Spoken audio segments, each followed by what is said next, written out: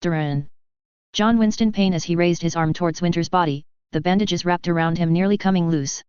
Careful, John, Sam warned from behind him, staying a respectable distance away. You cannot move your arm too briskly, it will hurt and might undo the bandages. John nodded, and brought his arm down. The burns on his body hadn't hurt until he landed, too caught up in the fight to care about the pain. But once the dust had settled, the suffering had started, and it had taken a big dose of milk of the poppy to calm him. All across his right arm, from the elbow to the wrist, were burns, turning his skin to wrinkles, when not melting it outright. His calves were aching, his feet hurting, and the right side of his body had taken bruises, the result of Winter's quick evasive movements. Winter was not in a better shape either. The dragon had the advantage of surprise against the first dragon, but it did not benefit from it at all afterwards. Always on the back foot, trying to find an opportunity to evade, Winter was finally caught. There were bite marks all along her neck and tail, half the scales of her stomach were clawed or torn off. Her wings were now in a decrepit state, the left being riddled with small holes, while the right one saw her bones holding it together bent or broken outright. It was there that Winter suffered the most. Her bones bent at such angles, it would be hard for her to fly properly, let alone evade anything if Daenerys' dragon were to still be able to fly. And that was one of his deepest fears. The fight had left both battered, but Winter had taken hits. Her dragon was much more combative than expected, fighting for its life, and had almost cost Winter hers. A few more moments and she'd have lost the fragile scales in her neck, ripped off, tearing into her. John had no choice but to flee, to run away, and leave the field to his enemy. But that weighed little on him. For he had seen what happened to the green dragon, Aegon's dragon. It had speared out of the clouds, attacking him. Twice could Aegon have chosen to end him, and twice he had chosen not to. How did I repay that? By driving him and his dragon into the ground. By being a kinslayer. The words echoed in his head, almost as loud as the scales shearing off of the green dragon as it fell. Kinslayer. Kinslayer. Kinslayer. The voices grew louder and louder. Aegon, a brother he never knew, had chosen not to kill him outright when he could. And he, the son of Ned Stark, rushed in and killed him without a second thought. It was necessary in that moment, John told himself. Even if I now question it. Aegon was dead and Daenerys was alive. She would come back, with vengeance, with fire and blood like her house words would say. Winter could still put up a fight, but would it be worth it? The words echoed in his head again. Kinslayer. Kinslayer. Gods, what would Maester Aemon think of him? What would his father think of him? Having squandered both of their gifts in a few hours, and because of him. He hadn't understood why Daenerys' dragon hadn't attacked him. Why the dragons all seemed to be patiently waiting, not trying to confront him, until he left the battle. When the clouds parted and the sun shone over Tumbleton, that's when he finally saw the white smoke coming from the forest. There would be no battle. And his heart sank even deeper then. He thought that he was defending his army, his people. Instead, in all likelihood, Daenerys and Aegon had come to renew the negotiations, just with a show of force at their back, as they did before. And in his brashness, he had attacked. Winter bellowed, causing Sam to step back. John did not, though. He kept his hands firmly on the dragon's stomach, tears flowing down his cheeks. I killed him. John whispered, I killed him. John wanted to cry out. To have set aside his pride a little while longer, and mayhaps he could have come to terms with Aegon. He looked like the reasonable one, mayhaps Prince Quentyn could have helped him see reason. Now, it was too late. He had spilled blood, and his aunt would come for him now, there was no backing down. What penance would the gods inflict on him after this crime? Would they take away his wife, his child? John's mind raced to Arianne. She needed to be kept safe. He might need to send her to her brother, he would bring her back to Dorne. His mind went back to the wall. He could flee now, go to the north, block Moat Cailin, and wait for the oncoming storm, whether from the north or the south, but honor forbade that too. Rickon's kin still fought, and he and Lord Edmure may not share blood, but they shared the same sense of duty. He could not abandon him, either. Sighing, he patted Winter on the back, and walked out of the clearing in the woods where the dragon had settled. Out in the forest were a few men, all dressed in black, waiting patiently. John didn't spare a look at Sam, who tried to extend him a hand. As he approached, the men straightened up. They were all taller, older than him. And, if not for his dragon, John would feel intimidated, almost out of place. Edmure Tully stood chief amongst them, with Jason Mullister, Ricard Karstark and Edwin Frey waiting patiently behind him.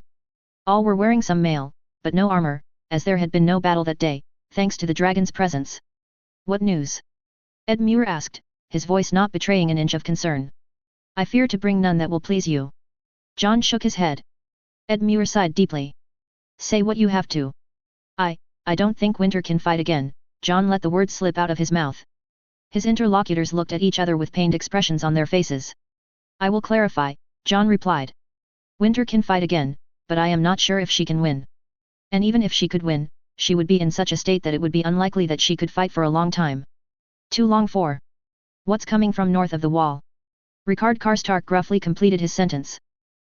John agreed. If you choose to fight, I could go and try to fight my aunt, whose husband I have just killed. She will be enraged and will stop at nothing to kill me for this crime. I dare not say I could return alive from it. And we would lose everything anyways. Ed Muir stroked his auburn beard. If I understand, either we defeat the Targaryens, or we defeat the others, but not both. John swallowed his spit, not wanting to admit the unthinkable. His face was all that Ed Muir needed to confirm this horrid state of affairs. And if we gamble? Edwin Frey smiled. We saw both dragons fall. And surely, the gods have not deprived you of your ears, Frey. Jason Mallister scoffed. That dragon's roar was not one of pain.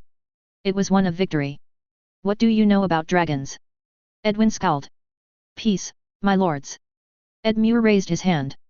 It is true that whatever fight we had, Queen Daenerys must have been battered as well. Lord Frey may be right, is there a chance we could gamble? With the clouds, Winter's state might not have been so obvious to them. John bit his tongue. He hadn't considered that. You mean to hide Winter's wounds? He asked. Queen Daenerys would not dare go against us if she thought your dragon was perfectly able to fight, Ed Muir reasoned. But then, I would have to hide her, John countered. What conclusions would they draw once they see me arrive, a horse, in their camp? Would they not think I'd rather have arrived atop my dragon? After what happened today? Ed Muir breathed in, they would think you are a sane man. John did not reply immediately, and instead turned his head towards Lord Karstark. He was loyal to his father, then his brother, and now him. What would he have to say? We must try, the grey-bearded lord approved. We cannot just bend the knee and lose everything. If we are to gain anything at the end of it all, and still fight the others, without weakening ourselves too much, we need concessions. Rickon will have to give up his crown. John pointed out, staring blankly at the Karstark. The Dornish gave you an offer, did they not? Was the immediate reply. They did. Princes of Winter, the same privileges as Dorne, John answered. An offer you would have, of course, rejected, Lord Karstark. I would have rejected this without a second thought. Karstark leaned back against a tree. Before the battle, I would have rather laid my life than bend the knee to the sister fuckers again. But, Lord Ed Muir asked. I'd rather live in my lands, living mine own life, seeing my children grow happy, having grandchildren, in a peaceful realm, even under the overlordship of the dragons, than seeing my keep, fields, children and people turn to ice and dead men. Lord Karstark replied blankly. I would not bend the knee, I am too old for it. But my children. If anyone is bending any knee, it will be me, John interjected. The blame of this defeat is on me, and I would not have anyone else pay the consequences. You have done a great service to the north already, boy. Lord Karstark put a hand on his shoulder. We are grateful for it, do remember that. King Robb would be proud. John's heart warmed a little at that, but not enough to cheer him up. In his mind, he has failed, and utterly. Robb had created a kingdom, and it would end in a matter of years, all because of him. And you, Lord Ed Muir? John asked. The Riverlands cannot hold forever, Ed Muir replied swiftly, as if he had been expecting the question. With the Vale having switched sides, it is only a matter of time till we are forced to bend the knee, forcefully or not. I say it is better to haggle for all that we can get now. My aunt will not forgive what I did easily. John lowered his head. Which is even more reason to bet on the fact that she knows nothing of your dragon's state, Ed Muir countered. Surely, there must be voices of reason in her camp that would not allow her to fight again. The Dornish, in particular, would be less inclined to be as loyal to her with Aegon dead. John took a deep breath and nodded. A mummer's face, is that it? He asked. One we have no choice to put on if we wish to save ourselves, our people, and even the world, Ed Muir said. A shame we will not have any battle. Lord Karstark clenched his fists. I would have paid dearly to see that errand boy squashed beneath the hooves of my horse. His time will come, if we can get Lord Tully on the small council, as hand, especially. Jason Mallister smiled. Certainly, it would not be as crushing as a battle, but it would be a blow to the Vale, as Lord Ed Muir could take slow and delicate revenge, as opposed to one by the way of the sword. Lord Karstark just grumbled. In truth, John would have also liked to see Harold burn for this. But he would not get the chance. All he could do now was hope that his upcoming wedding to Ariane would save his head, but what difference did that make? He had slain Quentyn, and he was as good as dead. Mayhaps the war against the dead could give him solace. Then, we should send a herald to resume negotiations. Do you think us sending someone will not be taken as a sign of weakness? John asked. Edmure tilted his head back and forth in thought. It could be. Or it could be taken as a wish to resolve this peacefully after making a statement.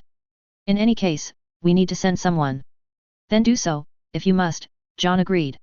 You will find me praying, in my tent.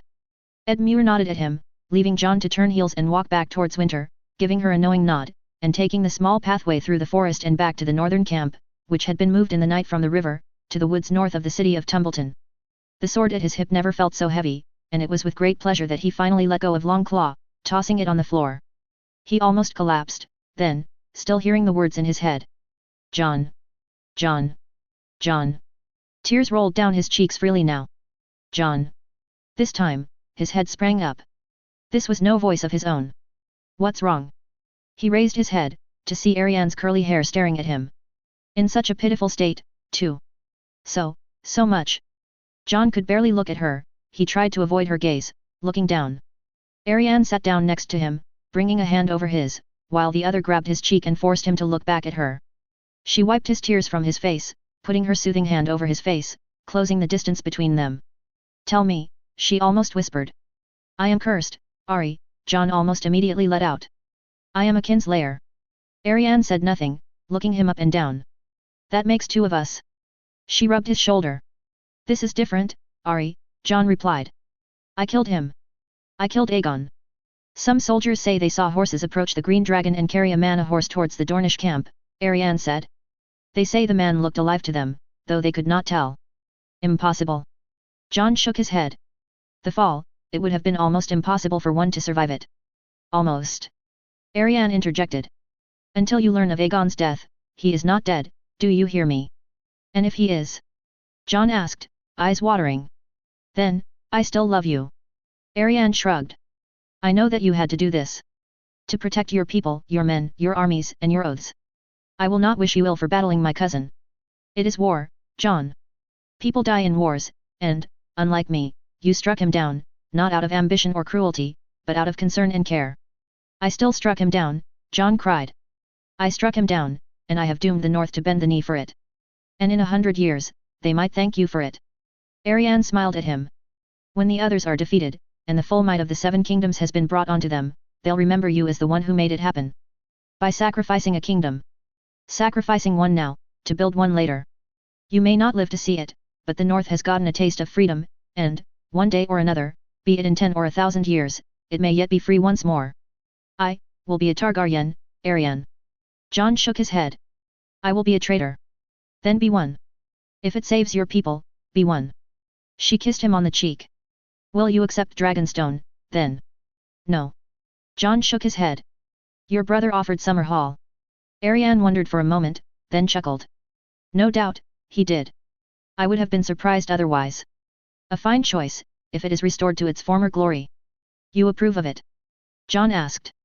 I'd have approved of Dragonstone if it meant I'd be with you. Ariane beamed. But Summerhall is a beautiful prize, but, your family. Summerhall is close to Stonehelm, travel by ship to White Harbour will only take a few days, and flying even less so. I do not mind the distance, especially not in lands as fertile as those of Summerhall, John answered frankly. Then, go, make peace with them, and then we shall celebrate or mourn. Ariane gazed at him, pursing her lips. The North still needs you. One last time.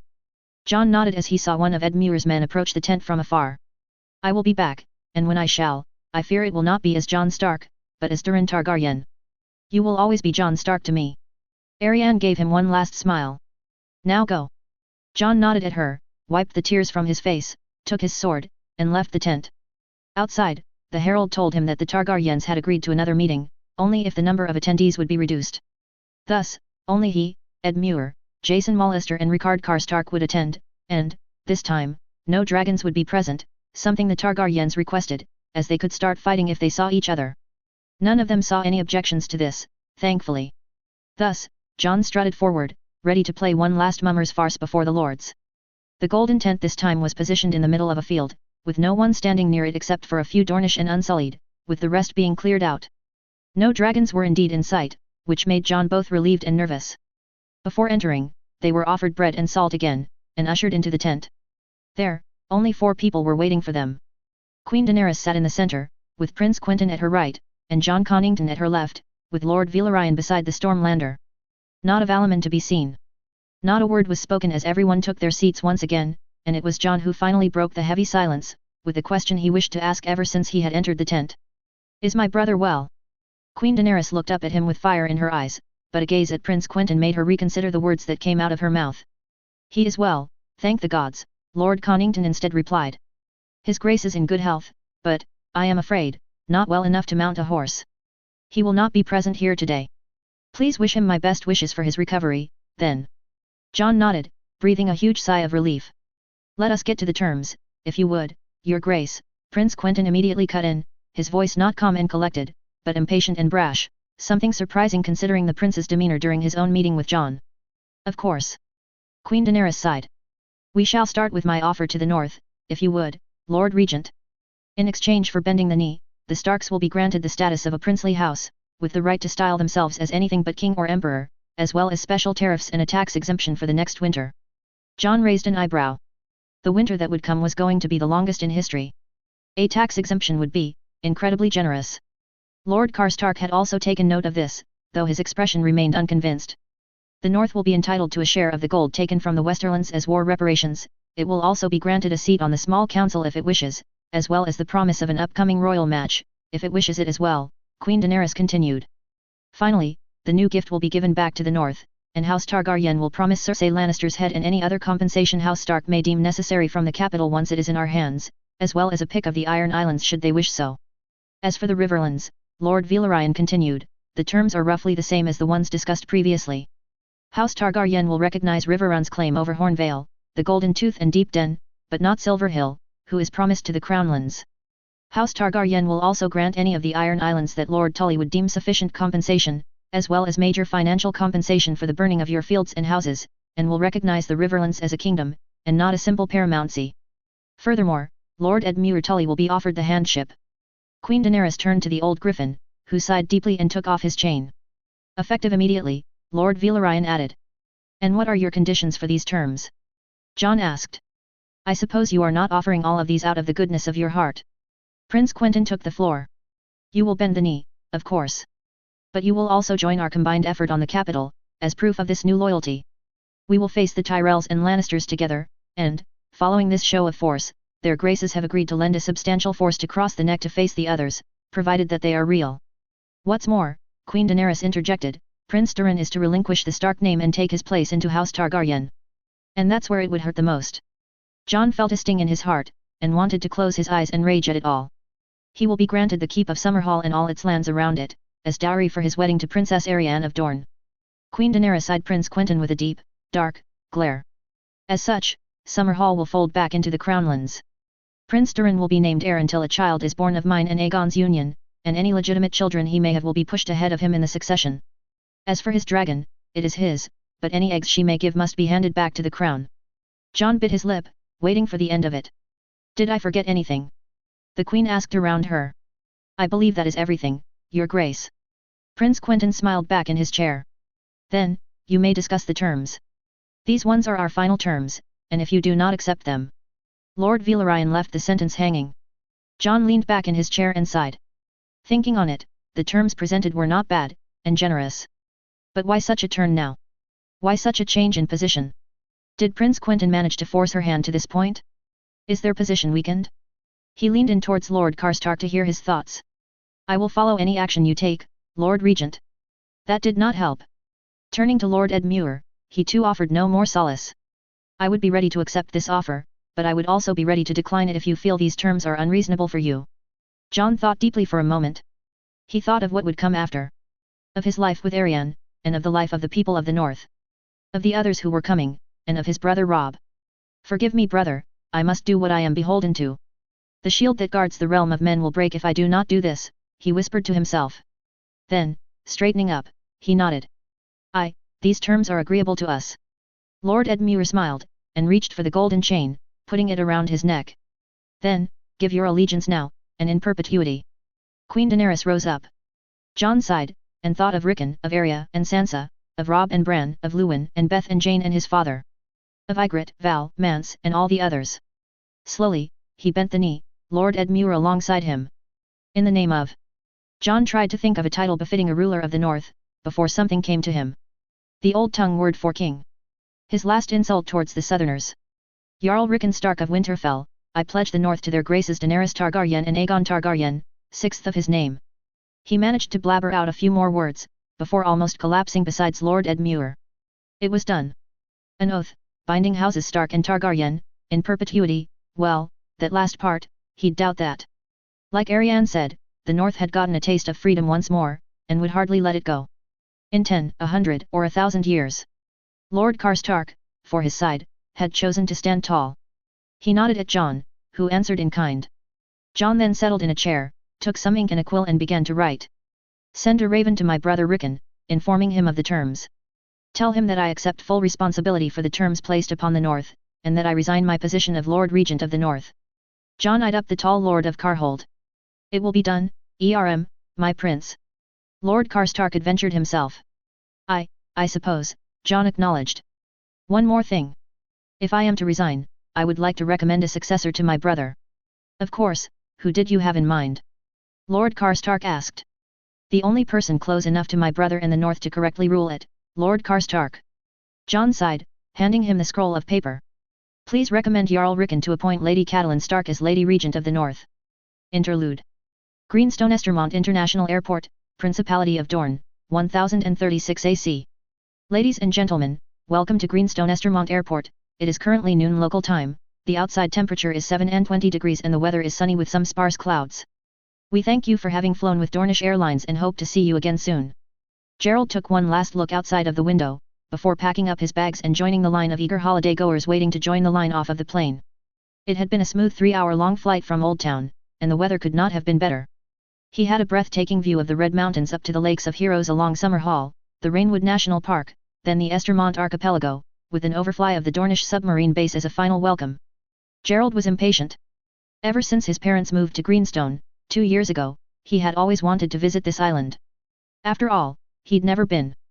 Born and raised in Sun's Garden, near Sun's Pair, then having moved to Meteorport for high school, and finally gone to Old Town for his medical studies, he'd never seen Greenstone, not even on a vacation.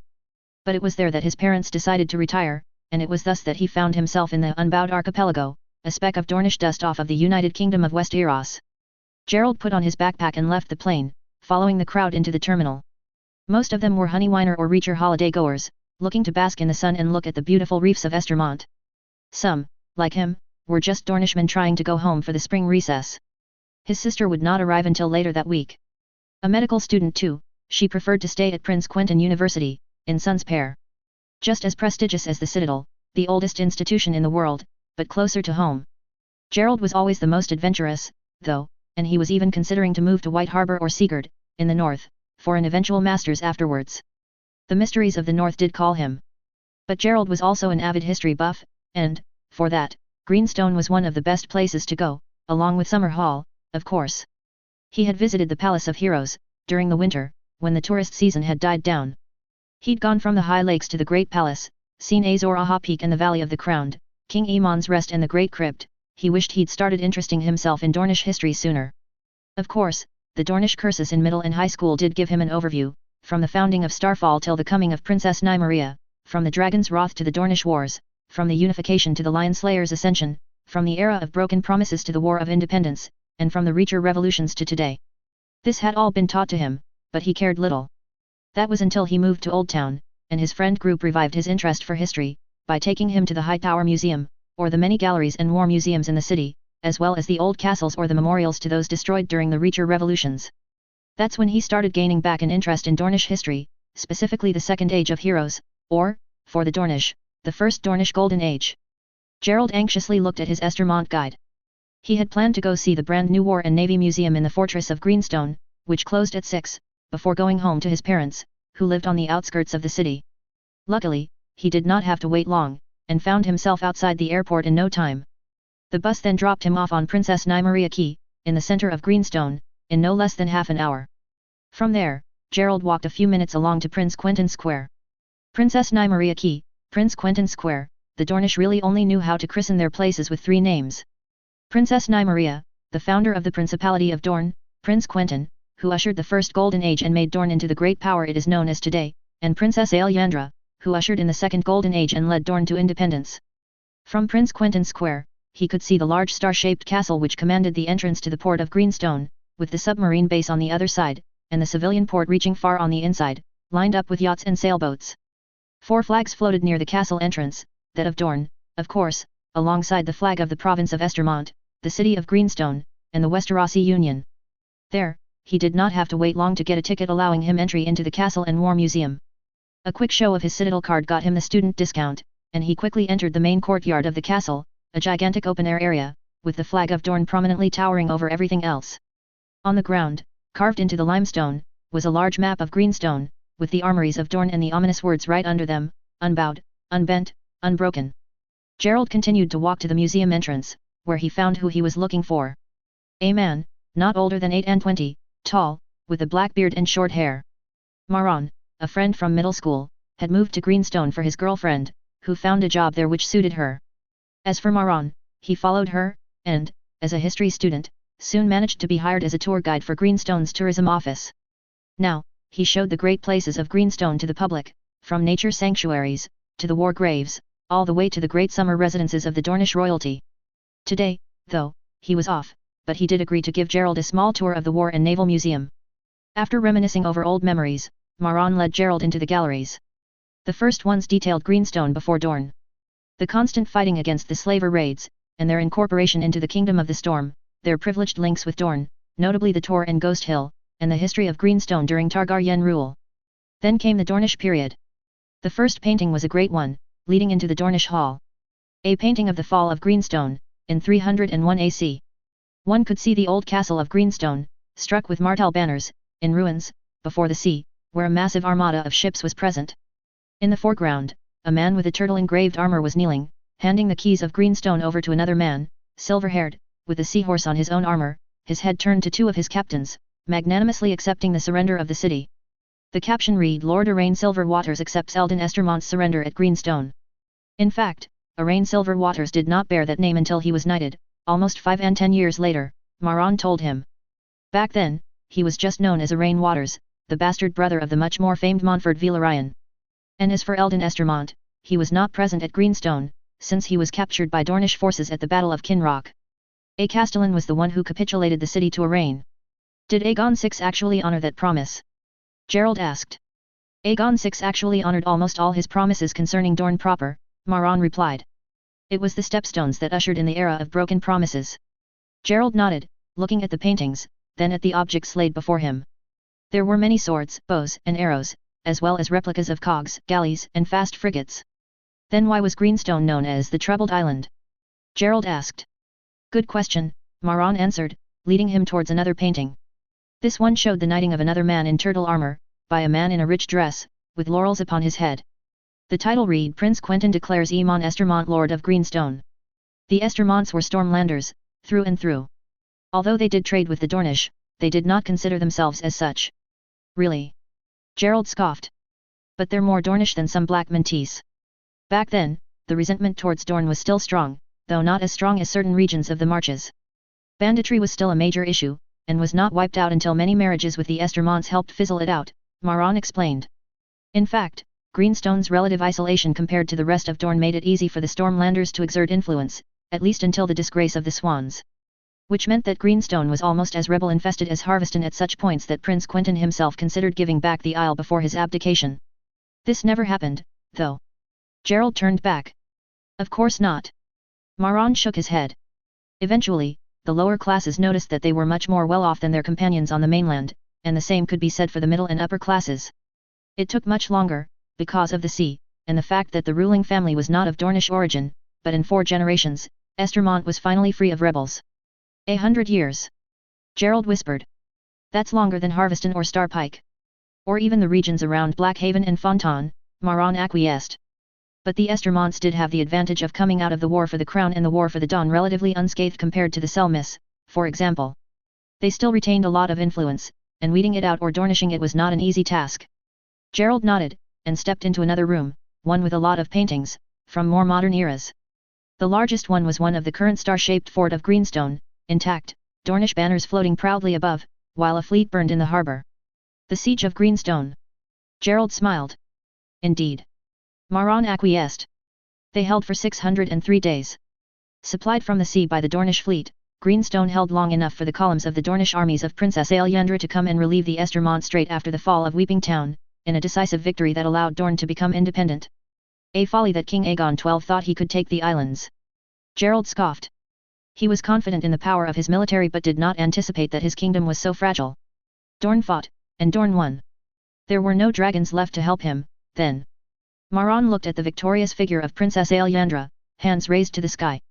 And most importantly, Dorne did not lose any territory. We would have to wait for the Reacher revolutions, no less than 30 years later, to finally see Dornish territory conquered once more. Conquered but not broken. Starpike is still Dornish, Gerald pointed out. Of course, but they still held it and some of the marches for some time. If not for our alliance with the Targaryens to hold off the Empire of the Reach, who knows, they could have stayed that way for a long time, Maron replied. I think that Dorne and the Targaryens' combined economic power would have crushed the Reach economically. The Iron Throne would have funded northern campaigns for years, but we digress. Gerald answered, moving on to another room. This one was full of rich porcelain from Uti, carvings and sculptures from the Free Cities, idols from Sotho Rios and golden jewels from the Summer Islands. Eventually, Greenstone grew into a center of trade, and blossomed thanks to the privileges that Dorne enjoyed, Maron explained. Greenstone grew rich, and Prince Quentyn's love for travels helped it get favorable trade deals. Some of his own works are kept here. Look. Gerald moved to a glass container, which showed a book with some writing and the sketches of sea beasts. Travels to the Summer Islands and Noth, Volume 3, Gerald read. Is it an original? That's something you won't see in Sun's Pair. Maron nodded. The Lion Slayer liked Greenstone, and its turtles especially. Did you know he established here the first ever protected area? He closed off beaches so that turtles could lay their eggs in peace, and all that protected by local guards hired for the job. Insane, don't you think? I find it tame compared to what else he did. Gerald scoffed. There's a reason Prince Quentyn is one of our most famous princes. Maron shrugged. Inventor, scientist, doctor, explorer, warrior, ruler, patron of the arts, there are little lives that have been more fulfilling than his, but come. Maron led Gerald into another room. This one was darker, but still showed some exhibits. Inside one of the glass cages in the room was a statue of Prince Quentyn, looking over a map and charts of Greenstone, eyes towards the sea. Behind him were three deities, Jaehalis, the Rhoynar goddess of trade, Silrana, the Rhoynar goddess of the sea, and Hylios, the Rhoynar god of the wind. Each were presenting him with a different gift, a crown of gold for Jaehalis, a ship for Silrana, and Dornish and Estermontese colored sails for Hylios. The statue was presented by Garth Estermont to Princess Maria in recognition of Prince Quentyn's help in the development of the city. It overlooked his tomb, in Nymaria's September, in the Palace of Sun's Pair. Have you seen it? Maron asked. It's been a while, but I think I remember. Gerald nodded. Prince Quentyn's tomb is in its own chapel, with the sort of statue with him and his Valyrian steel sword. His wife's tomb is beside him, along with that of his paramour and his 6 children. There are engravings, paintings, and murals describing his deeds and travels all over, but I forgot that there were these sculptures. They were moved here about 30 years ago to make way for copies. Sun's Pair thought it better to send us the original, which now stands here. Keeper of the Broken Heart. Gerald murmured. What? Maron raised an eyebrow. Well, Prince Quentyn died of a broken heart, no? That's what the histories say. Gerald shrugged. He had to face the loss of his paramour, his wife, his siblings, all but one of his cousins. In a sense, yes, Prince Quentyn was one of the last of the great figures of the Second Age of Heroes to pass away, just a year before Jarl Arya Stark and 2 before Edric Dane. Maron looked up to the statue. But Princess Marjorie died almost 6 years prior, and Princess Nymeria almost 9. Tristan Sellies had died 11 years before and Arianne Targaryen just 7 years before that. Hardly a broken heart. Then why the myth? Gerald asked. After the death of Tristan Sellies just a year after Myrcella Sellies, and Arianne Targaryen's death just 6 months after Prince Doran's, it was poetic enough for Prince Quentyn to also be laid as having died of a broken heart, Maron explained. It makes for good stories. The last sibling, dying the same way as the others. The most likely thing is that he just died of heart failure, in his sleep, at the age of 8 and 70, and having have lived through the War for the Throne, the War for the Dawn, the era of broken promises and the 3 regencies. A life well lived. Princess Maria and Prince Jairus carried on his legacy afterwards, leading Dorne through the reign of King Aemon and King Jaehaerys III. Gerald whispered. Peace for a time, at least until the second dance of dragons, 200 years later, which ended the never-ending peace, Maron agreed. At least, Dorne had the good sense to stay out, not repeating the mistakes of the past. And the foundations laid by Prince Quentyn helped us gain our independence, many years later. Something he desperately wished for, but would never obtain. His successors made him proud.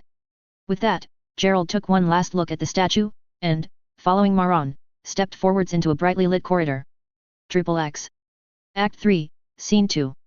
The scene, under the walls of Blackhaven, Aegon's army falters. Aegon draws his sword and presents it before his men. Aegon, forward, men, forward. Are thou not warriors? Sons of victory and fathers of glory? Have thou any spirit? Stand, Westerosi, whose Andal blood of your fathers conquered these lands. These fathers, like Garth Greenhand, who have fought and won here great victories that put our dragon blood to shame. Do not dishonor your mothers, wives, and sisters, and show that you are of the same metal of those who fathered you. Stormlander, unsheath your sword. Reacher, draw your bow. Crownlander, pick up your shield.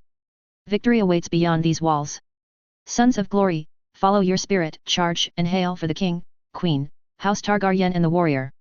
Cheers and hurrahs, enter Benyon, Gareth, and Morian. Benyon, let us go, into the breach. Gareth, glory awaits us indeed. Morian, our king is brave and just, but mine legs do not follow. Go forth, friends, I cannot bear to enter the halls of death. Benyon, the halls of death are no more than a corridor to the hall of glory and riches. Come, forth. Gareth, let us bathe in the glory and drink in the songs. Enter Captain. Captain, into the breach, now. Move, you dogs. Captain urges the three forwards. Gareth, warrior, grant me your strength. Smith, guide my blade. Mother, grant me your mercy. Stranger, turn elsewhere. For I am a son of the Green Hand, a man of the dragon. I shall not return anything but victorious. Benyon, I am a king's man, and I do not know fear. Let us win the day. Morian, ah! Seeing the courage of my friends fills my heart with rage. I can no longer face the dishonor of running back to my home. Confidence fills me, and I must now cast my vow with those who have been closer than anyone, if not in blood. Let us go, friends, I shall defend you with all my strength and all my heart. Let us, on to the breach. Exit Benyon, Gareth, Morian, and Captain, trumpets, fights. Enter Connington, Velaryon. Velaryon, my lord, you must come to the inner keep, the king awaits. Connington, the king is brave, but I must lead my men through this city. It is mine people that I hath to defend, against the baseless lust of men and Dornish alike. My duty is here, my lord. Velaryon, your honor and your duty are not in question, but it is another matter. The king commands that you come, for the castellan of the city hath asked for a parley. Connington, parley, you say? Then we have to put an end to this fighting. Velaryon, sound the trumpets, my lord, the day is ours. Connington, by the gods. It is truly our gracious king's great victory. His reign will be one of greatness, I thus can see. Let us go, Lord Velaryon, let us go. Sound our victory for all to hear. Velaryon and Connington exit under the sounds of trumpets.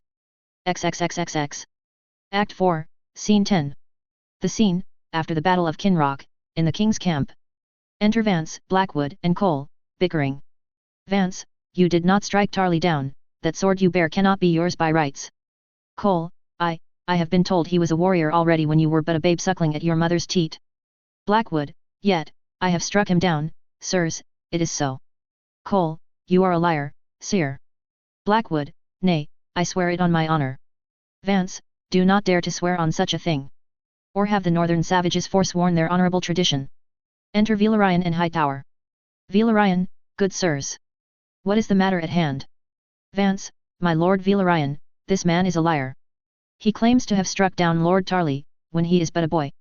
This sword is not his prize to take, but his majesty's. Enter Aegon VI and Connington. Aegon, now, what is afoot? Vance, your majesty, the seer in front of you is a vile liar. He claims to have struck down Lord Tarly and taken his sword. Blackwood, 'tis only but the truth, your majesty. I came a horse towards him, and stuck him down as truly as possible. Lord Tarly did die by mine own hand, I swear it on my honor. Aegon, my good sirs, if not for Sir Lucas, I would not have been alive today. As I soared into the melee, mine own king's guard lost me, and Sir Lucas came to my rescue. He cut down 3 knights, including Lord Tarley. His strike was good and true, and his prize was his for the taking. Blackwood, it was an honor to serve you, your majesty, for there is no greater cause in the world than yours. I hath told you before that my sword is yours, and thus, as pardon for intruding on your day, accept Tarley's sword as my humble payment for your pardon. Aegon, Conington, be sure to reward this boy with his weight in gold, for he has done today a great service to the crown. Friend, your sword is yours to keep until your dying days. Blackwood, your majesty could not honor me more, but this sword I must then give away, if it pleases you. A house has lost their sword most foully and would not receive compensation for it. I will carry this sword to Winterfell, and lay it in front of the Stark. Aegon, you are a kind and just man, sire. Go. Conington, your majesty, we must talk about the battle. Aegon, what is it, sire? Are the dead numbered? Conington, aye, and prisoners, too. Aegon, whom are they? Conington, Lord Eldon Estermont, Lord of Greenstone, Lord Gilbert Mertens, Lord of the Rainwood and Lord Mathis Rowan, Lord of Golden Grove, and 1,500 more lords, knights and squires. Aegon, and the dead? Conington, 10,000 slain traitors, your grace. In this count, there are 500 knights and 100 lords, men of noble birth and of good standing. Randall Tarley, Lord of Hornhill, Bryce Caron, Lord of Nightsong, Bonifer Hasty, leader of the Holy Hundred, Tristan Swigert, a bold knight, your own cousins Ronnet and Raymond Conington, the brave Duncan Osgrey, Imra E. Florent of Brightwater, Willem Footley of Tumbleton, Brandon Roxton of the Ring, and more knights, Graves and Liscorn, Jarvis and Costain, Harris and Mawsoney, Blackbar and Porset. Aegon, so many bold and brave names, so many dead. And what of ours? Hightower, Prince Oberyn of Dorne, and Sir Davin Peake, Esquire. That is all of renown that has fallen. Them and 25 others lay dead. Aegon, thank the heavens and the warrior's hand, their favour was with us on this day. Let us go and rejoice, my lords, for we have won a great victory. Onwards, onwards. But let us also pay respects to the dead. A ceremony, to lay them in earth, and then on to Tumbleton, and King's Landing. Peace and prosperity await us all. All exit. The play Aegon VI by Eddard Spearquiver was a complete success in the realm of Queen Renasai, but much less so in Principality of Dorne. Prince Jaehaerys himself eventually banned the play in Dorne, an act that was only overturned recently. Indeed, Aegon VI vastly ignores the presence of the Dornish in the war for the crown, relegating only a few background characters to it. As for King Aegon's military exploits, be they the storming of Blackhaven or the Battle of Kinroch, they have been taken away from Dornish heroes like Quentyn the Victorious, Edric Dane or Franklin Fowler. In fact, Aegon VI came at a time when relations between the Iron Throne and the Sun Throne had started souring during the First Cold Period, hence the Dornish being pushed out as characters, in favour of stauncher loyalists like John Conington and Montford Velaryon, or loyalists that had not yet professed their loyalty to the crown, like Baylor Hightower, Lucas Blackwood and Carol Vance.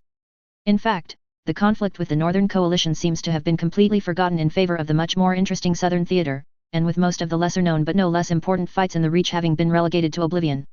To this day, adaptations of Aegon VI to the big screen have sparked outrage in Dorne, especially in scenes such as the Battle of Kinroch, where, as a reminder, the Dornish foot held the line to avoid being slaughtered, thus seeing the fall of Oberyn Martell and the serious injury of Quentyn the Victorious, and where the Dornish cavalry led by Edric Dane played such an important role. In these scenes, the Dornish are being reduced to just being auxiliaries in John Conington's force, or being led to victory by Aegon VI after they cravenly tried to run back to Dorne. Other quarrels appear notably around the role of Edric Dane, whether it is in the capture of Blackhaven or the giving of Heartsbane to House Stark. Recently, the adaptations have also been criticized in Reacher circles, with the overvillainization of personalities such as Randall Tarley, shown as a bloodthirsty maniac on par with Tywin Lannister, or Marjorie Tyrell, depicted as a deadly seductress that schemed her way out of a justful execution. Nevertheless, Aegon VI remains one of Eddard Spearquiver's hallmark plays, along with Hendrik, a play centered around Winterfell and the son of a Jarl that has been killed in mysterious circumstances, The Merchant of Bravus, set in the Free City, or even Durin and Bela, set in the First Dance of Dragons and telling of an impossible love between two feuding families. From an overview of the history behind the plays of Eddard Spearquiver by Archmaester Garth Longhands, 1002 AC. XXX. The Dornish had many historical retellings of the campaign in their own ways, in every vessel possible. Of course, one remembers, the Three Knights, a tale of 3 knights from different parts of Dorne, Artos Toland, Perros Blackmont and Aaron Corgile, who welcome a lower-born into their ranks, an orphan of the green blood named Dre of Shandy Stone. The novel goes into the factionalism within the ranks of the Alliance, with the Dornish, sworn to Quentyn the Victorious, and the Golden Company, sworn to King Aegon VI, all in an atmosphere of war against the Iron Throne, but also against the Northern Coalition, who could well join forces and annihilate the Loyalist cause, all thanks to three foes, Lord Blackbar, Lady Euler and the traitorous Sir Roger Peake. Arthur Mast's book is now famous worldwide. Of course, there are also the big cinematic pictures, but most of these are well known. Instead, let us focus on a small TV series that had seen no particular attention until recently. It tells of the very little-known Dornish campaign in the Reach, which saw the fall of Nightsong, Starpike, Dunstonbury, Hornhill and even threatened Old Town and Highgarden. In the middle of the marches, the Dornish soldiers were not at home, and it is in this tumultuous scenery that the series Sharp was set. Ricard Sharp is a low-born footman, who aspires to become more than just this. He saves Prince Quentyn in an ambush, the latter of whom knights him after another exploit at Blackhaven, and becomes a favorite of his, sending him on missions throughout the marches with a reconnaissance company, along with his second-in-command, the Lysane ex-slave Penios Malozur, then again during the War for the Dawn, in the north, battling the others, in the Vale, during the Vale emergency, and, finally in far-flung lands such as Mirian and Uti, chasing glory and, of course, women. This series did not have a major impact at the time, but it had the merit of showing little-known theatres of war, and showed how high a man of low birth could rise in the Dornish ranks in the times of the victorious. Sharp, Episode 2, Lord Peake's Banner. The scene, Yeronwood, a richly decorated castle.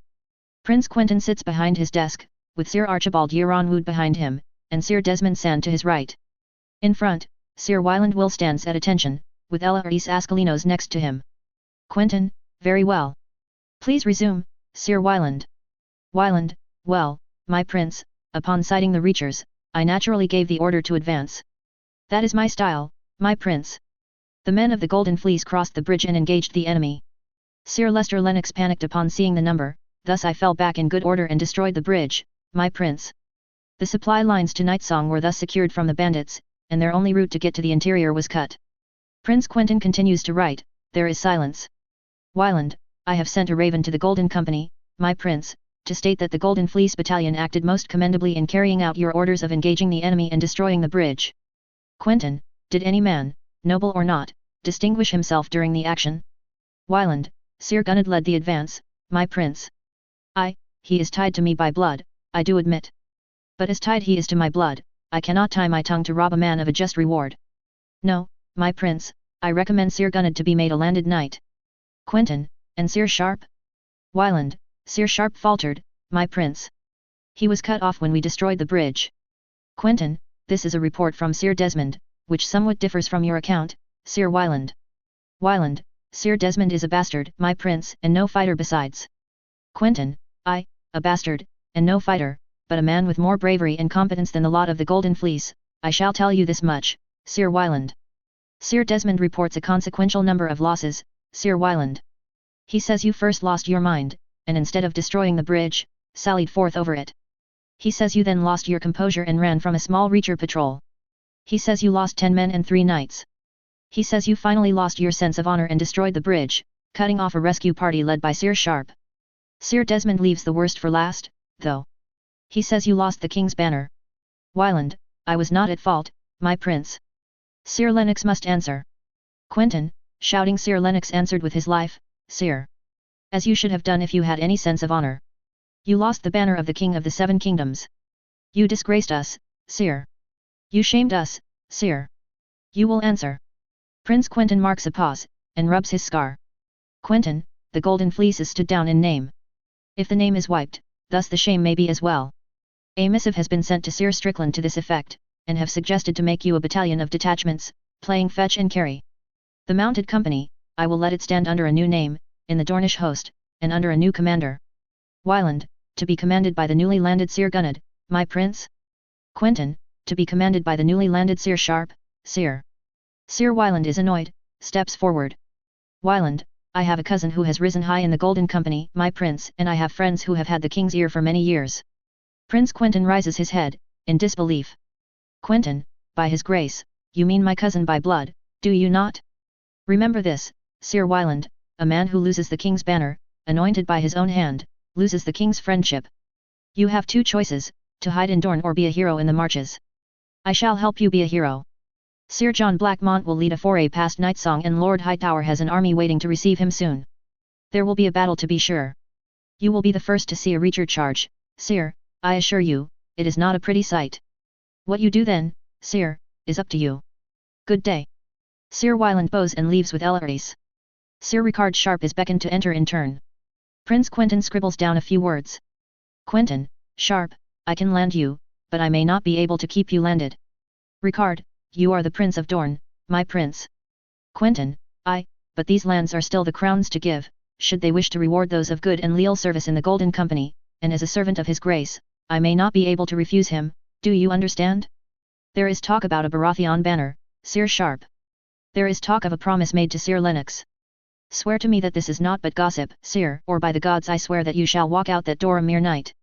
Ricard, I swear that no one heard me make any promise in respect to a Baratheon banner to Sir Lennox, my prince. Quentyn, Sir Archibald? Archibald, my prince? Quentyn, you may escort Sir Sharp, Lord of the Three Masts, to the door. Archibald, yes, my prince. Sir Ricard leaves, escorted by Sir Archibald. Desmond, he reminds me of someone, my prince. Quentyn, who, Sir Sharp? Desmond, he bears a striking resemblance to the late Lord Stark. The Northern Mother, mayhaps. Prince Quentyn barely nods. Quentyn, Sir Desmond, let Hightower know that the fool who lost the dragon banner is holding our flank. Sir Archibald comes back, slightly distressed. Archibald, my prince, this means sending a Reacher cavalry charge. Quentyn, if Sir Desmond's informers may tell a good tale. Sir Archibald smiles. Quentyn, Sir Lennox was a fine knight. Did I ever tell you how he led the sweep of the merchants' quarter, in Volantis, Sir Desmond? Desmond, no, my prince. Quentyn, you are a damn liar, Sir Desmond. Desmond, that is what you pay me for, my prince. Scene fades to black. Sharp did not have a deep cultural impact, as said before, but it did succeed where a lot of series, films, or books failed, in that it accurately represented the life of a common footman or lowly knight in the Dornish army, as well as the baggage train that came with it. It also dealt with the themes of war, destruction, the villainization of the enemy, represented by Sir Draven, but also the honourable foe, represented mostly by Lord Ambrose. It also dealt with much of the internal politics in the mess that was the Loyalist army, and the relative distrust that the Dornish showed their fellow allies after the Battle of Tumbleton. Other big Dornish pictures, though, did have a lasting impact. Many of these are centered around the Marches campaign, the Battle of Kinrock, Tumbleton, and the fall of King's Landing, as well as the War of the Dawn, where Dornish forces played a key role. However, there are some, more peculiar movies, that show the era of broken promises and the start of the cooling of relations between the Iron and Sun thrones. One such picture is The White Dragoness, a movie centered not around King Aegon VI or Prince Doran, but rather Queen Daenerys. The choice of a Dornish picture to center around this legendary figure may seem surprising, but we have to remember that in The White Dragoness, despite its somewhat good portrayal of the Queen, lays the blame of a lot of anti-Dornish decisions on her, carefully avoiding to put either King Aegon VI or Prince Doran in a bad light, both, let us not forget, having ties to Dorne, one being half Martell, and the other having a Martell wife and half Martell children. Scene starts. A massive procession rides through the streets of King's Landing, bringing many curious bystanders to the streets. At the foot of the Red Keep, the procession stops, revealing Prince Quentyn, atop his horse, and his wife, atop hers. Both step foot on the ground, under the cheers of the crowd. To their surprise, it is Queen Daenerys who welcomes them. Quentyn, your grace, I had not thought to see you welcome us. Daenerys, is it not a queen's duty to welcome a leal vassal? Come, I beckon you. Prince Quentyn and Princess Marjorie enter the castle, and are led by the Queen and King's guard to a large room, where a red priest is waiting. Quentyn, where is King Aegon? Daenerys, he is in the Vale, with the Lord Hand, reminding them to whom their allegiances lie, Prince Quentyn. Quentyn, turning to the priest and him. Red priest, I am Makoro, a servant of Arhilla and his grace, Queen Daenerys the Unburnt. Quentyn, does he have to be here for this discussion? Daenerys, not any more than your wife, I presume? Or is she here to remind me that I ought to see her pretty face on a spike? Prince Quentyn scowls and Princess Marjorie bites her tongue. Prince Quentyn restrains her from taking any action. Daenerys, what is your business in the capital, Prince Quentyn? The city has not seen you since we have liberated it from the traitors. Queen Daenerys eyes Princess Marjorie with a smirk. Quentyn, before the War for the Dawn, before even the War for the Crown, we made an alliance. An alliance dictated by the fact that Dorne would get half of the stepstones. Daenerys, indeed, you are right. Quentyn, and, as you know, you have not yet vacated the islands that have been promised to Dorne. Thus, my position on the matter is clear. You will either return Summerhall and its lands, or you will vacate my islands. Either you leave my lands, or I get mine lands back. Daenerys, smiling. It has the merit of being clear, Prince Quentyn. In mine eyes, Summerhall is the property of the crown, one that you have conceded as your sister's dowry, in perpetuity. And, as you know, Prince Durin has wed and bedded your sister, giving her 7 beautiful children. As such, Summerhall is the crown's. As for the stepstones, well, I have declared for it to be a royal protectorate, to finally wipe out the pirates and slavers gangrening the Isles, and as a setup for other plans. She looks into the distance, and as a way of getting rid of these pesky sellswords, always asking for land and riches. You thus place me in an unfortunate spot. Quentyn, Summerhall or the stepstones, your grace, these are my terms. Daenerys, terms? Laughter. We are not in the days of war, Prince Quentyn. I am Queen of 7 kingdoms, there are no terms that you may discuss. I have fulfilled my piece of the bargain and given you the Seahorse Isle and the Long Isle. Quentyn, our agreement also included Bloodstone and the Grey Isles, your grace. Daenerys, indeed, it does. However, these are my islands. Quentyn, by whose word? Daenerys, the troops who currently hold these lands are all wearing the sigil of the 3-headed dragon, and the banners that float atop the keeps, tunnels and coves match them. This makes them mine. Almost giggling. That is final, my lord. Quentyn, angry. I am a prince, not a lord. You ought to remember that. Daenerys, a prince? To a dragon, there is nothing but specks of dust on the ground. Remember that. I may call you anything. Prince Quentyn scoffs and immediately turns towards the door. Daenerys, is that it? No gallant speech about how I am wrong? No great argument to try and sway me otherwise? I come to regret your youth, when you cast me around like a little girl. Quentyn, I have come to see your judgment on the matter, and I have it. Thank you for your time. Daenerys, standing up. Westeros is by no means conquered, Prince Quentyn, no matter how you wish to see it is so. The North laments that their prince is not a king, the Vale has been put down and humiliated, the Westerlands rage against the charges placed on them, the Reach suffers as their stocks have been plundered, the Stormlands rage as their territories have been shattered, and the Iron Islands, well, best not to talk about them. Quentyn, thus, you think Dorne should be insulted like the rest of them? Will that be all, your grace? Daenerys, oh, sweet, you are going? So soon? You are not even going to ask if I have an offer to propose to you? Quentyn, have you? Daenerys, not at the present, but my lord hand may yet think of one before I do. Prince Quentyn, exasperated, walks out, Princess Marjorie following. Daenerys, Lady Marjorie. I almost forgot to ask, how is it to share the bed of a man whose greatest wish is to leave it to jump into another's? Marjorie, I am no queen, but my husband has brought me 4 beautiful children. I suppose it is a gift not all of us can be happy about receiving. Good day, your grace. Princess Marjorie leaves the room with a smile, while Queen Daenerys slumps back into her chair, scowling.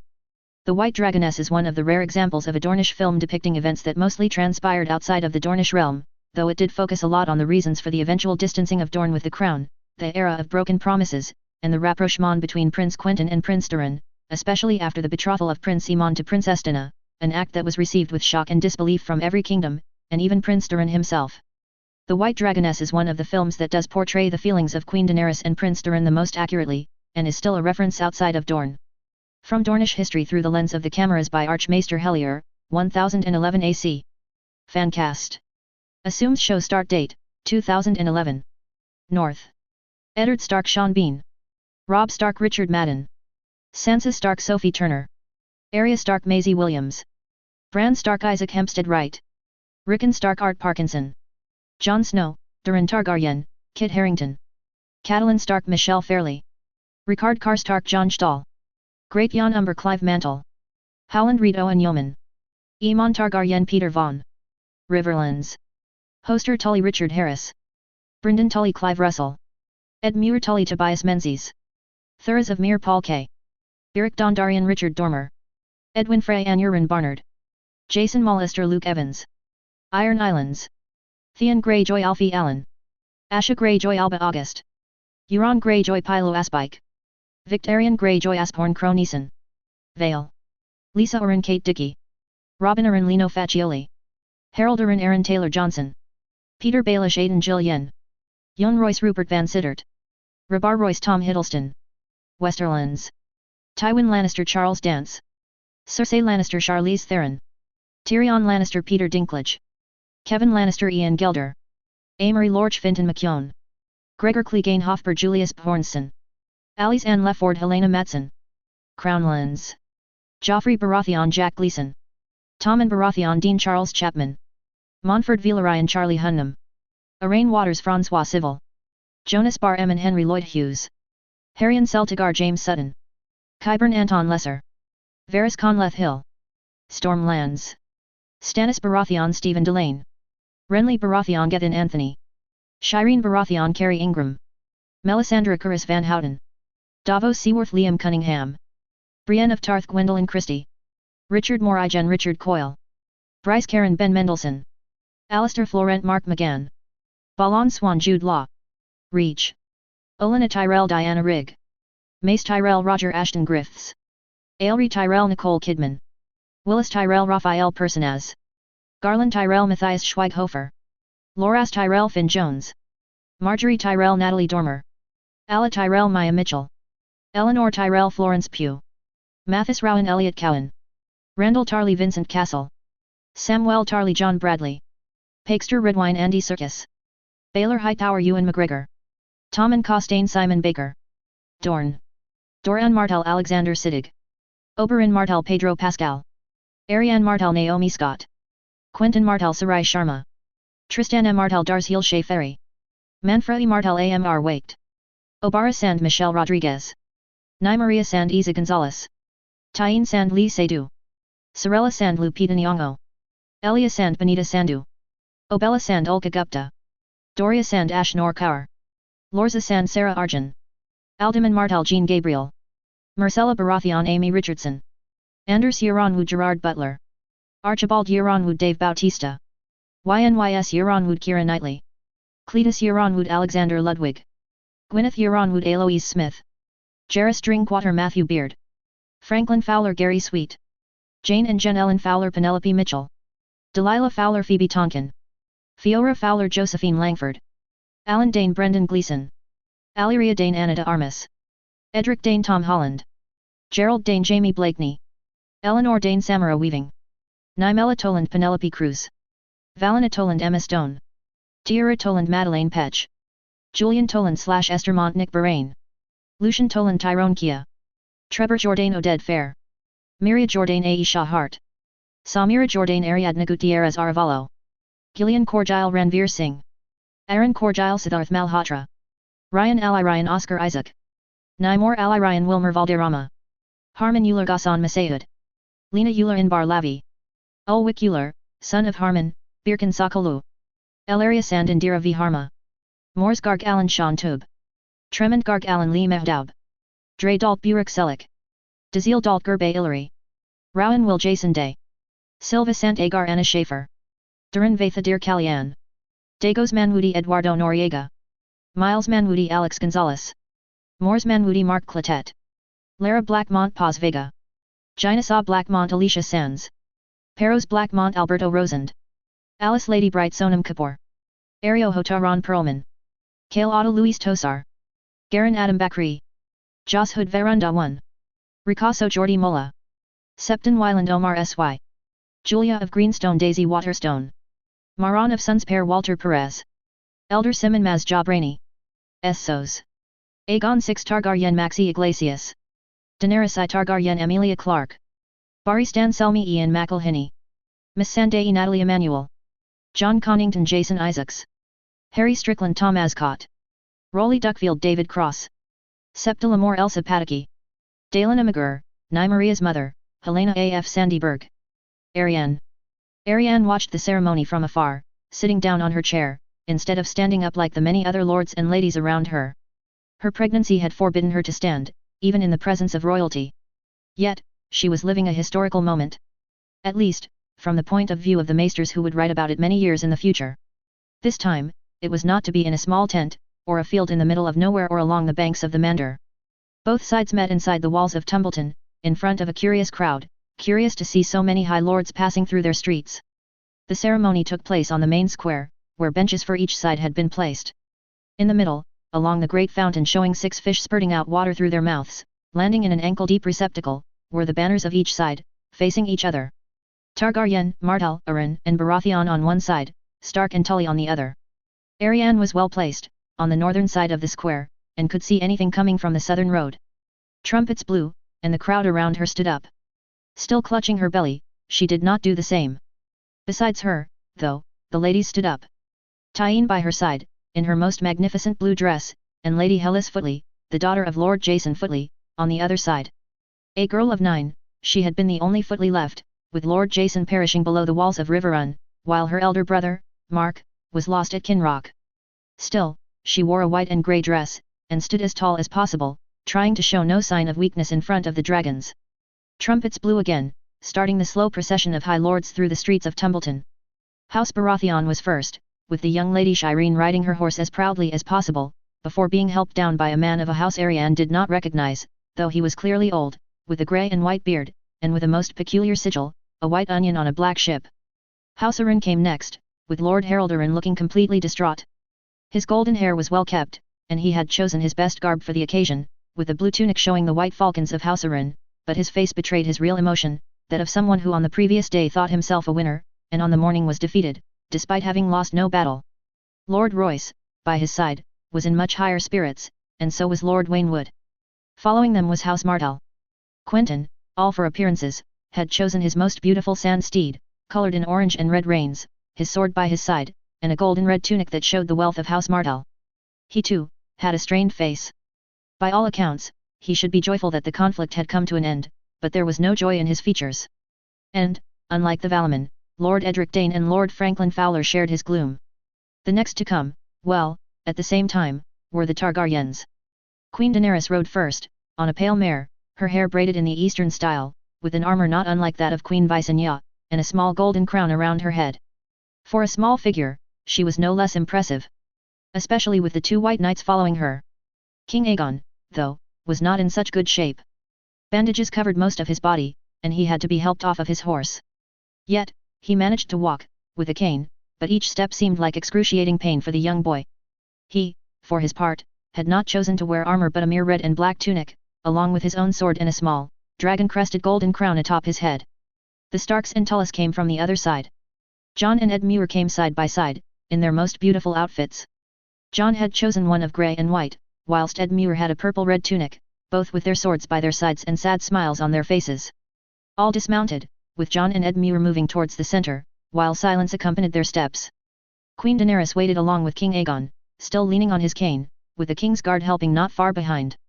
The tension was palpable, especially with the 4 high lords behind the 2 monarchs, standing straight and still, in a silence that could have struck anyone. "Who goes there?"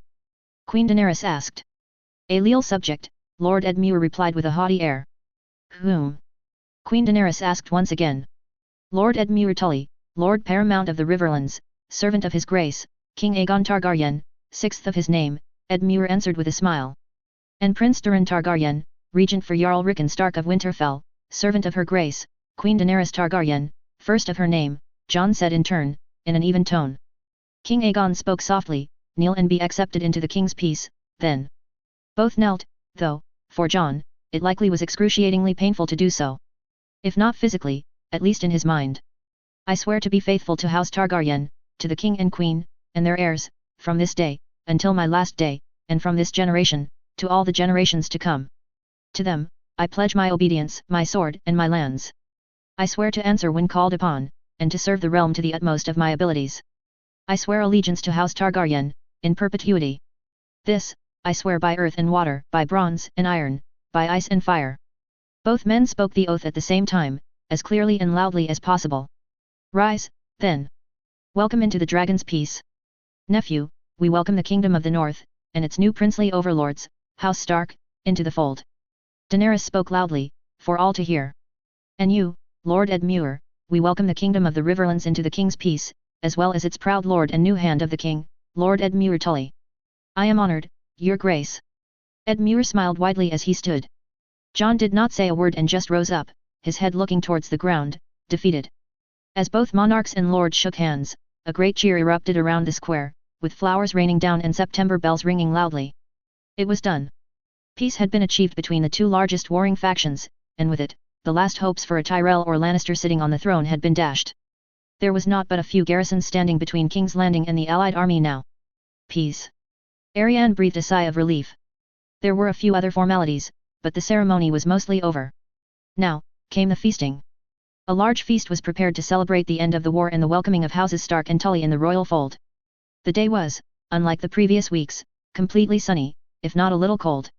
Not a cloud to be seen in the sky, perfect for a celebration to take place outside. Well, outside, it was a slight exaggeration. Outside Lady Footley's inner walls, as to not impede the celebrations in the city proper, where they were taken after a few rounds in the city to make a little tour of the conquered place. There would be no tourney, either, to celebrate such an occasion, though both King Aegon and Queen Daenerys promised Lady Footley to organize one once the war had been won, to which the young lady only blurted out a few words about how she was grateful for their grace's mercy and looked forward to it. As for Arianne, well, she did not have much of an appetite. Instead, she sat down and discussed benign things with the few ladies present, notably the Dornish warriors, or few Reacher ladies present at the feast. Though, the most intriguing moment came when Lady Shireen came to sit next to her. "May I sit here, Princess?" she asked in a sweet voice. "My feet are tired." "Of course, Lady Shireen." Arianne nudged a little bit over from the sofa that had been prepared for her. Arianne stared at the young girl. She had to be about 3 and 10, with long, black, hair, a square jaw which reminded her of Quentyn's, large ears, but, most striking, grey and black stony skin along her left cheek, remnants of grayscale. "It's exciting, no?" Shireen asked. "To wed a prince. Jon was not a prince when I met him." Arianne smiled. "I never thought of him as such." "Well, if you are a princess, then he would be a prince regardless. Father told me that when I shall be queen, my husband shall be a prince.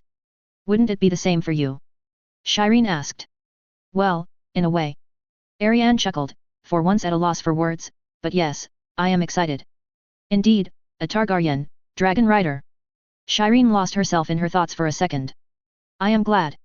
Any lady would be jealous of you. I am lucky to have such a fine husband, I agree. Jon is a good man." "By Jon, you mean Prince Doran, right?" "Yes, pardon me, my lady, Prince Doran," Arianne corrected herself. "I think all the ladies are swooning over him. He's pretty, with his grey eyes and dark hair. But King Aegon is prettier. His silver blonde hair and purple eyes are truly dazzling," Shireen said dreamily. "I much prefer dark brown," Arianne replied. "I think that as long as both are dragons, many ladies would not care." Shireen shrugged. "Dragons are wonderful to dream about for many. Would you have liked to wed a dragon rider, then?" Arianne asked. "Me?" Shireen looked at her with wide eyes. "No. No, the dragons, they hunt me in my dreams. I have dreams of them coming to eat me, ever since I was a child. I have dreams of fire and dust. It is not pleasant, Princess." "I am sorry." Arianne tried to be sympathetic.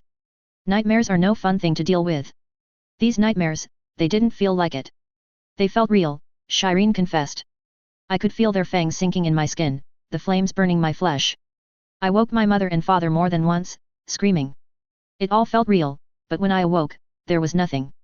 Just the stony skin on my cheek and a few drops of sweat on my forehead." Arianne stared blankly at her, dumbfounded. "Therefore, no, Princess, dragons are not for me." Shireen shook her head. "I do not wish for more than a husband who can assist me the best he can, that is it. But, sorry, I must be boring you with my stories." "Not at all, my lady." Arianne offered the girl a reassuring smile. "It is not common to see a lady as small as you show enough courage to stand beside the Targaryens and show herself to be so proud and fierce." "Thank you." Shireen smiled back before looking out the window, into the quickly gathering night. "I must leave you, it is almost time for me to go to bed. If I do not go, Lord Davos will be upset with me. Good night, Princess." "Good night, Lady Shireen." Arianne looked on as the small lady, who had been queen for a few months, left the room. She looked around, seeing people eating and dancing. On the corner of her eye, she could see Jon talking with a few northern lords. It must be said that in the last few days, that was the only thing he had done, going from one lord to the next to explain what had happened and what would be in their future. As she looked on, she failed to see Quentyn arrive from the other side. "Sister." He bowed slightly. "How are you faring tonight?" "Tired." Arianne sighed, beckoning him to sit. "Pregnancy has taken a toll, though I bear it better than expected. It was either bravery or foolishness to decide to come all the way over here, whilst carrying a child." Quentyn looked at her with sad eyes. "I could not let Jon go off to war without me," Arianne replied simply. "It seems like you have found a good match. Princess of Summerhall, married to the heir to the throne." Quentyn chuckled. "In another world, you might have been married anyways. I had thought of that too." Arianne smirked. "It is odd how fate unites people. I'm glad you found someone to love. Quentyn nodded. I would not wish for anyone to be lost in his life without ever finding the one that possesses the key to your heart. A sad fate indeed. Ariane sighed. And you, how are you faring? You look disappointed. Quentyn stared at her blankly, and just let himself fall down into the cushions of the sofa. I'm just tired, Quentyn confessed. Tired of this game I have to play. Tired of having to try to convince a child that some games are not worth it, and that, sometimes, making pride concessions is the best thing to do to avoid a bloodbath. I take it that you were involved in Queen Daenerys' decision to agree to Jon's terms? Ariane asked. Ha! Quentyn scoffed. In just 3 days, I have thought about 6 and 10 different treasons on about each side. Just the day before, during the dragon battle, I almost turned my cloak, but I have said too much. No. Ariane looked at him in the eyes. What did you mean to do? Swear it on your child's life, then you shall not tell a soul, Quentyn warned. I swear it on my child's life. But what did you do? Ariane now asked, increasingly worried. More like what I did not do. Quentyn sighed. I had positioned my army to betray Queen Daenerys, should Aegon die. The Valaman would have been cut down, along with the Stormlanders, should they have tried to give battle. What? Ariane looked at him, trying to find if he was jesting, but found nothing to indicate so. And what of Queen Daenerys? The Iron Throne? The others? I would have kept Queen Daenerys hostage in Dorne. And for the throne, I would have supported the only man who cares more than I about making a united front against the others. Ariane's face went white. You can't be serious. Quentyn smiled back at her. I would have made you queen. I never wished to be, Ariane hissed. Not when you had Dorne, but now. You cannot tell me that the thought of being queen does not appeal to you. Quentyn shot back. My thoughts are irrelevant on the matter. You risked it, Ariane whispered, trying not to be heard.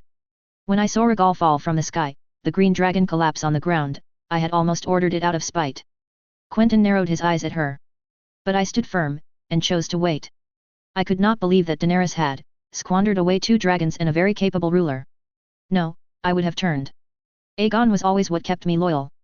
Daenerys was only useful to me because of her small claim and, more importantly, her dragons. Nothing else. Ariane looked worryingly around the room, trying to see if they were not heard, but found no one to be seen. And with Aegon dead, the Golden Company would have also lost faith. He is the true king that I support. Quentyn shook his head.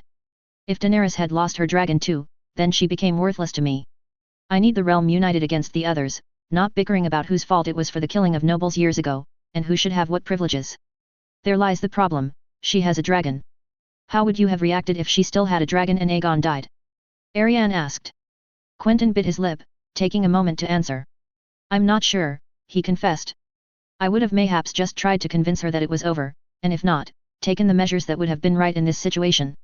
In any case, Queen Daenerys ruling without King Aegon was unthinkable. I heard you resigned your position of Master of Coin as well, Ariane commented. And Queen Daenerys can now wish good luck on whoever will finance her campaign, because it will not be me. Quentyn laughed. 1 dragon killed, 1 crippled and may never fly again, and 2 injured. No, truly, the winners of that day were the dead. And for that, I do not care who sits the throne.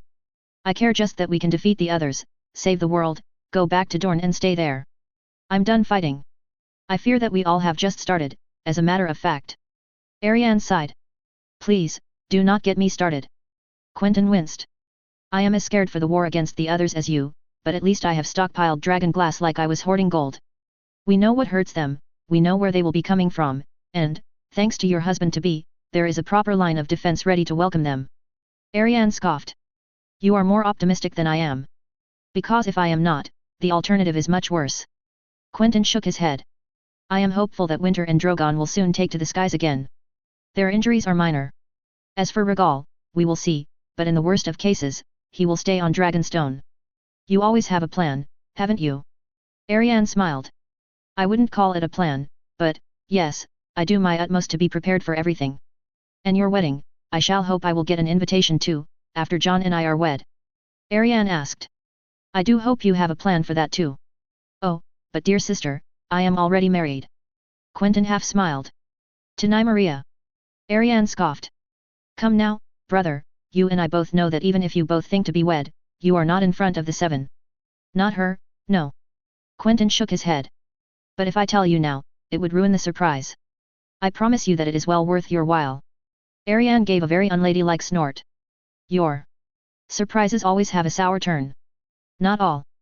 Quentyn smiled as he stood up. Not all. Leaving already? Ariane asked.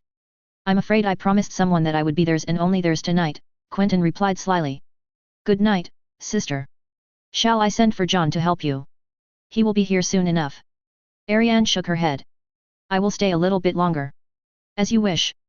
Quentyn turned away, but Ariane interrupted him with one last question.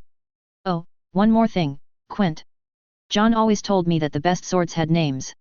What did you call your own? She asked without a second thought.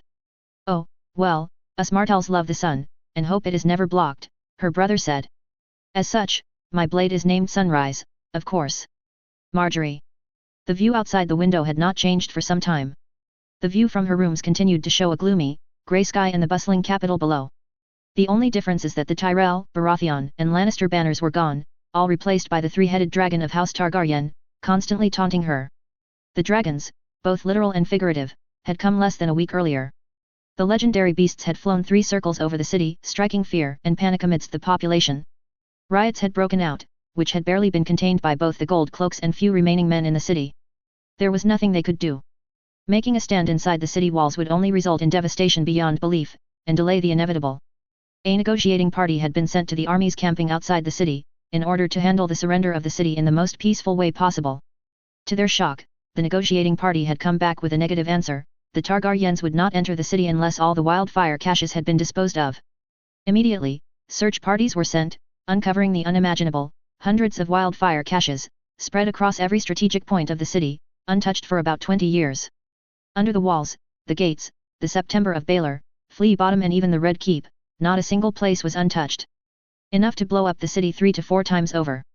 Marjorie's stomach had turned, then, imagining that she had spent almost 3 years with her arse sitting on these hundreds of caches, which time had rendered unstable. Shock had turned to panic when word had spread. Civilians tried to leave the city as fast as possible, creating more riots and uncertainty. Her father, Sir Kevin, and Lord Rowan had to work extremely hard to contain all of the crowd movements, which, combined to the worsening food situation due to the supply routes being cut, inevitably resulted in deaths. 6 gold cloaks had perished while containing a riot in Flea Bottom, 70 small folk had died in a stampede at the Iron Gate, 5 Tyrell men had been found assassinated by the river. It had not taken long before the city was in chaos. Not to mention that the disposing of wildfire caches had not gone smoothly. On the second day, 2 boats tasked with throwing the substance in the middle of Blackwater Bay had gone up in a flurry of green flames, visible from the walls of the capital. Another instance had nearly resulted in a catastrophe. While transporting the wildfire caches to the docks, a cart going over an unpaved road broke a wheel, sending several caches flying. Already unstable, the liquid leaked and reached a forge. The disaster was unimaginable. A whole pan of King's Landing had been completely razed in a matter of moments. Thankfully, all the caches of the area had already been disposed of, averting a complete disaster. But still, 3 streets had been reduced to nothing but rubble and ash, and hundreds had been killed. The situation became so uncontrollable then, that her father almost begged the army outside to lend a hand in controlling the masses, something the dragons were almost too happy to grant. Worse, because the men there, bearing either Stark, Tully, Arryn, Targaryen, Martell or Baratheon colors, decided to bring food and supplies with them. Tents were set up, along with food distribution areas too. And, as such, much of the goodwill that the Tyrells had built up with the wildfire, blaming it on the ramblings of the Mad King, had gone. The small folk did not care about this. All they cared was to have a full belly at the end of the day, and that, the Tyrells could not provide. When King Aegon and Queen Daenerys made their entry into the city, it was not as conquerors, but as liberators. The crowds did not throw stones at them, but flowers, thanking them for having given them their first large meal in weeks. There was nothing more the Tyrells could offer that the Targaryens didn't have. All they had left to do was to open the gates of the city and wait for their inevitable sentencing. Marjorie herself had sent a lone messenger several days ago, waiting for the answer she dreaded to receive. The answer she got was not reassuring, but it did give her hope. My offer still stands, under different conditions. We will talk when in the capital. Different conditions. No doubt the Prince of Dorne knew how desperate her situation was. But what choice did she have? It was the only way she could still stay close to her home, to survive, really. So, she had stayed with her family, anxiously waiting for the meeting that would decide her fate.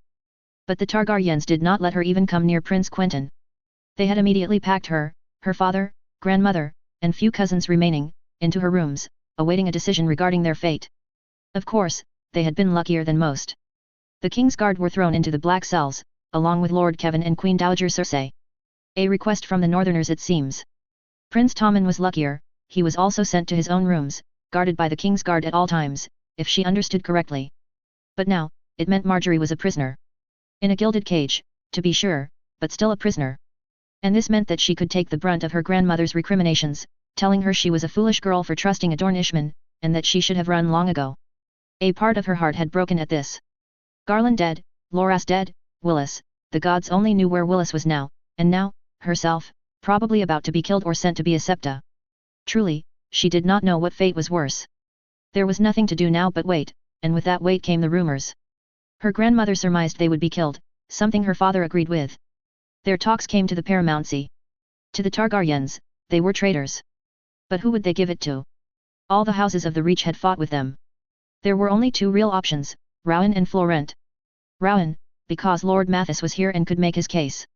Like her grandmother predicted, Lord Rowan did have a plan which involved disarming or fighting any gold cloaks, red cloaks, or green cloaks that opposed a peaceful takeover of the city. But, on the other hand, he had not contributed at all to the Targaryen war effort, and had served on the small council without remorse. This left the only major house that bore a Reacher sigil in the Targaryen army, the Florents. Houses Footley and Caswell were also present, but more because their keeps had fallen to the Targaryens than anything else. The Florents, though, had turned against the Tyrells at Storm's End. And while Tarly had disarmed most of them, with the rest lying dead at Storm's End, there were still a few men that had managed to rally around Lady Shireen Baratheon. But would the Targaryens really grant Highgarden to Lord Aelkine Florent? If he was alive, that is, because Lord Baelor made no mention of him in his Ravens.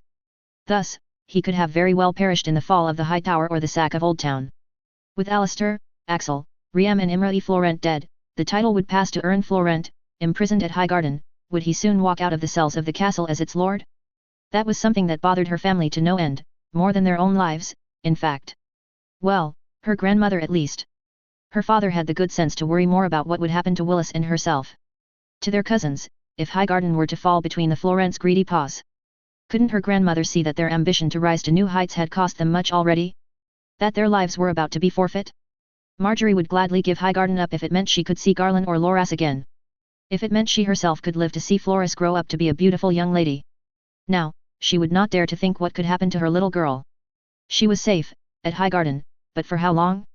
Marjorie therefore spent her days in silence, watching as her father and grandmother bickered, sometimes sparing a snide remark for her cousins, but she did not care. She just stood and looked out of the window, to watch over the city that had once been under her and her family's rule slowly rise to see the dragons rule it once more. And after 3 days of imprisonment, the unknown began to take a toll on her. She began to think of ways to get out. Break down the doors, throw herself out of the window, find one of these famed passageways that apparently dotted the Red Keep. Her mind raced. And on this morning, it was also racing with silly plans, more adventurous than the other, before she heard the door creak open. She immediately stood up from her chair, along with her father and mother.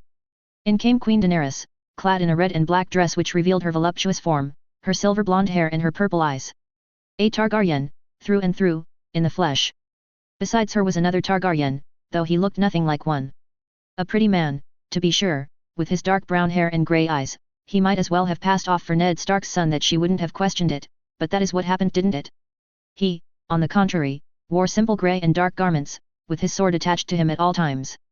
Despite being a Targaryen, however, the three-headed dragon was nowhere to be seen on his outfit, while the wolf of House Stark decorated his buttons, belt and even clothing.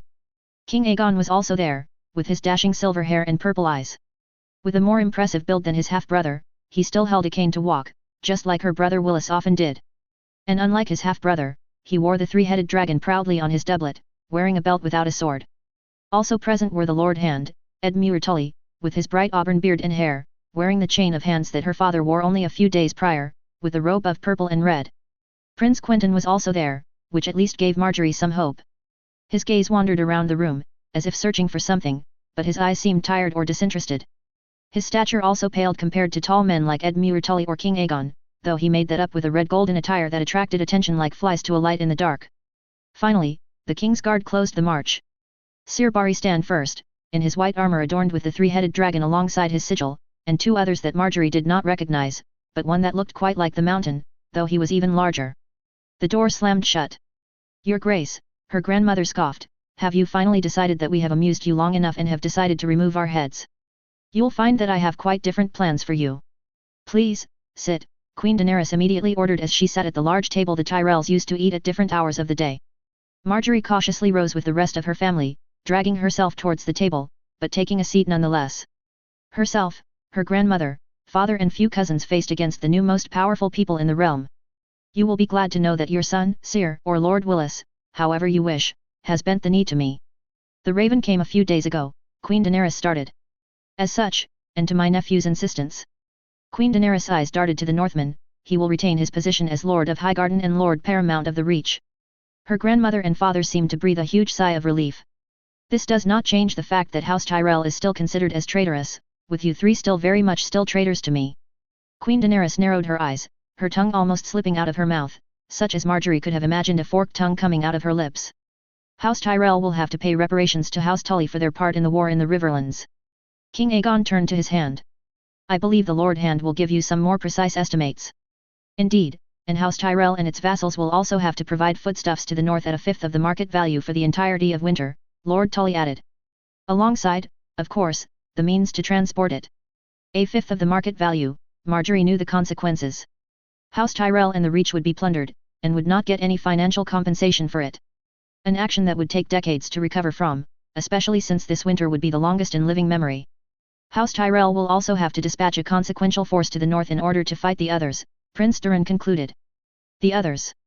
Marjorie's grandmother scoffed. Please, you could have used a better excuse to send men do menial tasks in the north. Well, my lady, I would gladly escort you to the dead men Lord Tully has brought to us, but I expect that you would like to live a few more years, Prince Durin abruptly replied. Lord Mace, of course, will have to deal with that experience himself sooner or later, though, it would do well to bring him to them now, as he will become used to it. Ah yes, which brings up to our second point. Queen Daenerys smiled. House Targaryen will offer mercy to you all. Lord Mace, you will sail for Eastwatch as soon as weather permits. You will take the black. Her father's face seemed to have drained of color. Your Grace, If you refuse, then you may go back to Highgarden and abdicate. King Aegon shrugged. Thank you, Your Grace, I will leave my position to my son. Not quite, Queen Daenerys said. You will leave your position to your son, who will become steward of Highgarden, which will be given to the Tarleys. What? Marjorie's father opened and closed his mouth, trying to find words. Oh, Mace, close your bloody mouth, you look like a carp. Her grandmother hand-waved him away. Either my son takes the black or we lose the paramountcy, is that it? Indeed, it is, my lady. King Aegon nodded. Her grandmother stared at her father sternly for a few moments. There was silence, until her father finally blurted out, I will take the black, Your Grace. Glad to hear it. Queen Daenerys nodded. You will meet Lord Kevin there, it seems he took the same offer as you. Well, it wasn't abdication, Your Grace, it was rather giving his head to the Northmen or the black. Lord Tully interjected. He goes to the wall and his son inherits the rock, does he not? Queen Daenerys shrugged. Then, why bother, it is more of the same. Though, you will sign one last act as Lord of Highgarden and Lord Paramount of the Reach. What would that be, Your Grace? Her father asked, dreading the question. Reinstating Samwell Tarly as heir, or I should rather say, as Lord of Hornhill, Prince Durin simply said. He was coerced into joining the Watch, by his father, under pain of death. I would have asked for his father's head for such an act, but it seems the Dornish have done so for me. Thus, I will ask you to sign the document reinstating him as heir. Watch vows are for life, are they not? Marjorie spoke up for the first time in this conversation. They are, but a king's word may break them, Prince Durin replied. My brother Robb broke mine, and his word then extended to Samwell. As such, he is to receive his birthright, at once. Of course. Her father mumbled. And what about myself? Her grandmother asked. And my granddaughter? I suppose you don't expect us both to take the black as well? No. Prince Durin shook his head. Lady Olenna, you will be exiled to the Arbor, King Aegon announced. If you ever step foot on the continent again, you will be put to death. Hardly a mercy. Her grandmother sank back into her chair. There's a reason I hated that island. You'll find the Ironborn did not really leave much of it untouched, unfortunately. Queen Daenerys sighed. All of your cousins, though, will leave for Highgarden at once. Marjorie could hear a sigh of relief coming from next to her. All of this, though, left one person. Her. Lady Marjorie, you will be sent to the Silent Sisters. Queen Daenerys started, while Marjorie tilted her head downwards, tears starting to flow, but was cut off by a new voice. No. Marjorie raised her teary-eyed face back to face the Targaryens, who all faced Prince Quentyn. Princess Marjorie will not go to the Silent Sisters, Prince Quentyn said with utter confidence. We agreed on this. Queen Daenerys frowned. Not with me. Prince Quentyn shook his head. Princess Marjorie is married to me. What? King Aegon laughed. Queen Daenerys blinked while Lord Tully and Prince Doran looked at each other, both in disbelief and confusion. Lady Marjorie was married to Tommen Waters, the boy destined for the wall. King Aegon half chuckled. That marriage is invalid. Prince Quentyn looked directly into the monarch's eyes. I wed Princess Marjorie in the Red Keep September 3 days after King Joffrey's death. This is preposterous. Queen Daenerys spit out. You were never wed. I had such a wedding so as to not be accused of either collusion with the enemy or favoring the Tyrells in any discussion, Your Grace, Prince Quentyn countered calmly. Any ceremony has to be overseen by the faith, King Aegon pointed out. It was, Marjorie made out in a small voice. Septon Junissar wed us, you can ask him, he has the documents. Marjorie blurted out the name of one of 4 Tyrell Septons that had joined the host in order to perform ceremonies for the small garrison in the castle September. Prince Quentyn reached into his pocket and withdrew several papers, which he handed to the monarchs. Septon Harlan, my sweet. The Dornish prince smiled at her slightly, which Marjorie answered with a kind nod. In any case, Queen Daenerys angrily pushed the papers away, a marriage is not valid until it has been consummated. If you wed her all these days ago, then she would be pregnant with your child by now. Clearly, all marriages are supposed to conceive a babe on their wedding night, Prince Quentyn scoffed. Thus, I could ask you how far along you are in your own pregnancy, Your Grace. The marriage has been consummated, you have my word. And I suppose you wish to claim Flora's flowers as your own? King Aegon questioned in an angry tone. No, but I wish to spare an innocent girl from a terrible fate. Prince Quentyn answered. Give Flora's flowers to me, to be raised in the water gardens. She will not leave Dorne, I can swear this. The Targaryen monarchs looked at each other with half annoyed, half worried faces. Prince Quentyn does well seem to be wed to Lady Marjorie, Your Grace. Prince Doran showed them the documents again. They were indeed wed before Lady Marjorie married Tommen Waters. And the consummation leaves no doubt. Lord Tully scoffed. Dornish. And I suppose you can prove this consummation too? Queen Daenerys asked. I don't suppose you want me to describe things that would very well be very degrading for my lady wife. Prince Quentyn annoyingly replied. And no, you are not welcome to watch, either. You claim that Lady Marjorie is your wife, yet you have not shown her a single sign of affection since we arrived here, nor did you worry for her health when that area of King's Landing exploded. Queen Daenerys continued to dig into the prince, trying to find some sort of response. At what point? I knew Princess Marjorie would be in the Red Keep, and when I finally entered it, I was told that she was confined to her rooms with her family, with no one but the King's Guard allowed to visit. Prince Quentyn frowned. If it is a sign of affection you wish. Prince Quentyn rose up, made his way around the table, and beckoned Marjorie to stand by extending his hand. He then nodded at her with a wink, brought her cheeks towards him, and kissed her fiercely, much more than the stolen kiss they had shared all these moons ago, in the same room. This time, the kiss lasted for longer, with his tongue entering her own mouth, seeking hers, before retreating again. He then helped her sit back down and addressed the Queen once more. There. You have your sign of affection. Now, do I need to make love to her here, in front of everyone, as well? He asked without a moment of hesitation. I think that is quite enough. Lord Tully chuckled, amused. Queen Daenerys looked at Marjorie with fire in her eyes, and turned to Quentyn, her voice completely annoyed now. But before she could even speak, Prince Quentyn smirked and added, Oh, I almost forgot, we never really settled the issue of the dowry. Starpike and Dunstonbury and their lands around will do, I do need a castle for my little brother and his wife. Starpike will do, Queen Daenerys angrily grumbled. We are done here. With a gruff motion, the Queen stood up and left the room, clearly annoyed. King Aegon, though, stayed a little while longer, his gaze still fixed on all 3 of them. I expect you to have signed my brother's document before the end of the day, Lord Mace, the silver-haired man simply said. As for the rest, you are still confined to your rooms, though I expect Princess Marjorie can see her husband if she likes, but under strict guard. Marjorie breathed a huge sigh of relief, sinking back into her chair. As soon as the whole party was gone, leaving only the Reachmen, her grandmother addressed her, You foolish girl. This was your plan? To fake a marriage with the Prince of Dorne. He promised that as long as he were not wed, I could be his wife should I wanted to, Marjorie simply replied. And you believed him? Her grandmother shook her head. Bah, it does not matter. The boy did agree to it, and falsified some documents gods only know how. How could you give yourself away to this Dornishman, Marge? Her father admonished her. It did not go beyond a kiss. I swear this. Prince Quentyn did not do anything untowards me at all.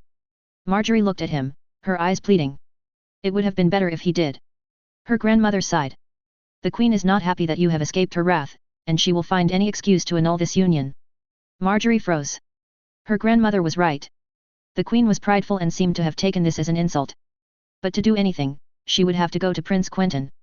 She decided to get ready. With the help of her cousins, she put on a green-blue dress, took her most beautiful jewelry and braided her hair. Once this was done, she asked the guards to escort her to Prince Quentyn's rooms, where she was let in without any difficulty. It was the same rooms he'd spent his King's Landing days in, just refurbished somewhat. She was surprised not to find Prince Quentyn on his bed or relaxed in a chair somewhere. It is only when she ventured into the room further that she found him, laying in a bath, humming a song. As you deal with my contemners, so with you my grace shall deal. Let the hero born of women, crush the serpent with his heel. His face turned to her, immediately settling into a frown. Who let you in? He asked. Well, I am your wife, am I not? Marjorie shot back. Quentyn sighed and took a towel, pulling the curtain slightly to hide his naked form, before coming out with the towel covering everything under the belt. Indeed, at least, for as long as I say so. Quentyn nodded, moving to a chair. She looked around the room, trying to see if the snake was listening somewhere. If you are looking for Nymeria, she is with Ariane, she won't be back for a while. She knows about us, if you wish to know everything. I was told there were conditions, Marjorie stammered. Indeed. As princess consort, you would know what your duties would entail. He asked. Marjorie nodded. Well, then, you would also know that as my wife, you would also take my name. This means that from this day, you are no longer a Tyrell, but a Martell, and as such, I require loyalty from you to this effect. Am I clear? Quentyn leaned forwards. You wish that I push the interest of House Martell before mine own house? She asked. Indeed. Quentyn nodded, leaning back into his chair, adjusting one of the orange cushions as he did so. In addition, you will be my wife, but I cannot offer you any love. You will bear me at least an heir and a spare, and then any children you wish to have. I will not deny you any paramours, it would be untowards of me, but I will not allow them while you bear my children, is that understood? Marjorie nodded again. Good. The last point is that you will have to deal with mine and Nymeria's relationship. If you stand in our way, I will not need to hurt you, Nymeria will do that quite well. I will not shy away from my duties as a husband, but you will have to live with the fact that you are to be second to someone else for your entire life. Is that also understood? It is clear. Marjorie nodded. Is that all? It should be all, indeed. Quentyn sighed. Do you have any questions? Not a question, but I wish to impose a certain condition. Marjorie looked him in the eyes. What would that be? Quentyn asked, confused. The queen clearly wishes to find any way of annulling this marriage, and she will find an excuse. The only way she can find is to somehow prove the marriage was not consummated, which she could obtain. You and I have never laid together. Marjorie stepped forwards, confident. You know that the only way for our marriage to be secure is for you to put a babe in me, and you need to do it soon. Marjorie then pulled the straps from her dress, revealing her entire body to him. I wish for you to do it now. If we are wed, then bed me. Sansa. As the large ship with Martell sails finally docked, Sansa breathed a sigh of relief. Never would she have imagined that she would be relieved to see the harrowing Red Keep, towering over Blackwater Bay, nor did she imagine she would smile while seeing the agglomeration of King's Landing looming on the horizon. It had been a long journey since Sun's Pair. First, by horse, to Ghost Hill, where she stayed at least a week, waiting for a break in the weather to head to Greenstone. Then, by ship, to Greenstone, where she was feasted by Sir Rain Waters, who had named himself regent of the place while waiting for Prince Quentyn to formally give it back to the Estermonts. Another journey by ship then started, towards Storm's End. She did not stay long in the old keep, but long enough to be impressed with its walls, great halls and intimidating allure, waiting for the final leg of her journey, towards King's Landing. On arrival, things had indeed changed. Lannister, Baratheon and Tyrell banners were gone, replaced by those of the three-headed dragon of House Targaryen, flanked by the sun and spear of the Martells, the trout of the Tullus, the falcon of House Arryn, and, most importantly, the dire wolf of House Stark. Sansa carefully stepped out of the ship and onto the dock, looking around her. Several armed men accompanied her, all bearing the dire wolf of House Stark on their armor or doublet. Like a queen, she was escorted to the edge of the dock, where Stark banners fluttered in the wind, but, most of all, someone was waiting. It was like she was struck by lightning. There, at the edge of the pier, waiting for her, in a simple black and grey outfit, was Jon, his dark brown hair waving slightly in the wind, with Ghost by his side, ever vigilant.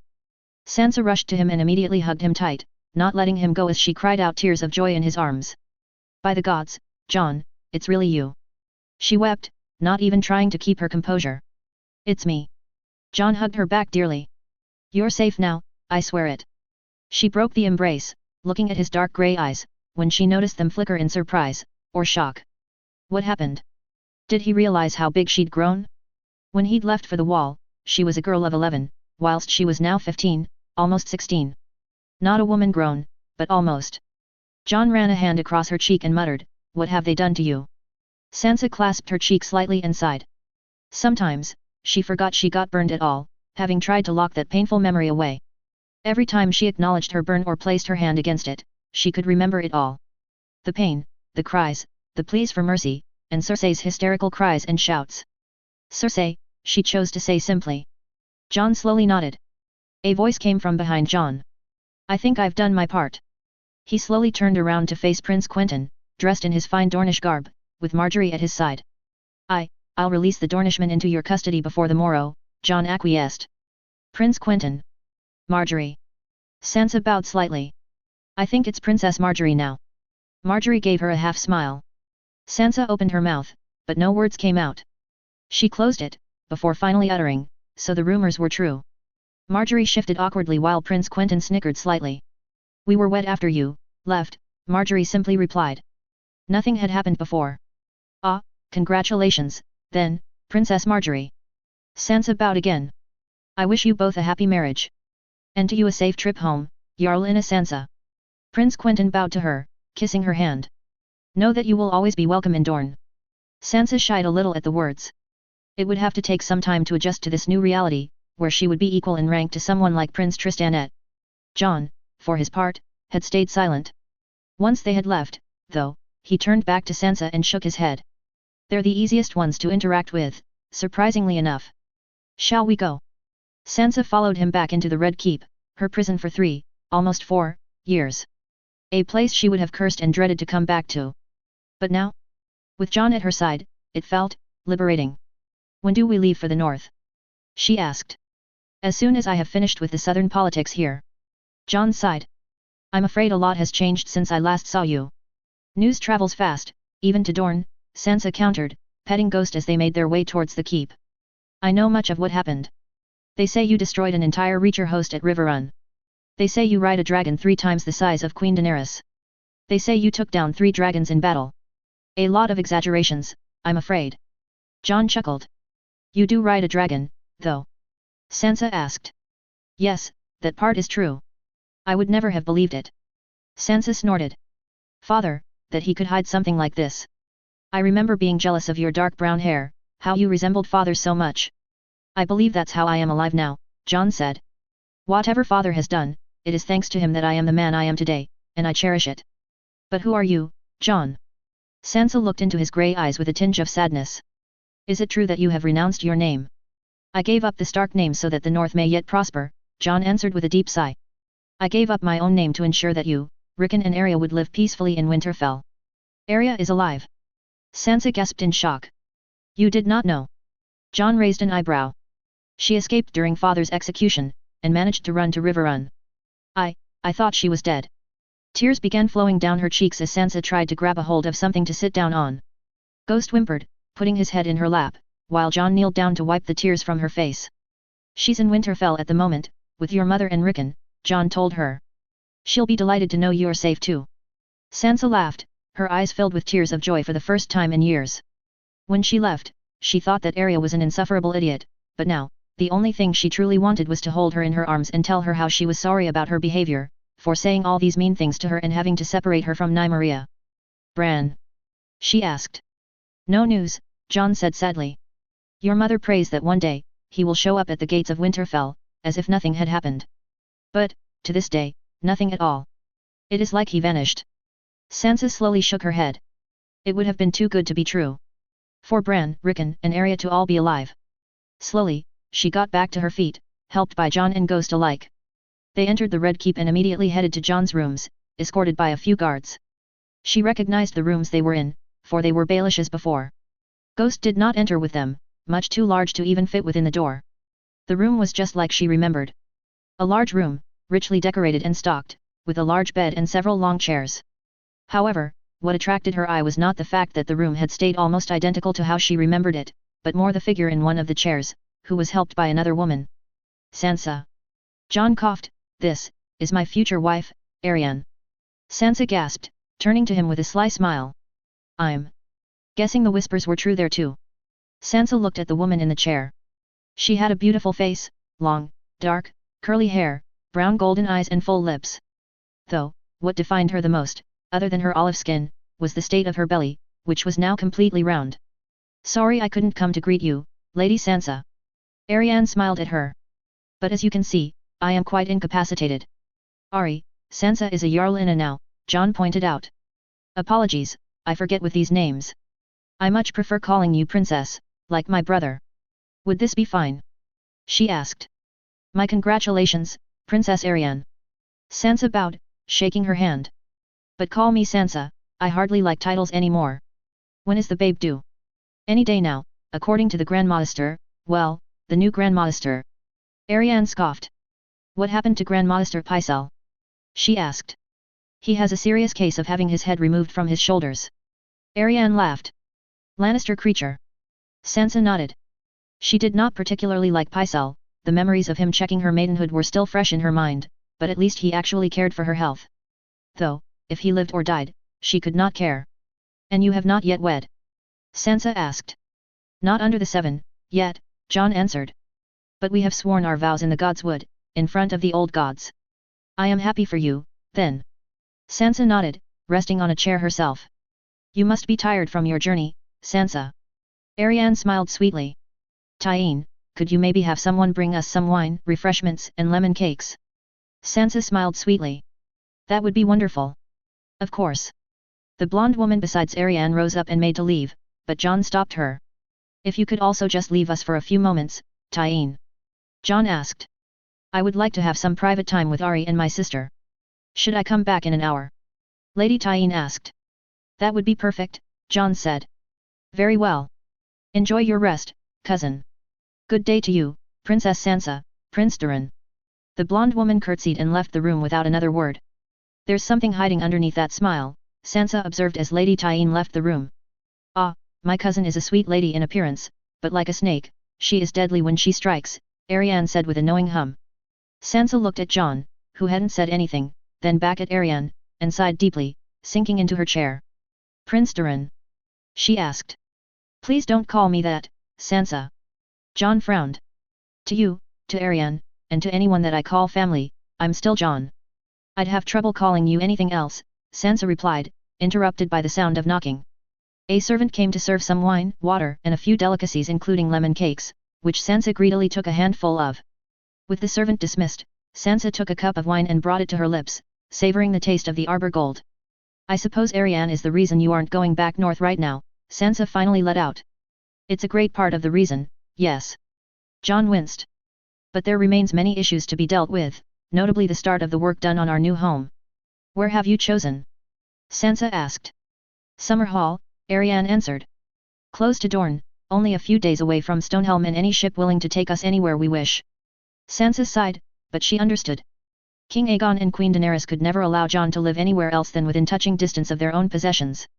She did not know where they would have allowed him to live, Duskendale, Dragonstone, Roshby, Derry or Harrenhal, but it would have to be south of Moat Cailin. At least, this answered that question. I understand, Sansa replied. I would guess they want control over the dragon eggs too. And Targaryen names for the babes as long as King Aegon and Queen Daenerys have no progeny. Arianne raised her hands in the air. As if we did not have Duncans or Joffreys before. And that's just one of the issues to deal with at the moment. John sighed, drinking a cup of wine himself. What else is there? Sansa asked. Arianne smirked. My insufferable little brother, for one. He has been stretching the monarch's patience thin. Well, at least Queen Daenerys. John chuckled. That is not something I can fault him for. It seems something happened at Tumbleton that broke him. Marrying Marjorie Tyrell certainly came out of nowhere, but if there was a match for my brother, it would be her, Arianne pointed out. Pretty, of age, intelligent just like my brother would have liked his consort to be, and most importantly, she would not impede on his relationship with our cousin. Not to mention the fact that Prince Quentyn resigning from the position of Master of Coin put the realm in a difficult situation.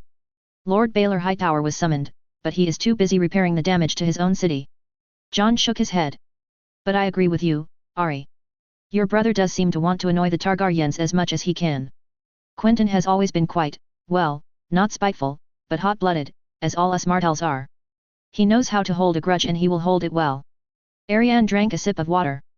Though he should really stop pulling the dragon's tail, for one day, he will get burned. As long as he does so without being outrageous, he will have my support, John replied. Just like Lord Tully will always have my support against Lord Arryn. Ah, that sad state of affairs. Arianne shook her head. Let us not dwell on it for too long, or you will summon my cousin. Then there's the issue of ice, John pointed out. What happened to our sword? Sansa asked. Well, there lies the problem, it doesn't exist anymore. John frowned. Tywin had 2 swords made out of our ancestral sword. Do you remember Quentyn Martell's Valyrian steel sword? Sansa nodded. She had not seen it up close, but she knew it was Valyrian steel from the way everyone talked about it. Well, it is one of these 2 swords. He took it from the cold body of Tywin Lannister. John rested his head back into his chair. And, of course, he refuses to give it back, by right of conquest.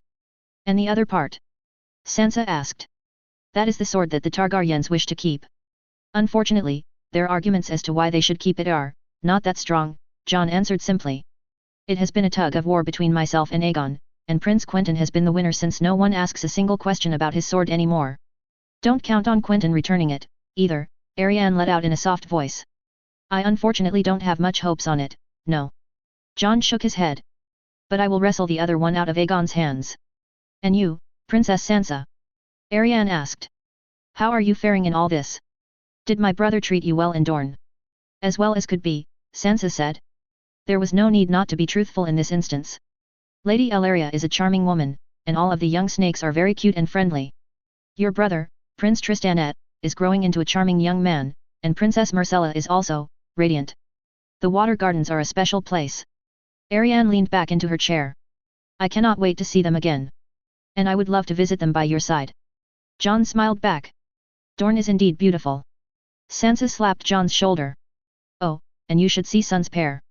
They have running water, latrines that flush when you are done, and installations called showers which pump water so it pours over you just like if it were raining, so it saves you the water of a bath. Quentyn. Arianne shook her head. He promised us we'd have the same in Summerhall. John chuckled. You lucky BA. Sansa stopped herself from going further. Would you like to come back? Perhaps I could arrange a betrothal. Arianne smiled at her. That is kind, but I wish to go back to my home, and my home is the north. Sansa shook her head. Dorne is lovely and beautiful, and I do hope to come back one day, but for now, all I wish is to see my family again. I understand that, believe me. Arianne nodded, rubbing a hand over her belly. I too wish to go back to Dorne, see the water gardens. One day, Ari, I promise. I'll take you atop winter and we can go see the gardens like you've never seen them before. John smiled. Arianne blushed slightly. It would certainly be more enjoyable for you than listening to those petty debates in the small council. Arianne chuckled. The Reach, the Westerlands, and the Ironborn. John sighed. That's all they talk about. What about them? Sansa asked. The Reach, first of all. Because we are heading towards a long winter, everyone wants a piece of them. But it's not that simple, John admitted wearily. My brother muddied the waters even more after he revealed his marriage to Lady Marjorie and the offer of Starpike and Dunstonbury as dowry. Arianne smiled. Typical Quentyn. Not to mention my own distaste for most of the Reacher lords. There were many talks about giving the paramountcy to someone else. John sighed. But everyone followed the Tyrells, and because I defended their castle against the Ironborn, it's them who have the largest intact forces in the Reach. Not to mention no one would consider the Hightowers, Arianne added. Giving the center of the faith and citadel such power would be, to create much more problems. Unless you split the Reach in the middle, of course. Which was never going to happen. An unstable Reach right now is the last thing we need. John shook his head. For the Reach, they came to the conclusion that making the Tyrells indebted to the crown and even more dependent on the Iron Throne was the best option. To completely strangle them. How so? Sansa asked. Place low prices for their grain, discharge most of the crown debt on them and the Lannisters, make them pay exorbitant reparations to the Tullis and Martells, in short, ruin them, John answered. It's a simpler solution. The issue is, my brother. Arianne chuckled. indeed. Prince Quentyn moved fast. Gods only know how, he secured 4 betrothals. Princess Marjorie to himself, Lady Ala Tyrell to Lord Cletus Euronwood, Lionel Tyrell to Lady Tierra Toland and Lord Willis Tyrell to Lady Delilah Fowler. Sansa chuckled. Prince Quentyn tied Dorne to the Tyrells. Which makes it impossible for us to take the paramountcy away. Jon shook his head. With so many ties to who is arguably the most powerful kingdom at present. Arianne beamed at that. Well, the Tyrells have good backers, now. If we remove the paramountcy, we might as well spit in Dorne's face, or, worse, it will allow them to become a lot more powerful much more quickly. And even Daenerys Targaryen knows that, at present, she cannot afford that. Jon smiled. The only thing she got was for the Reach to give up Grassy Vale, Tumbleton, Smithton, Hammerhill and the Ring. All which are quite expendable for the Reach. To whom are they giving it to? Lord Edmure? Sansa inquired. The Crownlands, Arianne replied. The Stormlands is passing under direct dominion of the Crownlands, with the exception of Nightsong, Blackhaven, Fontaine, Greenstone and Harvest Hall, which will go to Dorne. Marchers under Dornish supremacy, this is bound to go well. Sansa rolled her eyes while biting into an apple. Take it up with my brother. Arianne scoffed. Though much of these houses are dead, which makes it easier. And any banditry has to be dealt with by the Crown. Crown which will delay to answer, or just offload it on the member of House Targaryen closest to the point of conflict, which would be me. Jon said, sounding 20 years older. Do you understand now the position I'm in? Sansa grimaced. You'll have to spend a good part of your life hated by the people of the lands around you. I've seen kinder fates. The Ironborn, on the other hand, are an easy subject. Everyone wants them gone, and for the most part, they've achieved that themselves. Jon scoffed. But the issue is that no one wants to actually deal with them, and keeping them as a kingdom is out of the question. The proposition that seems to satisfy most people is to compensate the Westerlands' territorial losses by giving them most of the Iron Islands, with the Riverlands getting the rest, and the North will get black tide. Sansa tilted her head in thought. That should prevent a repeat Greyjoy rebellion, though Ironborn are a stubborn lot. Jon continued, the Westerlands is losing Greenfield, Silverhill and Riverspring to the Crown, and Lord Edmure will get Deepden and Hornvale, which will add to the Golden Tooth which he claimed through marriage. The Lannisters will have to pay a substantial amount of gold to the north, the Riverlands and Dorne, as reparations. Casterly Rock is bound to be ruined for many generations, it's just the amounts that people are now bickering over. Everyone wants the lion's share, so to speak. And the Lannisters? Sansa asked. Lord Kevin took the black, Lord Lancel chose to turn to the faith, Casterly Rock thus goes to Willem Lannister. Jon replied. And, Cersei? Sansa inquired. She's been given to us. As compensation for father's unjust death. I'll take her head in 3 days, Jon solemnly declared. Can I see her? Sansa asked. I wish to face the monster who did this to me. She's in the black cells, hardly in a good state, would it be wise? Jon asked. I want to, Jon. I need to show her that I won and she lost, she said, her eyes narrowing. Very well, but I'll have Ghost and a trusted knight escort you. I can send for Lord Dane, Arianne offered. That's a good idea. Lord Dane is a good knight, Jon agreed. With that, Jon sent out the orders. They stayed a few more moments, talking about Dorne and the north, and forgetting about politics. Though, eventually, a knock was heard at the door. Lady Tyene and Lord Dane entered the room. Lord Dane was a boy around her age, if not 1 or 2 years older, with lovely blue eyes and blonde hair that bordered on silver, almost like a Targaryen. Sansa was struck by his beauty, but immediately turned her face away, refusing to show the burned part of it. Arianne asked Lord Dane to escort Sansa to the Black Cells to see Cersei, and keep her safe at all times. He bowed and left to escort her alongside the dire wolf. My lady, why do you turn away, what have I done to shame you so? Lord Dane asked while they walked down the stairs. I do not wish for you to see my scars, my lord, Sansa answered. Nonsense, you are beautiful, even with your burns. I have found that scars can be pretty, Lord Dane replied simply. Even these? Sansa turned around to show the burned part of her face. Even these? Lord Dane said without flinching, even cracking a smile. Don't be ashamed of what you are. And do not call me my lord, if it pleases you. What would I call you, then? Edric, or Ned? All my friends call me Ned. If it please you, I would like you to call me that as well. Sansa winced. Please do not feel insulted if I call you Edric. No insult received. Edric Dane showed her the way to the Black Cells, going down a maze of corridors. They had to leave Ghost at a door, for he, once again, did not fit. Finally, they arrived at the cell where Cersei was held. "I will wait at the door," Edric said. "Call if you need any assistance." Sansa nodded and walked down the short hall which led to a large cell. Inside it was Cersei Lannister. She was unrecognizable. Her blonde hair was tossed all over the place, looking like a crazed witch. Her robes were torn to shreds, her jewelry was gone and her gaze seemed to wander everywhere. Finally, though, she noticed Sansa's presence. "You."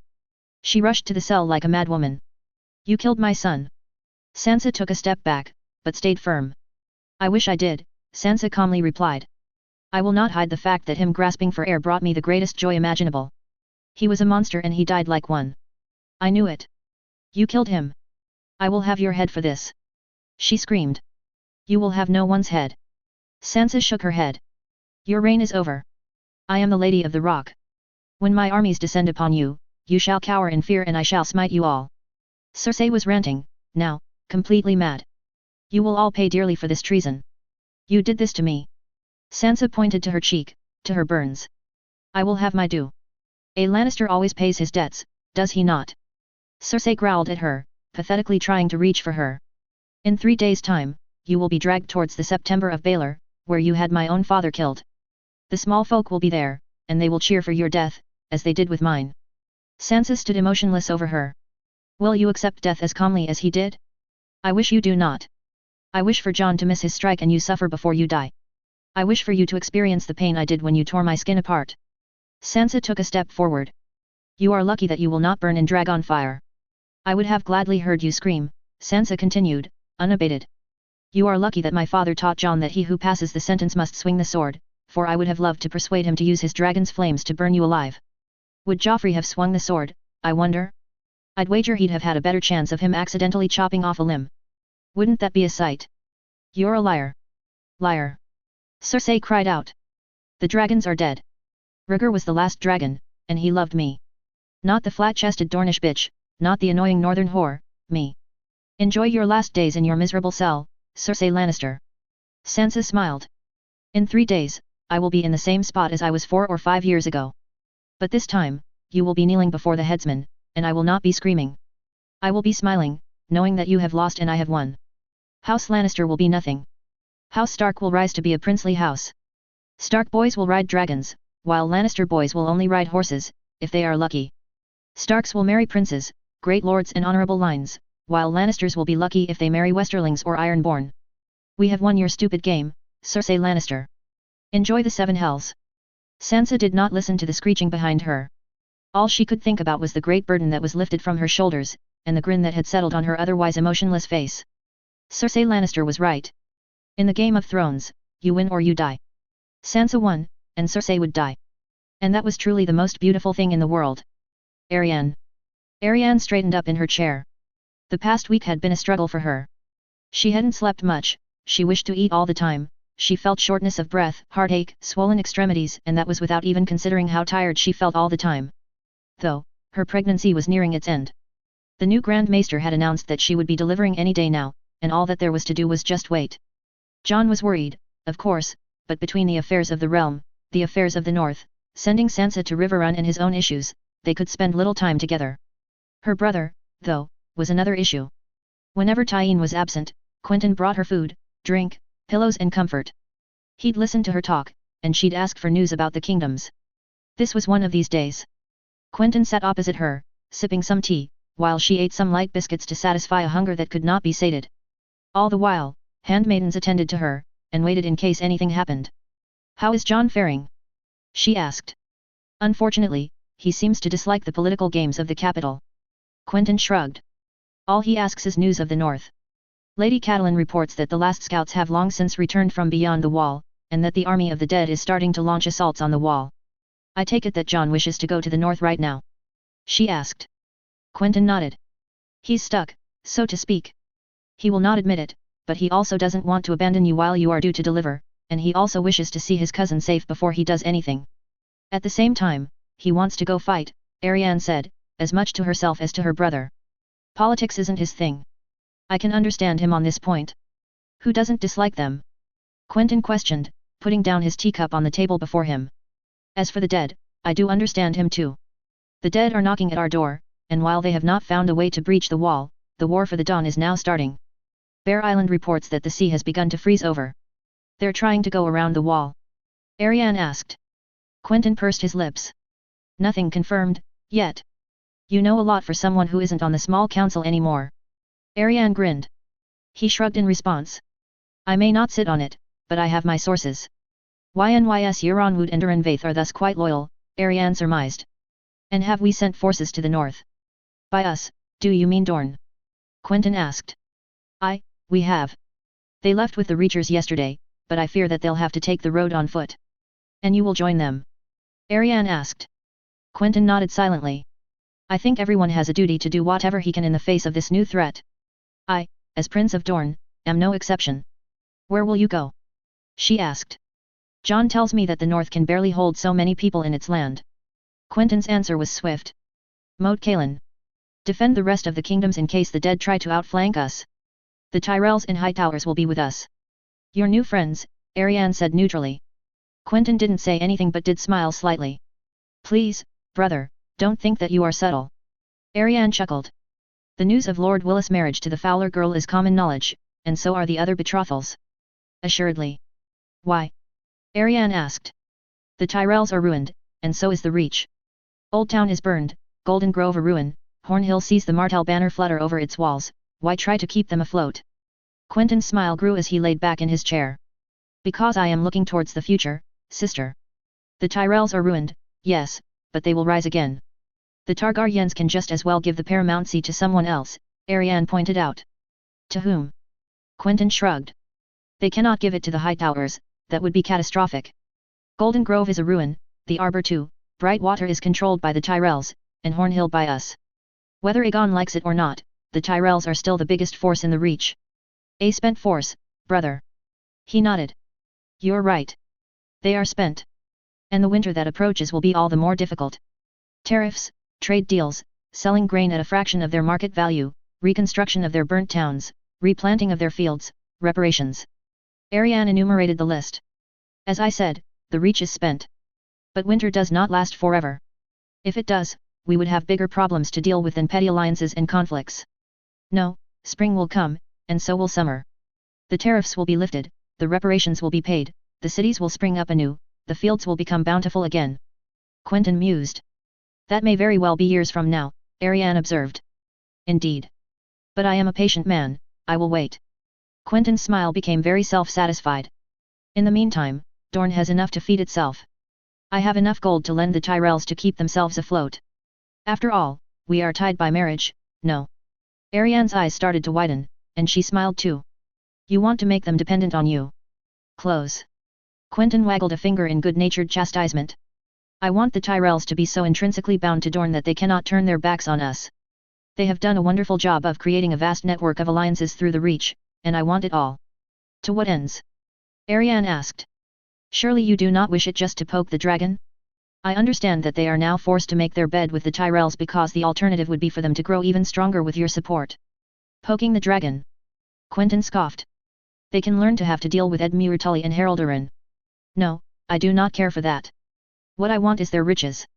Their grain, their wine, their trade, their books, their fruit, their vegetables, everything. When summer comes, they'll have to pay your loans back. Ariane started to understand where her brother was going with this. Not only loans, but through blood. In 20, 30 years, many Reacher heirs or lords will be half Dornish, and this means many more trade deals, contracts, and many more ways for our ports to get rich, for our trade to flourish. Quentyn straightened up. So many Tyrell betrothals, I do see the issue, Ariane replied. Not only Tyrells, but their whole alliance. Quentyn spread his arms as he spoke, Daemon Hightower to Aelyandra Corgile, Dismera Redwine to Vincent Toland, Dickon Tarley to Silva Sant Agar. You tied Dorne to the Reach completely. I am also trying to convince Ned of marrying a Rowan girl, to have everything covered, but he is away escorting Sansa Stark to Riverrun. Quentyn shook his head. Something to keep in mind for later. But yes, this is an investment. One that you hope will benefit you later. One that I know will benefit me later. The Targaryens see the Reach as spent and under their thumb.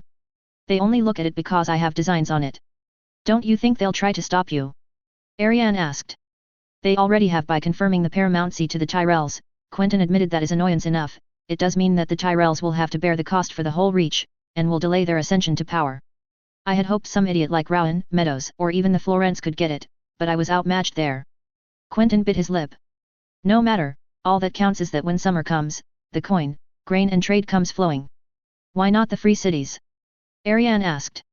We have traded with them for generations. Do you truly think the free cities will stand once we have passed? Quentyn asked. Daenerys Targaryen will never let them live. She will endeavor to end them during her entire life, and I support it. The less she looks my way, the better I will find myself. She will ask for Dorne's support, you do know that. Arianne raised an eyebrow. Of course. Quentyn scoffed. And I will deliver.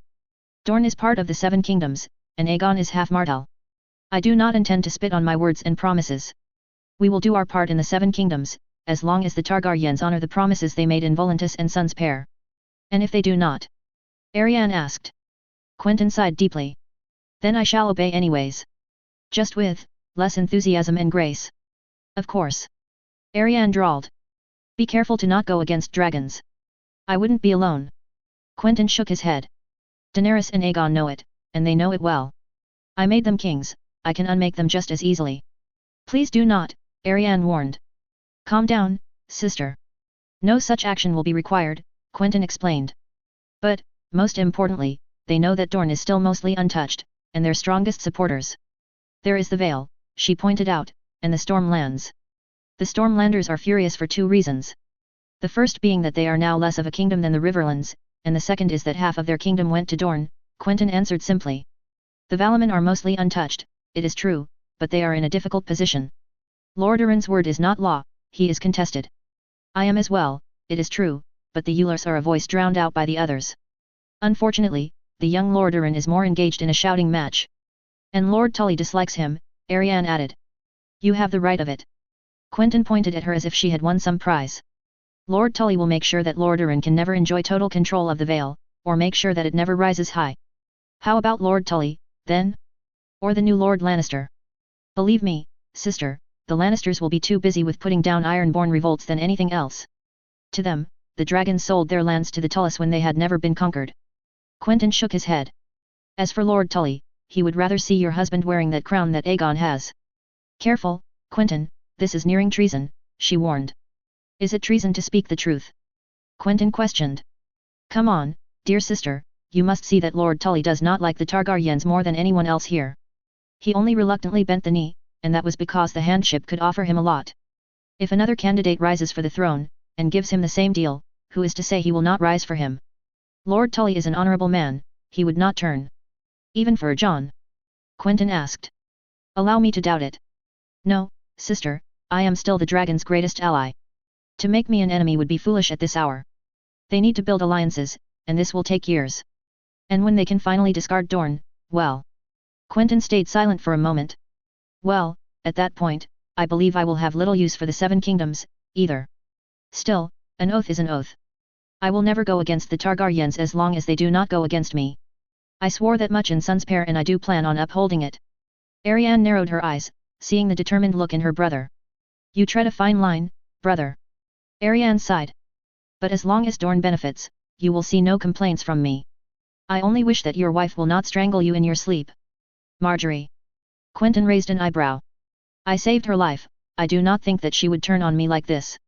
Nymeria approved of it. She asked. Why do you think I asked Jen Ellen to come be the treasurer of Sons pair? Quentyn questioned in turn. Smart, Arianne conceded. Do you think the Tyrell girl will do the job? She does not stand out as your type. I don't need a type. She's pretty, smart, and does not care about me and NYM's situation. That is all I care about. Quentyn shrugged. Yes, I am not very attracted to her, you know what my type is. But do I care? No. Arianne laid back in her chair, holding her belly. She had started to feel cramps, nothing uncomfortable, but still enough to distract her. As long as you are happy, brother. I will be, hopefully, when this last war is won. Quentyn sighed, taking another sip of his tea. And if it is not? If the dead overrun the north? Arianne asked, her heart filling up with a sense of dread. I have ordered the Boneway and the Prince's Pass to be blocked. By anything you can find. Block them, and pray that they hold. Quentyn sighed. Arianne picked up a biscuit, more to have something to hold than to eat at that moment. If she was focused on her hands it was easier to avoid thinking about how annoying the rest of her body was being. You do not seem optimistic. If the dead overrun the north, they will flood south, and add millions into their army of the dead. Dorne will be overrun. If the north falls, we all fall. Her brother looked down. I would rather not think of what would happen if we lost, because it is too dark to even suggest. To me, it is not a matter of if we win the war, but when and how much we sacrifice for it. I would drink to your optimism, brother, it is not one that Jon shares. She shook her head. If I had to fight off hordes of the dead, I would perhaps also think the same, Quentyn agreed. But we do have the dragons, and the full force of all 7 kingdoms, when the ones who fought the first war for the Dawn had no dragons and only disunited kingdoms to fight against the threat. We should win this fight. Should. Arianne sighed as she fought off the cramps in her body. I would want to be more reassuring, but I fear I cannot be, sister. Quentyn shook his head. All I can do is hope that the forces of the 7 kingdoms face this together. And we are not alone. The wildlings are here to fight with us, the Bravasi have also sent part of their fleet and men, some Lorathi have also disembarked at White Harbor. Arianne nodded, trying to straighten in her chair. These cramps were getting annoying. Are you all right, Arianne? He asked. Fine, just some cramps, Arianne answered, returning the useless biscuit to the plate beside her. I'll get a midwife. Quentyn immediately stood up and pulled the curtain, calling up 2 women who were patiently waiting in the other room. They rushed to her, faster than she'd seen anyone dash across a room, and went to hold her. I am fine, Arianne almost growled. Just some cramps, that is all. You might be going into labor, princess. One of them warned. Nonsense, I feel fine. Arianne shook her head. I will bring more cushions and a towel to be safe, the second woman said before rushing to the back of the room. When? Suddenly, a massive jolt of pain ran through Arianne's body. Shit. Princess. The first woman immediately grabbed her hand. You are delivering. I am not. Arianne winced. My water has not broken. It is just cramps. Your water will not break until later. The woman turned to Quentyn. My prince, I will ask you to leave. No. Arianne cried out. He stays. Princess, I need to work, the woman warned. She is right, Ari, I need to give you both space, Quentyn agreed. Oh, for fuck's sake, brother, stop being a whiny child and help me here. Arianne lashed out. Fine, I'll stay. Quentyn sighed. But I will not impede on any of the midwives' work. Where are you going? Arianne asked as she saw Quentyn walking away. I'm not your husband. Quentyn shot back. I'm getting Jon, I'll be back in a moment. Bring Tyene and Nym. She shouted back. I'll do my bee. Quentyn's voice faded into the background, as she heard the sound of a door slamming shut. For fuck's sake.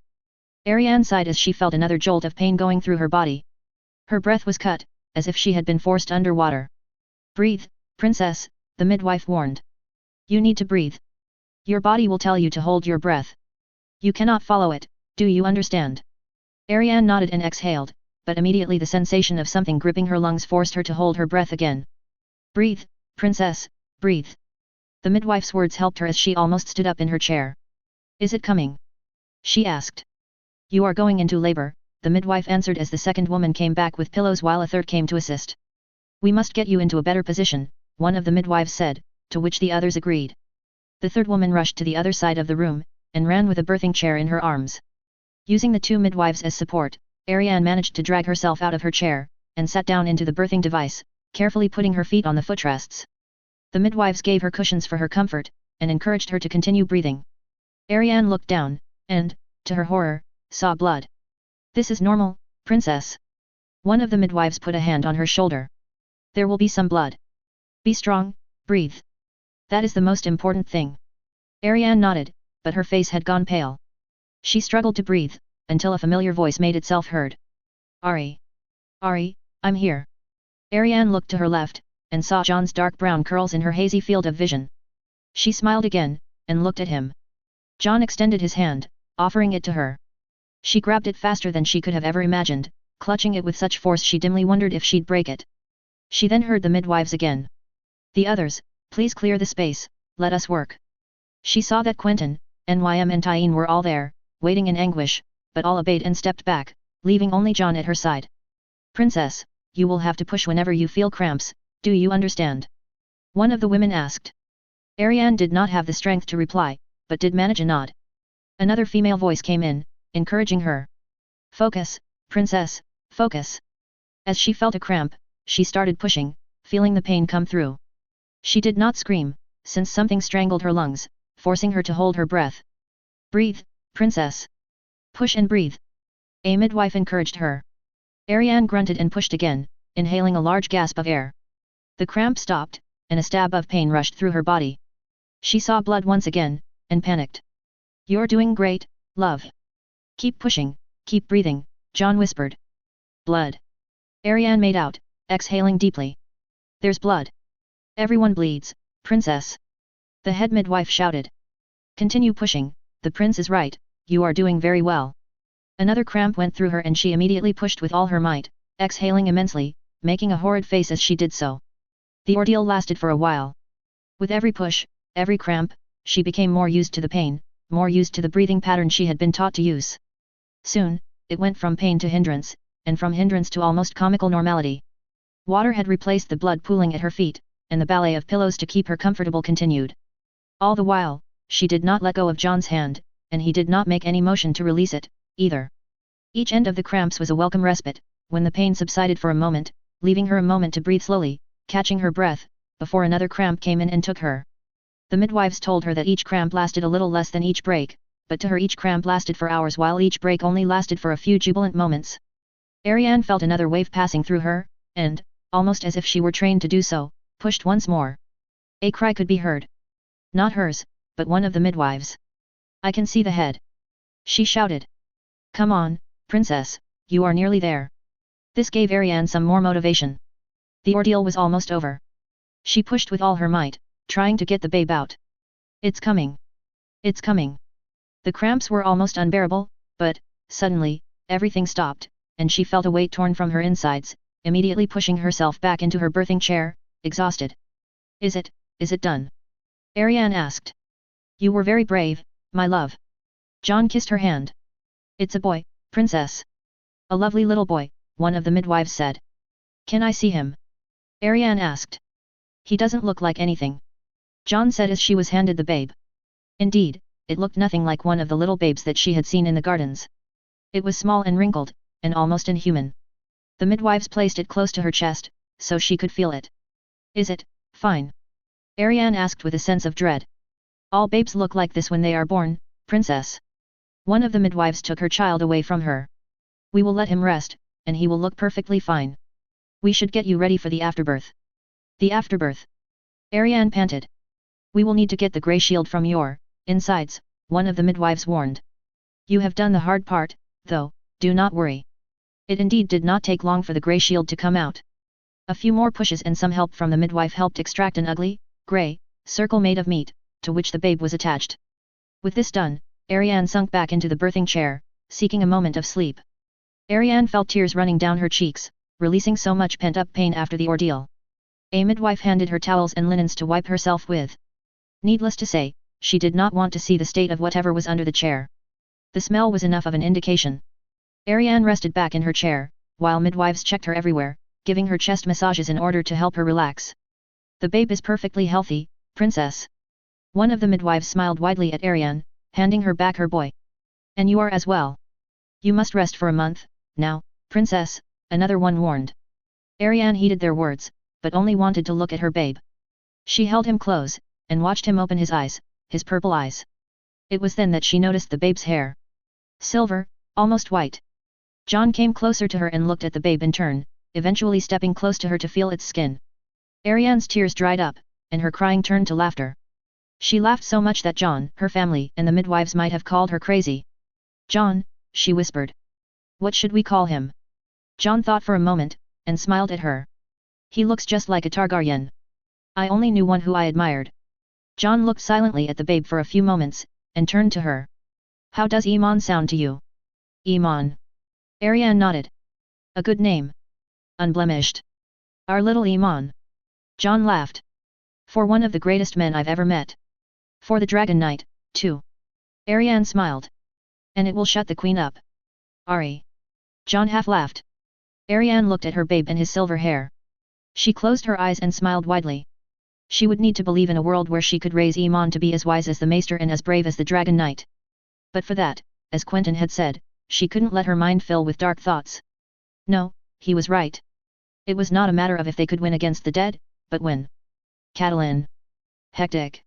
This was the word that best described the situation in Winterfell at the moment. Complete madness had invaded the north and the castle, with the Second War for the Dawn approaching, if it hadn't already started.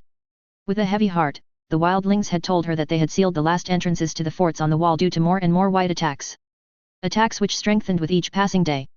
Catelyn had to sit with Rickon as reports of giant spiders made of ice made their way to them.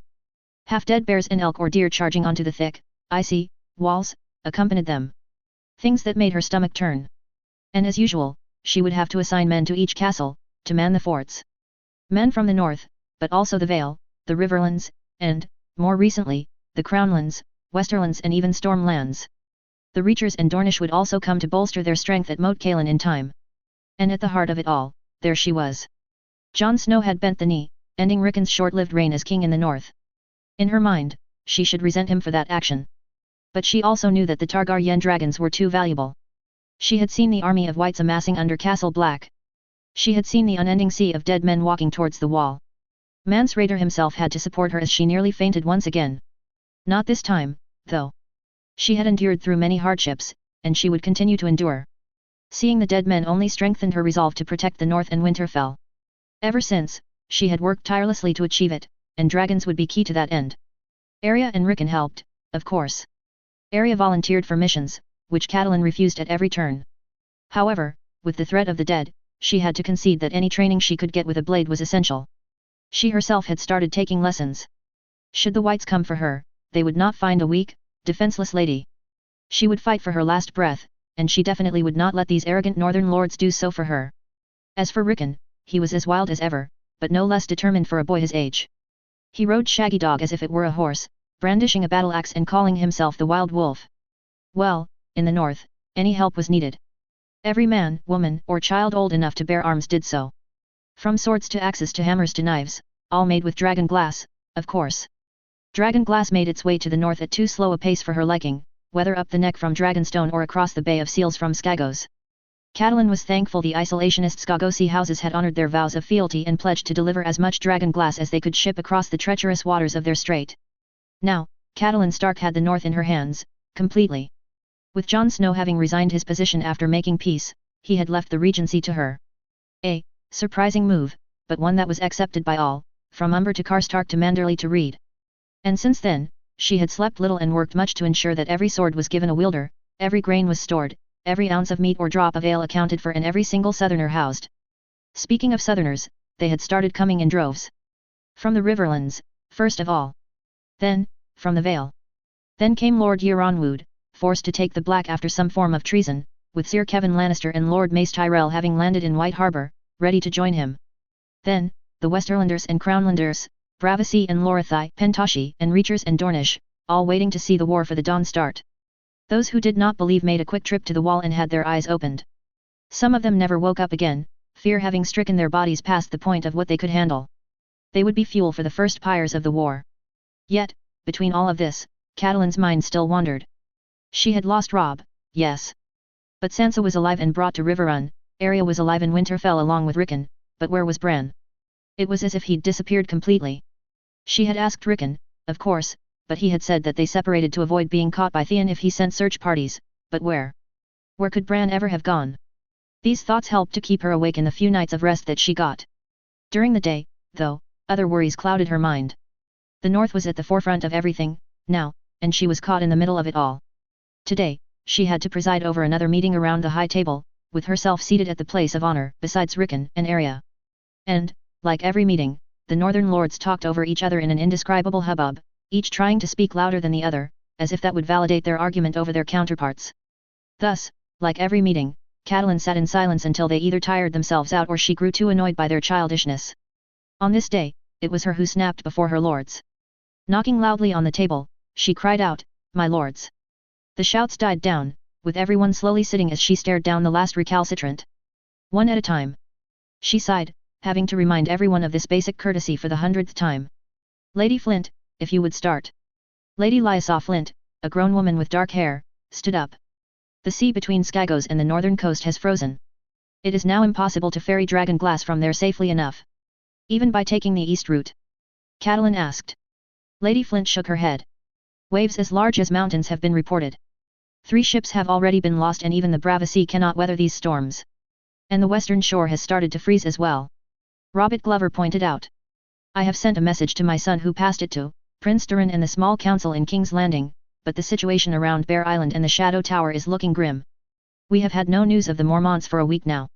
Ravens cannot fly in these conditions, Sir Robert, Catelyn countered. I agree, Lady Regent. Robert inclined his head respectfully. But no ships from the island have reached Deepwood Motte and I fear for the worst. You fear that the dead may try to outflank us? Catelyn narrowed her eyes. There was a murmur amongst the audience. It had been suggested for a long time that the dead would just try to sneak around the wall instead of breaking through it. And as the shores of the north had started to freeze, the number of men garrisoning it had started to rise. Lord Greengood, your men watch the Bay of Ice, surely they would have received reports. Catelyn then asked. Lord Helman Greengood was a man of 33, half-blind in one eye, but whose imposing stature commanded fear and respect. Yes, Lady Regent, but my men have not observed anything out of the ordinary. Cold winds, fog, and mist, but no dead have started walking on the ice yet. Robert Glover pushed his point, with all due respect, if they came from the frozen shore onto Bear Island, Lord Greengood's men would not have seen a thing. I fear that if the Mormonts have indeed been attacked, there is not much we can do, the Smalljan Umber said with a shake of his head. Well, the pass between Deepwood and Bear Island is still open and relatively sheltered, is it not? Catelyn asked. Sir Robert, have a ship readied and sent to Bear Island and report back immediately. Do not let them take any risks. It will be done, Lady Regent. Sir Robert acquiesced. Lady Regent, another voice spoke up from the crowd. This time, it was Dunstan Overton. I must ask, what of the grain supplies from the Reach? How will they be distributed with the newcomers? We have so many mouths to feed now, I fear that we will have to delve into our reserves before the dead even start their attack. The reserves we have at present should be able to sustain our entire population, the wildlings, and the armies coming up north for at least a year. Catelyn frowned, trying to find her numbers in the mess of papers before her. Yes, Lord Overton agreed. But that was excluding the southern armies. 10,000 Valaman, 10,000 Riverlanders, 40,000 more of various other allegiances that have arrived or that are in the process of arriving, that is much, especially since they will have to be fed proper rations. The Crown has promised to give even more food supplies than we already have, Catelyn answered, taking Sansa's raven as proof. One of the concessions of Tumbleton and one of the burdens inflicted on the Tyrells. With due respect, Lady Regent, I do not trust the Crown. Well, if you have any other solution, Lord Overton, I am listening. Catelyn narrowed her eyes. Because apart from sending these soldiers which we absolutely need to face the common threat home, then I do not know what you wish to do. Not to mention, Lord Overton, that much of our population has already started fleeing, Gammon Flint, a flint of Flint's finger, pointed out. Moat Cailin has reported columns of people fleeing towards the neck, wishing to try their chance with the swamps rather than the dead.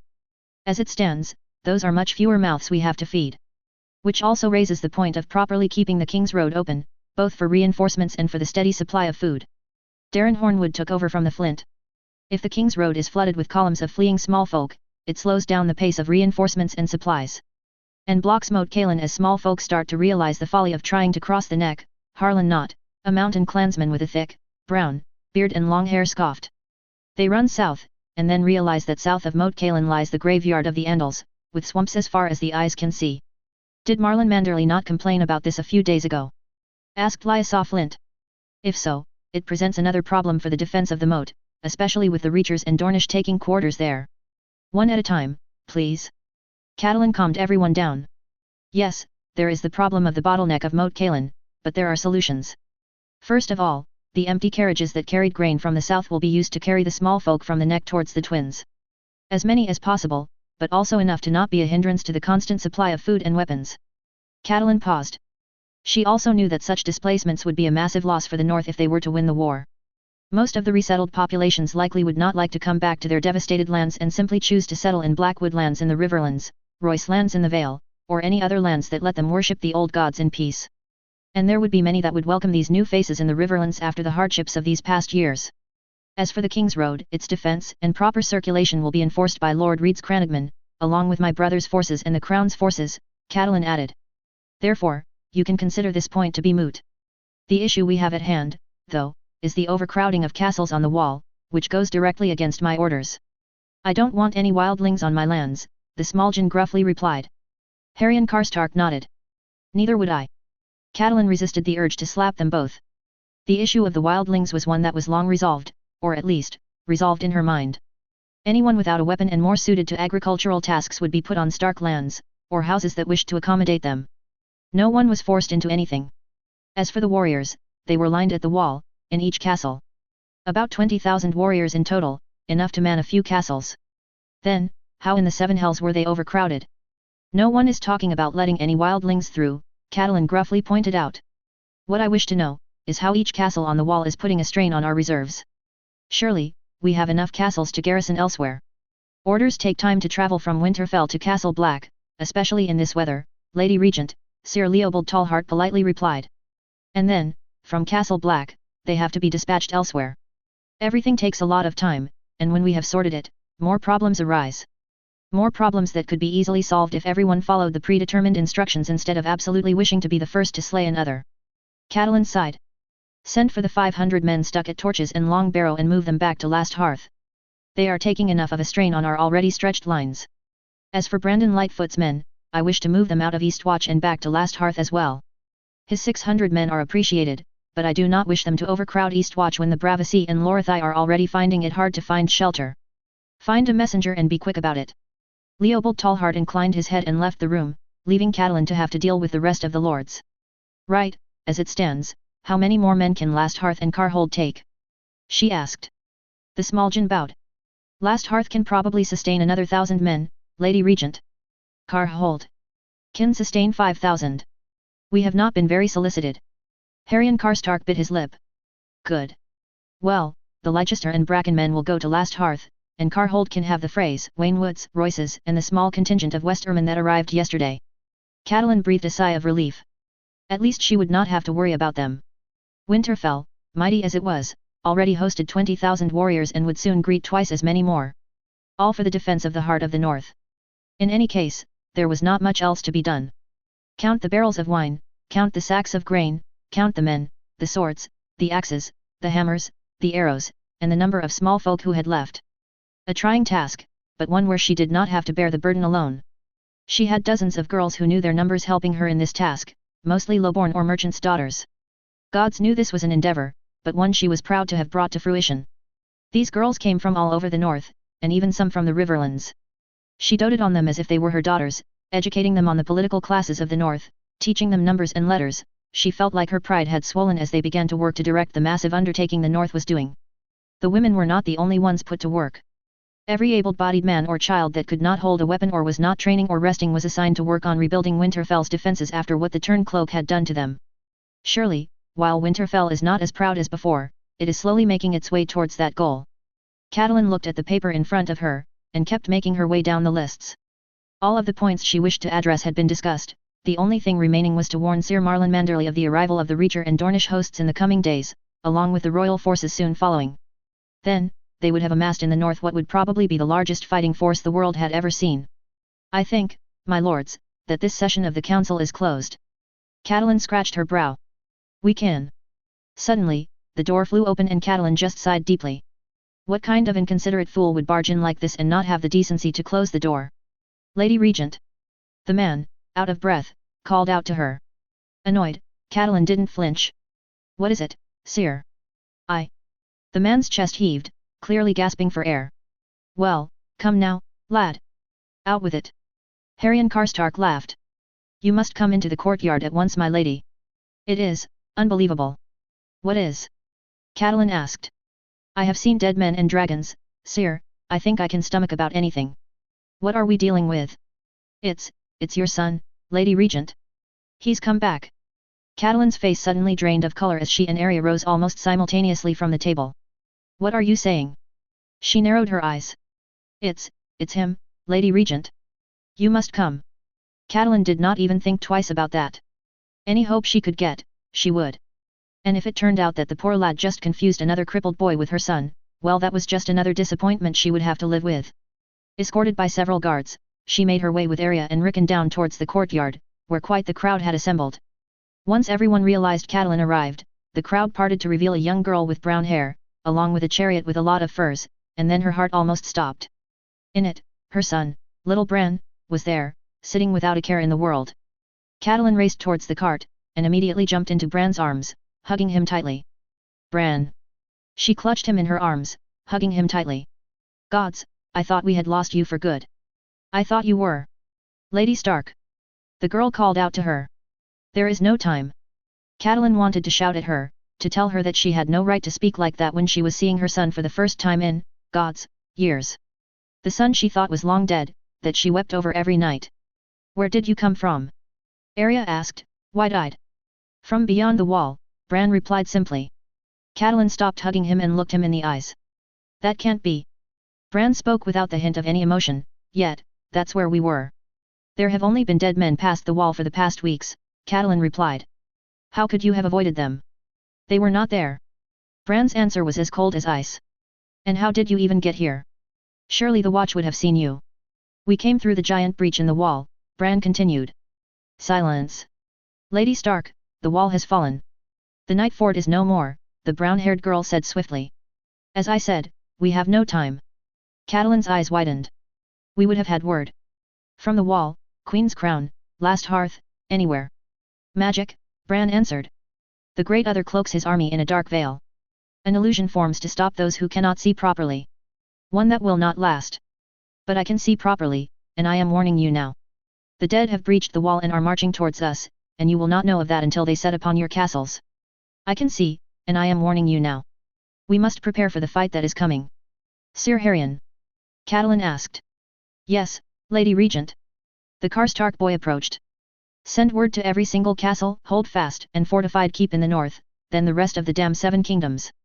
The dead are coming, prepare for war. The end. Of the main story. A/N, there will be 4 epilogues, but the main story is over. Catelyn. For the first time in God's knew how many years, festivities had come to Winterfell. It was a relief, to finally be able to celebrate something, after all these years of darkness, since, even though the war for the Dawn was won, it left a taste of defeat for the North. The wall had been broken, the breach in it spanning leagues, which would be impossible to repair, the magic of Brandon the Builder having been lost to time. Bear Island had been overrun by the dead, and not a single man, woman, or child had lived through to tell the tale of what had truly happened there. The Mormont line, though, managed to live through the ones that had been evacuated to Winterfell. Last Hearth had suffered as well. Its walls bore the brunt of a diversion meant to fix a lot of northern forces, and its castle had been left a ruin.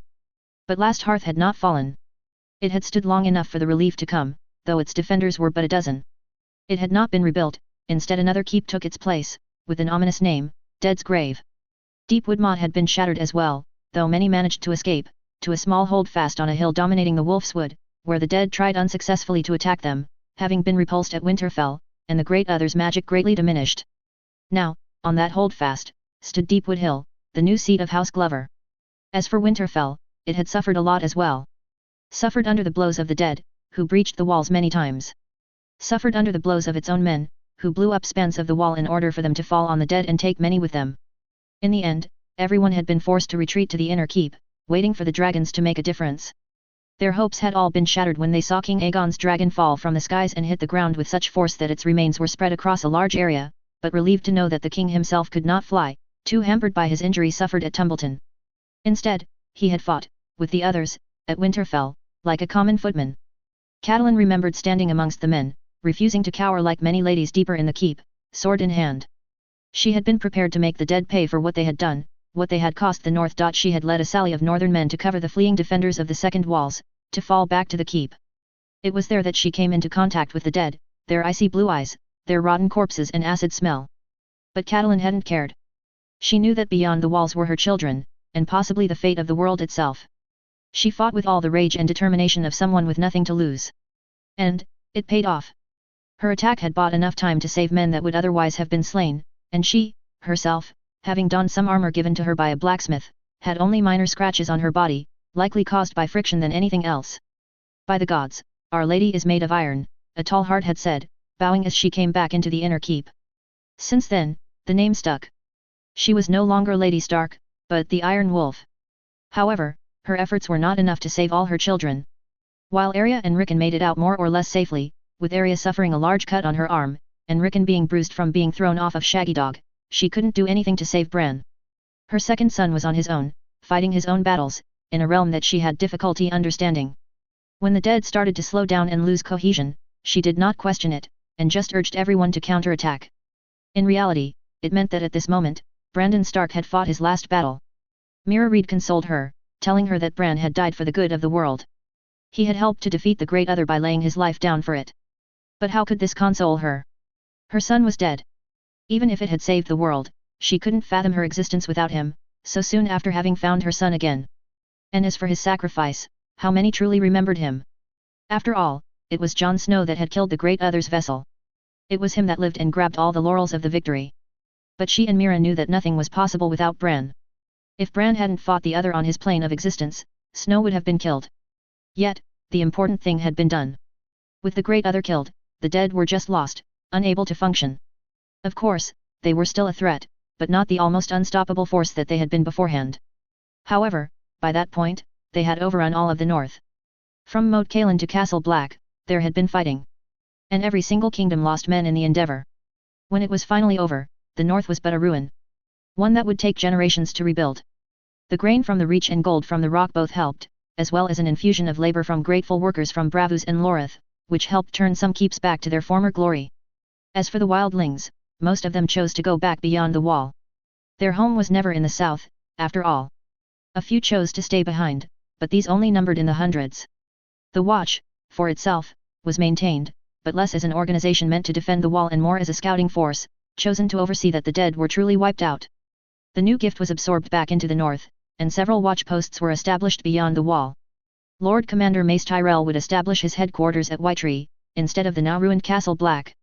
The force he commanded was small, but enough to dissuade any other dead men incursions. As for the Watch in the long term, the Crown said that it would gradually be replaced with an organization which would serve the realm, but not necessarily by staying at the wall. The pushback was strong, as the organization had stayed in its form for thousands of years. But what was the point of the Watch, now? The debates continued on in the capital, far away from the north. For the north, healing took longer. In ruins, and even with the princely status and privileges which it now enjoyed, Catelyn had the task of mending a kingdom in tatters, now finally understanding her brother's difficulties in the Riverlands. It took time, and effort, but it could be done. The dowry that Lady Lisa Brax brought to Gawain Glover, a match which was helped by the fact that the Glover had squired for Jon Snow and had more access to the capital, was also essential in the rebuilding efforts. As for herself, she finally had to see Sansa go, when she agreed to wed Edric Dane. She had agreed to wed him, but only in Winterfell, first under the Old Gods, then in Winterfell's September. It was Edric Dane who gifted Heartsbane to them, telling them that he already had a Valyrian steel sword, and did not need another, thus compensating for the loss of ice, which had only come back years later, and even then it was only half of it. With Heartsbane in their hands, Catelyn discussed handing the bit of ice over to the Mormonts, which would compensate for their own sword being held by Jon Snow. In the end, this talk of swords would be discussed at a later date. Sansa left for Starfall, and Arya left to travel Essos. The years kept flying by, and she finally accepted a betrothal for Rickon, with Lady Jane Hornwood, the daughter of brave Daron Hornwood and gentle Lady Alys, born a Karstark, but now wearing the orange gowns of her husband's house. And now, on this day, the day where Catelyn would finally hand over her regency to Rickon, they were wed in the Gods' Wood. It was a great ceremony, the largest in years, since Sansa's wedding was done in a closed keep, while the north was still licking its wounds. Catelyn was flanked by all her children, Sansa, wearing a stunning purple dress, who had also brought her 3 beautiful children, 2 silver blondes and a lovely boy with auburn hair. Arya, who had come back from Essos, who wore a dress for this occasion and this one only. Grey Wind also, watched from afar, sitting with Shaggy Dog, with a strange expression, as if smiling upon the scene unfolding before it. Jon, or, to everyone else, Prince Doran, had also come to Winterfell directly from Stonehelm with his wife and his 4 own children, but made sure to not wear any clothing which identified him or them as Targaryens, though for 2 of them, their hair was a strong indication. Neither King Aegon nor Queen Daenerys came, but Catelyn's brother, Ed Muir, came in their stead, in his role as Hand of the King, with his wife and own children. Also present were the myriad of northern lords, but also a few intriguing ones. Baelor Hightower, Master of Coin, was present. So was Willis Tyrell and his Fowler wife, and a few other Reachers, as well as Lord Yohn Royce, the Old Man of the Vale. Some Dornishmen were also there. Edric Dane, of course, but also Cletus Euronwood and his wife, Alla, and the Prince of Dorne himself, Quentyn, with his wife, Marjorie Tyrell. A couple other Dornishmen followed, the most prominent of which was the red-haired Tierra Toland, with her husband Lionel Tyrell. It was then that she finally understood their presence. With Princess Marjorie being barred any entry into the Reach, and Lord Willis barred any entry into Dorne, the only other places they could meet were outside of these borders. And the wedding at Winterfell presented the perfect opportunity for a large Tyrell family reunion. Catelyn had laughed at how silly it all was, with flowers blooming in the cold. But now, winter was finally over, and spring could finally come. I am hers, and she is mine. Jane and Rickon finally exchanged their vows, in front of the heart tree. In an instant, all of the burden of responsibilities was thrown off of Catelyn. She was no longer regent, and she was no longer a mother. Her children all had grown up, and shaped lives of their own. All she had to do now was finally rest. Though, watching Jane and Rickon kiss, she could not resist having a tear slowly roll down her cheek. Ned would be proud of you all. Epilogue, Daenerys. Daenerys scoured the ground below her, looking at the Dornish coast as it unfolded under Drogon. The sandy beaches of Dorne started fading into the large dual cities of Sunspear and Planky Town, and the least she could say is that it had changed a lot since the last time she came here, almost 15 years ago. Sunspear and Planky Town had grown, and large ships now riddled both harbors, with new, large jetties dashing into the ocean from the docks. Her dragon made a few circles to get a better view of the effervescence below, before finally landing in Sunspear's courtyard, which was large enough to accommodate Drogon, however large he may be. Daenerys gave a pat to her dragon as she landed, sending him to fly out once more. She then straightened up and looked at the welcoming committee, which had not budged. Prince Quentyn was in front, as regal as ever, and clearly showing his Valyrian steel sword. At his side was the now Princess Marjorie, someone she hadn't seen since the conclusion of the War for the Dawn, almost 10 years ago, who had for her part assimilated well into the Dornish way of life, with her thin orange and gold dress, and omnipresent jewellery. Also there were two of the Sand Snakes, Obara Sand, the guardian of Sunspear, and Nymeria Sand, Quentyn's paramour, both dressed in their finest silks for the occasion. With them were the maester of the castle, the lady treasurer, Jen Ellen Fowler, and a few others which she did not recognize. Behind them, were many children, some of course older than the others, who she would love to meet. Your Grace, said Quentyn as he kneeled in front of her. Sunspear is yours. Rise, Prince Quentyn, Daenerys urged him up with a half-frown. She hadn't forgotten that Dorne had slowly distanced itself from the Iron Throne, and that Prince Quentyn himself had declined Daenerys' first proposal of a meeting since he was visiting the Summer Islands for the past month. Your Grace, you know my wife, Princess Marjorie, but these are my children. Prince Quentyn pointed out each and every one of them. Princess Maria. A girl of 8 with dark brown hair, brown eyes, olive skin, and braided hair, who bowed respectfully. Prince Jaehaerys. A boy of 6, with elegant, short, jet black hair and dangerous, golden, eyes. Prince Alexis. Another boy, of 4, with lighter, long hair, and brown eyes. Princess Elia was born a few weeks ago, and as such, she's still resting. Princess Marjorie as such may not stay with us much longer. As for my other children, you know of Alyandra. The silver-haired 12-year-old girl bowed respectfully. She had traded her streaks for pure silver hair with time. And here is Mara. Her younger sister was half her age, with dark hair and a silver streak, but light purple eyes. Truly, the old blood of Volantis manifested itself in interesting ways. A pleasure to meet you all, Daenerys said, but first, I wish to discuss things in private, Prince Quentyn. Oh. The prince acted surprised. Very well. Prince Quentyn led her to a secluded room, overlooking the sea, and posted 3 guards outside. He then had refreshments, fruit and cakes brought, before finally relaxing in his chair. I thought King Aegon was also supposed to join this royal procession, he pointed out. King Aegon is occupied in the Stepstones, Daenerys acidly remarked. He wished to come, but your voyage changed things. I am truly sorry, but I had left Dorne for 4 months to travel the Summer Islands with my Nymeria and some of the children, Prince Quentyn confessed. Leaving a pregnant Princess Marjorie in charge of Dorne, Daenerys bluntly remarked. Prince Quentyn acquiesced the point with a silent nod. You left a Tyrell in charge of one of the most powerful kingdoms, Daenerys hissed.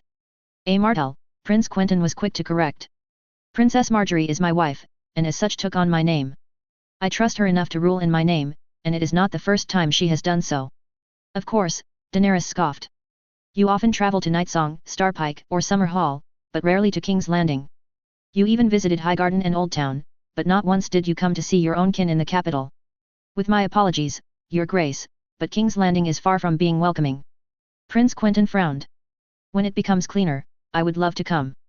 We have been waiting on your builders for years. Daenerys started but restrained herself. She remembered the rage she felt when she saw the luxury that awaited her at Summer Hall, Euronwood, the Tor, Starfall, or Skerriech, while her own accommodations were extremely basic in comparison. I do not think you came here to talk architecture, nor to ask how my voyage to the Summer Isles was, Your Grace, Prince Quentyn said, bringing a cup of water to his lips. What brings you here, truly? Your fleet has grown in the past years, I have seen many large galleys bearing sails painted with the sun and spear. Dorne's trade has essentially quintupled in less than 10 years. Prince Quentyn nodded, satisfied with himself. I need to protect that trade from pirates and other nuisances. Even with the stepstones being in our possession? She asked. Even so. Prince Quentyn nodded darkly. He likely still resents that some of the islands he claimed were his under the Volantis and Sons Pair treaties were still not handed over to Dorne. And it was not like Daenerys was willing to give them back given how little Dornish blood was spilled on those rocks. In any case, Aegon wishes to take a second wife, Daenerys explained. Prince Quentyn almost choked on his glass. What? The prince exclaimed. It is obvious that I cannot bear children, and as such, Aegon wishes to take another wife to secure his legacy. Daenerys popped a grape into her mouth. And he wants to usher in a second dance, I suppose. Prince Quentyn scoffed. Prince Aemon was raised as heir, rides a dragon, has the support of most of the realm. Most. Because you betrothed him to his own sister. Essential for dragon riders. We are past the point of incest, it is time to move on. Prince Aemon and Princess Dana were raised together, and believe me, I will say to you that none of them take that betrothal to heart. The last time I saw them, they seemed quite fond of the idea. Daenerys smiled. Their children.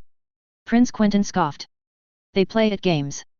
Saying to a 10-year-old and an 8-year-old that they will be married sounds like a joke. Wait 2 to 3 years and see how well it goes then. With all due respect, I think you meddle enough in my family's personal lives already, Prince Quentyn. Do not overstep your boundaries. Daenerys frowned. They are my nephews and nieces, of course I care for them. Quentyn shook his head. For how often I visit Summerhall, I should care for them. The betrothal is final, Prince Quentyn. This is the throne's word. Daenerys' tone rose. Very well. Prince Quentyn sighed. But if you want my opinion on King Aegon taking a second wife, it is that I am opposed to it. Why? Daenerys asked. Because Prince Aemon has been raised as heir, is looking like a smart and capable lad, with ties to 2 of the most powerful kingdoms. Prince Quentyn trailed, and you must know, to some, he is the son of Azor Ahai, prince who was promised, or whatever they call him elsewhere.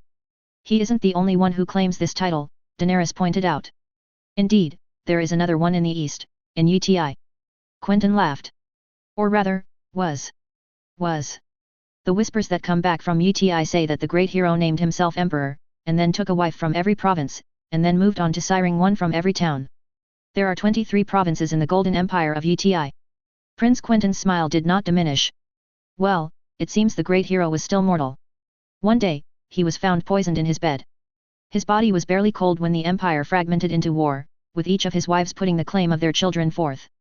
And, with the trading galleys that arrive here, the war is still ongoing. What kind of fool would marry 23 women? Even 3 or 4 could very well have doomed his realm. Daenerys shook her head. And you were quick to offer the Yetish running from the war a place in Sons Pair? Daenerys asked. Of course, the merchants' quarter is becoming busier and busier, these days. Prince Quentyn's smile was very satisfied. Well, your opinion on King Aegon's wish has been noted. Daenerys sighed. He unfortunately wasn't the only one to be opposed to such an affair. Was that it? Prince Quentyn rose an eyebrow. You flew all the way from the capital to tell me this. I wished to warn you, as well. Daenerys stayed calm, and looked him in the eyes. Warn me. I see your little game, Prince Quentyn, Daenerys almost snarled. I see how you wrapped the reach around your finger. I see how you plan on doing the same to the Stormlands. Do not pull the dragon's tail, or it will burn you to a crisp. Prince Quentyn looked on, with no emotion. Noted, was his only answer. I have also seen how you are slowly pulling Dorne out of the Iron Throne's political sphere, Daenerys explained. A year ago, Lady Ynys Alyrian resigned her position of Master of Laws, which I then gave to Rabar Royce, and Uren Vaith now has left the position of Master of Whisperers vacant. Indeed, but those were individual decisions, Prince Quentyn pointed out. I am not a tyrant that controls my subjects' every action. So, you would not mind if I appointed a Dornishman to the small council? She asked. Why would I? It is an honor to serve on the council. Prince Quentyn shrugged. And if I would offer you the position? Prince Quentyn laughed. You'd have to offer me something more worthwhile than Master of Whisperers. He shook his head. Master of Coin, then? She asked. Is Lord Hightower not doing a thorough enough job? He asked. He is getting old, and I can easily dismiss him. Daenerys replied. The answer is still no, Your Grace. I prefer Sons Pair to King's Landing, and the water gardens to Dragonstone, Prince Quentyn expectedly declined. But feel free to ask any other Dornishman. So much for the honor to serve, Daenerys thought bitterly, as she stood up. I think that is everything I had to discuss with you, but I would like to spend a little more time here, if you would. Of course, Your Grace. Prince Quentyn bowed. Son's pair will always be a leal servant of the dragons.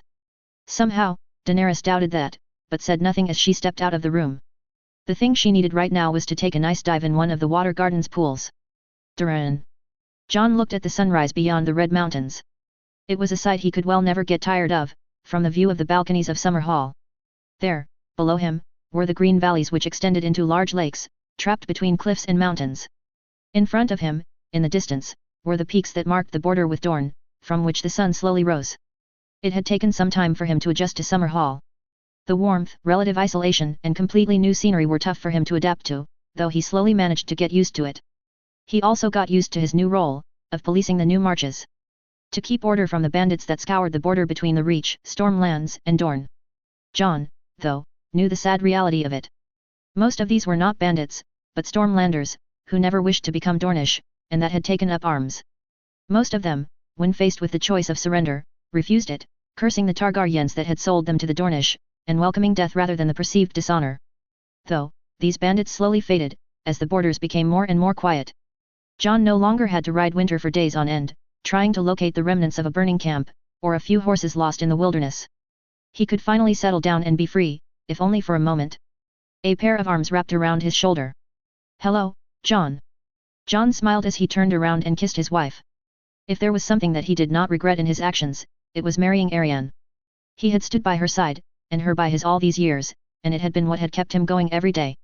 Arianne, and the children. It was only them, now. Sam had moved to Hornhill, married, and had children of his own. Daemon stayed for a time, working in his household guard, but eventually left for the war in the Stepstones, to make a name for himself. He was still there, and would likely be landed by the year's end. As for Arianne, she had kept Tyene with her. Shared her with him, as well. But Tyene grew, and eventually married as well. She found herself enamored with Sir Joss Hood, another knight of his household guard, and eventually married him. Jon found them a small holdfast, overlooking one of the many lakes in the Summer Hall area, so that they were always close to the palace. As for his wife, well, Arianne proved to be much better at managing the lands around Summer Hall than he was. She managed to masterfully manage the balance between Reacher, Dornish and Stormlander lords and knights, allowing Summer Hall not to completely take sides while not being hated, either. Slowly, Jon and Arianne became mediators of the area, but also of the realm itself. This did not mean that everything did not go without challenges. With Aegon and Daenerys not having children, and with him now having 7 of his own, tensions had slowly started to flare, whether between Jon and the Targaryens, or between the Targaryens themselves. Aegon had wanted to take a second wife, something many of the lords vividly opposed, Arianne's brother Quentyn and Jon's cousin Rickon being among the first to do so. After all, Aemon had their blood, and would sit the throne one day. And for the rest, the prospect of a dance was too much. Especially when Aemon and Daena's eggs hatched, revealing 2 more dragons to the world. This greatly disturbed Aegon, who hadn't been the same since Rhaegal's death, slowly sinking into a small melancholy, and burying himself in the affairs of the realm to stay occupied. To his annoyance, Jon had to go to King's Landing. To renew his fealty, but also to see Aemon, who had been sent to the capital to squire for Aegon. That was something he disliked. Having to send his children to Aegon and Daenerys, only to see them so infrequently. Aemon wants to talk to you, Arianne whispered to him. What is it? He asked her. Does he not want to go to the capital again? Arianne sighed, stopping their embrace. I don't know, she simply answered. Jon frowned, but followed her to the common room, where the indoor pool was. The Martell architects had done a wonderful job, and the Palace of Summer Hall was truly a marvel, with running water, showers, flushing toilets, indoor pools and even a hot spring. No, truly, this was a perfect place to raise children. Aemon, for his part, came running up to him. Daena was close behind him. Their second-born, Daena, was more Dornish than Targaryen. Her skin was as dark as Arianne's, and she had dark hair, with only the grey eyes showing off her Stark heritage, while she had nothing Targaryen apart from her dragon. Father! Aemon called out. Jon took them both aside, Arianne following behind him, as they sat on a few chairs, and shared some tea. What is it, Aemon?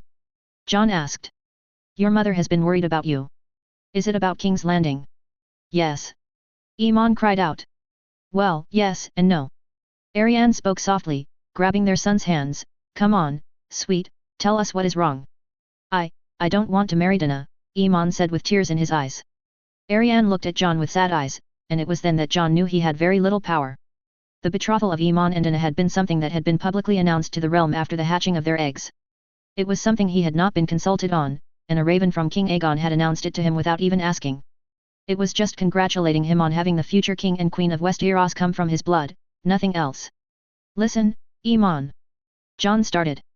"I know you do not like it. I personally do not like it. Then break that betrothal."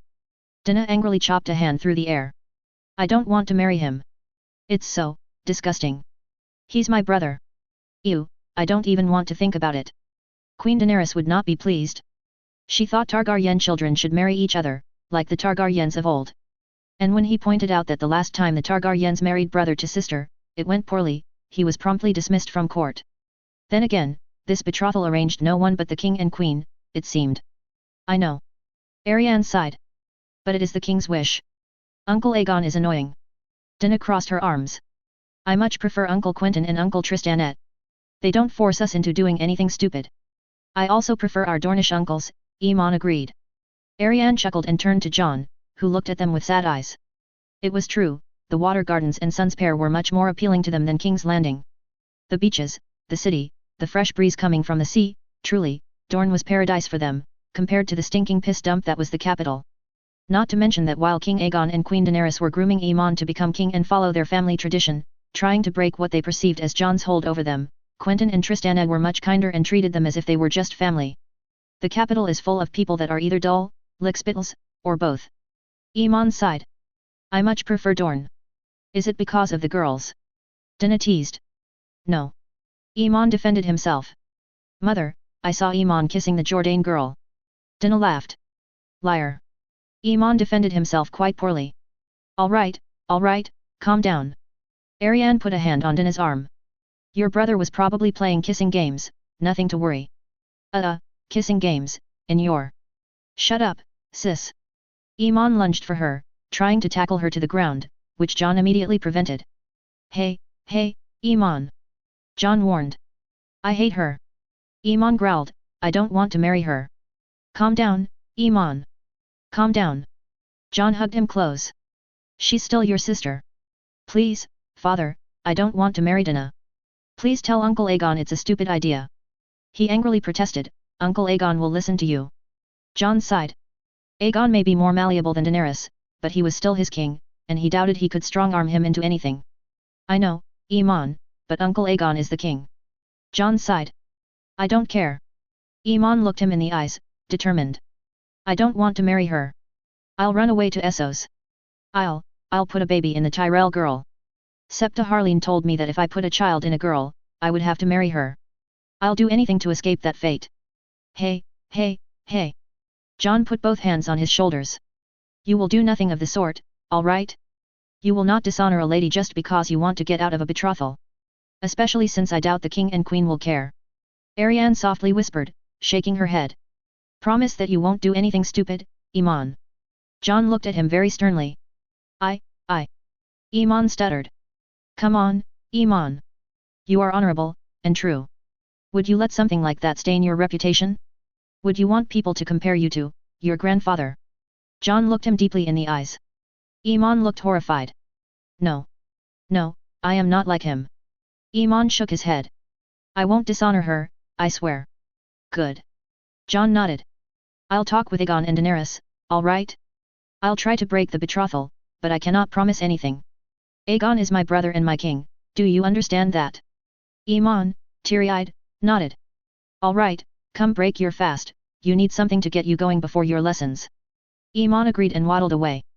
Ariane had had a similar conversation with Dina, it seemed, and her head came to rest on his shoulder. "What will we ever do?" she asked. John shook his head. "I don't know. Do you think Aemon would?" Ariane caught herself.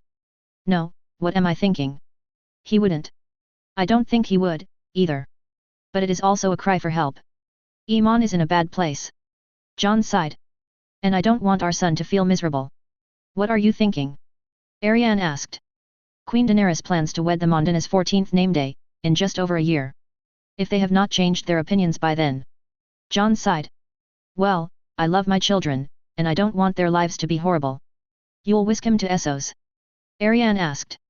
He has a dragon. I don't know, Ari. But I'll do anything to stop him from being trapped in this prison. I agree with you, but I do not see any issue either. We know what happened the last time two Targaryen siblings were forced to wed against their will, and we also know the determination of the current monarchs. Ariane replied. But still, there is no issue. The alternative, whatever it is, would be worse. Teach them about paramours, respecting each other. Don't even force them to lay together. Rhaenys or Baelor's children could inherit. John sighed. I feel like any choice we make would be a bad one. It is the kingdoms or our children. Ariane nodded, running a hand through his hair, while watching the rest of their children. Rhaenys was like her namesake, a girl with Martell features, dark hair and golden eyes. Baelor looked more like a Stark, with his brown hair and purple eyes. Then came Rhaena, who looked exactly like Aemon, with long, silver blonde hair, and purple eyes. Alyssa was their sixth child, one that shared Jon and Ariane's features, with dark hair and grey eyes. Finally, Elix, their last, born last year, had brown hair and purple eyes. After these 7 children, Jon and Ariane had agreed to stop. They had more than enough children, and Ariane did not wish to go through more pregnancies. What would you propose? Jon asked. Let us take a trip to Dorne. Ariane replied. All of the family. We can go see your cousin at Starfall, and my brothers at Starpike and Sons Pair. Make it look like a tour of Dorne, since my brother has been stuck in relative isolation and hasn't interacted with much of the Targaryens since. Then, when we are in the Water Gardens, we can have a talk with Aemon and Anna. They'll be at their happiest then, instead of sulking in their sadness now. They'd be more receptive, and we can thus mitigate a disaster in the making. Aegon and Daenerys won't like it, Jon countered. Ariane sent him a mischievous look. Since when do you care what they think? Spin it as a way to strengthen the relations with Dorne, sign a few trade deals, something with more medicine, or Dornish coffee or chocolate, anything will be good to take. Jon chuckled. Have I ever told you that I love you? He asked, kissing her square on the lips. Enough for 3 lifetimes. Ariane laughed as she broke the kiss. Come, let us prepare to leave. Marjorie. Remind me of your issue, Lady Valena. Marjorie asked with a calm tone. The red-haired woman repressed a frown. She no doubt once saw herself occupying the chair Marjorie currently sat in. We have had water shortages in our olive plantations, Princess. Valena Tolan seemed to choke up these words. The small folk think that the harvest will not be as good as the previous years. And how is the irrigation campaign going? Marjorie asked once again. Valena Tolan stopped. Marjorie knew that the Tolans had put off the irrigation works because they wished to focus on the more profitable soaps and perfume production. Now, though, it had come to bite them. We have asked for help. Valena Tolan started, before Marjorie interrupted her. You have indeed. A month passed, and House Martell has sent you skilled workers. Now, I ask you again, how are these works going? Valena Tolan recoiled. We put these workers to other tasks. Marjorie sighed, looking at the belittled Toland. And you come here to ask for what? Help that we gave you a month past? These workers have been contracted to you for a duration of 4 months, no more, no less. What you do with them is entirely up to you, but why not put them up to these irrigation tasks that Lady Nymella asked for, about 3 months past? Marjorie asked. Valena Toland bit her lip. We have determined that House Martell did not send enough to complete the works in time. Marjorie raised an eyebrow. Is that so? She beamed. Lady Jen Ellen will check her books, but I believe that we have sent you no less than 500 workers over the past year. Such a number seems reasonable enough. We already lack skilled workers for projects everywhere. The prince will be wondering why there is no progress from Ghost Hill while the tour works twice as fast with twice as less. Valena Toland went red. I will ensure that we get the irrigation works underway. But we will still need more help. Marjorie turned to the blonde-haired woman sitting at the side. Lady Jen Ellen, how many can we spare? 60 are already pledged for the Dalts, 50 for the Allyrians and 50 for the Danes, Princess. I can release 40 from the contract of the extension of the menagerie. Prince Quentyn will not agree. Marjorie shook her head. 30 from the new docks. Marjorie scratched her head. And 20 from the construction of the irrigation canals in the back country. Marjorie shook her head. These canals were too vital in order for previously desertic areas to be turned into arable farmland. Spare 20 from the new docks, and double the rations of all the workers on that project. Make it clear to them that House Toland will be paying. What? Valena Toland's eyes went wide. You cannot be serious. Your delays have cost us time and coin already, Lady Valena. The least you could do is compensate for the delays incurred, or do you not wish the workforce to be transferred to you? Marjorie asked. Say the word, and these 20 men will stay at their work in Sun's Pair. Valena Toland was trapped. Either she accepted the help and paid for the delays the new docks would accumulate because of her, or refuse and delay the irrigation works of the Ghost Hill olive plantations, and lose income from the harvests. We will pay for the delays incurred to the new docks, Valena Toland finally agreed, resigned. Good. Lady Ellen, please immediately transfer 20 men from these works to Ghost Hill, under contract for the irrigation works, and these only. Ellen Fowler smiled at her and noted it in her books. Marjorie had to admit it, the girl was quite good with her numbers, and a welcome help. Is that it for the day, Ellen? Marjorie asked, seeing Lady Toland walk out of Sunspear's hall. I believe it is, Princess. The Fowler girl smiled. You are free for the day. Good. You are dismissed, then. Enjoy your day with the prince. Marjorie smiled slightly. Indeed, today was her day, if one could speak of it like that. Marjorie's married life was interesting. She would rule by Quentyn's side, be his wife, attend major events at his side, but almost never share his bed. Not that she'd minded that much. After all, whenever she needed her desires filled, all she had to do was ask and pray that Quentyn's cousin was in a mood to acquiesce to it. Though, it was certainly not something she got used to. After Eli's birth, Marjorie and Quentyn agreed that there was no use to give him more children. They had 4, all healthy, ready to take over the succession. And with that, Quentyn released Marjorie to get her own paramour. She had chosen a doll cousin, tall, well-built, who did sleep with her and keep her desires fulfilled, if one put it that way at least. It wasn't long till she discovered that her paramour was with her more for the thrill of fucking the Princess of Dorne than any kind of romantic affection for her. At least, with Quentyn, if there was little love, there was a massive amount of trust and respect, which allowed her to rule as Princess of Dorne when Quentyn was absent. And he was absent a lot. Between having to move to Essos to mediate with the Iron Throne's expansion, trips to Old Town, Lannisport, the Stormlands, or beyond, and, more recently, the Summer Isles, 3 times, Quentyn was only in Sun's Pair 6 months a year. And someone had to rule in his stead. Marjorie thus quickly found herself thrust in the middle of Dornish politics, and she found it no different from Reacher politics. As such, she excelled and reveled in it. Especially since people underestimated her at first, thinking they could easily take advantage of her naivety. When that didn't work, they tried to put pressure on the fact that she was born a Tyrell, and that she was on a tight leash to the crown. Some were even so bold as to threaten her with sending letters to the Iron Throne if they did not get the lion's share of Quentyn's inventions. Needless to say, some of them never made it out of Sun's Pair, or suffered unfortunate accidents. Some lived, some didn't. Not like it mattered much. In 2 years, Marjorie had stamped her authority on Dorne, being recognized as much a snake as Prince Oberyn's own daughters, and as someone not to tread lightly upon. Today, though, was Lady Jenlen's name day.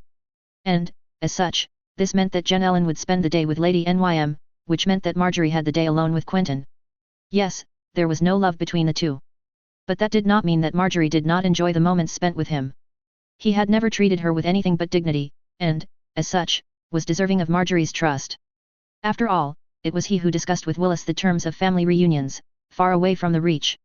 Once for Prince Rickon's wedding, once for a tourney at Riverrun celebrating the end of Lord Edmure's tenure as Hand, there was no shortage of ideas for Quentyn to warrant a trip elsewhere, and so that Marjorie could meet Willis, her cousins, nephews, and nieces, all under the unamused eyes of the Targaryens, well, those of King's Landing, anyways. As she stepped into their large, supposedly shared, rooms, Quentyn was waiting for her, with an amused look on his face. I hope the Dornish ladies did not trouble you too much today. Quentyn smiled. Not at all. I felt like this morning needed a bit of kick, Marjorie answered back. I'm glad to hear it. Though, I feel like the coming days will be busier, Quentyn said, unrolling a scroll. What is it? She asked, suddenly worried. The Targaryens of Summerhall are visiting at the end of the moon, Quentyn explained simply. Again? Marjorie asked. It was no secret that Prince Doran and Princess Arianne loved to spend their days in Sun's Pair or the Water Gardens, thus avoiding the capital. And, after all, they were always welcomed with sincerity and open arms, which is not what King's Landing could boast about. Yes, again. Quentyn sighed. I think it has to do with the announcement of the betrothal. Even Summerhall may become unbreathable for them, and they'd like to come take a break. Mayhaps we should let Lord Dane and your brother know. She suggested. They'll be stopping at Starpike and Starfall first, Quentyn replied. But I'll extend the invitation nonetheless. I'll also extend it to Lord Silverwaters, Lady Toland, and Lord Gargallan, since they plan to be in the city as well. You know, at this point, we may well offer to foster Princess Alyssa or Prince Elix. It would do well for them to stay in the gardens or at Sunspear rather than at Summer Hall, Marjorie proposed. Quentyn shot her an amused look. That is, a good proposition, and one that has the merit of being considered. I will touch on the subject with my sister and Prince Durin when they're here. I am a mine of good ideas. Marjorie laughed. And would you have any about how to spend our day today? He asked. I speculated that you would have given it thought, husband, Marjorie countered. Quentyn sat on the bed and looked her in the eyes. Well, I thought we could take a tour of the new menagerie. Or, we could go riding in the Highlands. We could take a trip out to sea, on a boat. We could go take a tour of the Artisans' Corner and the new Merchants' Square. Quentyn proposed. Or we could just stay on the beaches, and wait the day out. After all, the sun is not beaming as hard as it usually does. Then again, we could stay here, if you wish. Marjorie chuckled. I think going on a trip on a boat sounds lovely. Boat trip it is, Quentyn acquiesced. Marjorie accompanied her husband down to the port, passing by the new districts of Sunspear, larger and cleaner roads, redesigned for the big market days, with squares, fountains, and a proper pavement. From there, they took a small sailing ship, taking them across the Greenblood Delta. The ship sailed calmly through the estuary, where they would stop on small, uninhabited islands, to get a view of Sunspear and Planky Town from these little inlets. They sailed past the inlets towards the fish and shrimp farms, down towards Lemonwood and back up, where they were joined by pods of dolphins, feasting on fish with the rising tide. The whole experience was relaxing. A way of forgetting the duties of a princess of Dorne and just letting go. To sail around the Greenblood, to have the sensation of freedom, just like those dolphins jumping around the ship, it was liberating. The day was spent sailing up and down the estuary, then along the coast almost up to the water gardens, and back down to Sunspear. By then, the sun was already setting slightly, already disappearing over the walls of the city itself. Quentyn and her made their way back towards the keep, and dined alone, the children still residing in the water gardens for the week, which in turn allowed them for this little respite. They dined on the balcony, feeling the gentle sea breeze over her dress, which sent her hair waving slightly. It's a lovely sight. Quentyn sighed as he finished his meal. It's even lovelier with you in it, Marjorie teased. Quentyn laughed. It's not often you hear compliments from the famed Rose of Highgarden, he teased back. She smirked at him. Well, if it's any solace, you are the best of the 4 husbands I've had. You do me great honor. Quentyn returned the smirk as he rose and went to the edge of the balcony, herself soon following. How is your paramour treating you? Quentyn asked. Marjorie looked at him and shrugged. Decently enough. If he ever does anything untowards to you, tell me, and I shall have him removed. Quentyn looked at her, his smile having faded. I will not have him mistreat you. You're kind enough to care, but as it stands, he does not. I thank you. Marjorie shook her head. Quentyn turned back towards the ocean and nodded. I'm sorry I could never give you the love you deserve. Don't be. Marjorie patted his arm. I would not trade this life for anything. You gave me safety, a home, a new sense of belonging, and 4 beautiful children that I love with all my heart. Quentyn nodded simply, moving in to kiss her cheek. If there is anything more in my power that I can give you, say it, and it is yours. Marjorie looked thoughtful for a moment, and nodded. There is one thing I think you may give me. What would that be? He asked. I want you. For tonight. All of you. Would that be too much? He blinked. She looked at him as he held her hands, and his eyes flickered. Mayhaps she had gone too far? But then, his lips grazed hers, and she gave in. As he broke it, Quentyn's brown eyes looked into hers. Tonight, and on each of your name days, I am yours. Say what you wish of me. Marjorie smiled and kissed him again. She may not have him forever, but a day a year would be enough. The end. Great houses in 320 AC. House Stark. House Stark had trouble after the War for the Dawn. With the kingdom in ruins, and a massive population exodus towards the south of the Neck, rebuilding was paramount. Under the guidance of Lady Regent Catelyn Stark, the north gradually managed to build itself.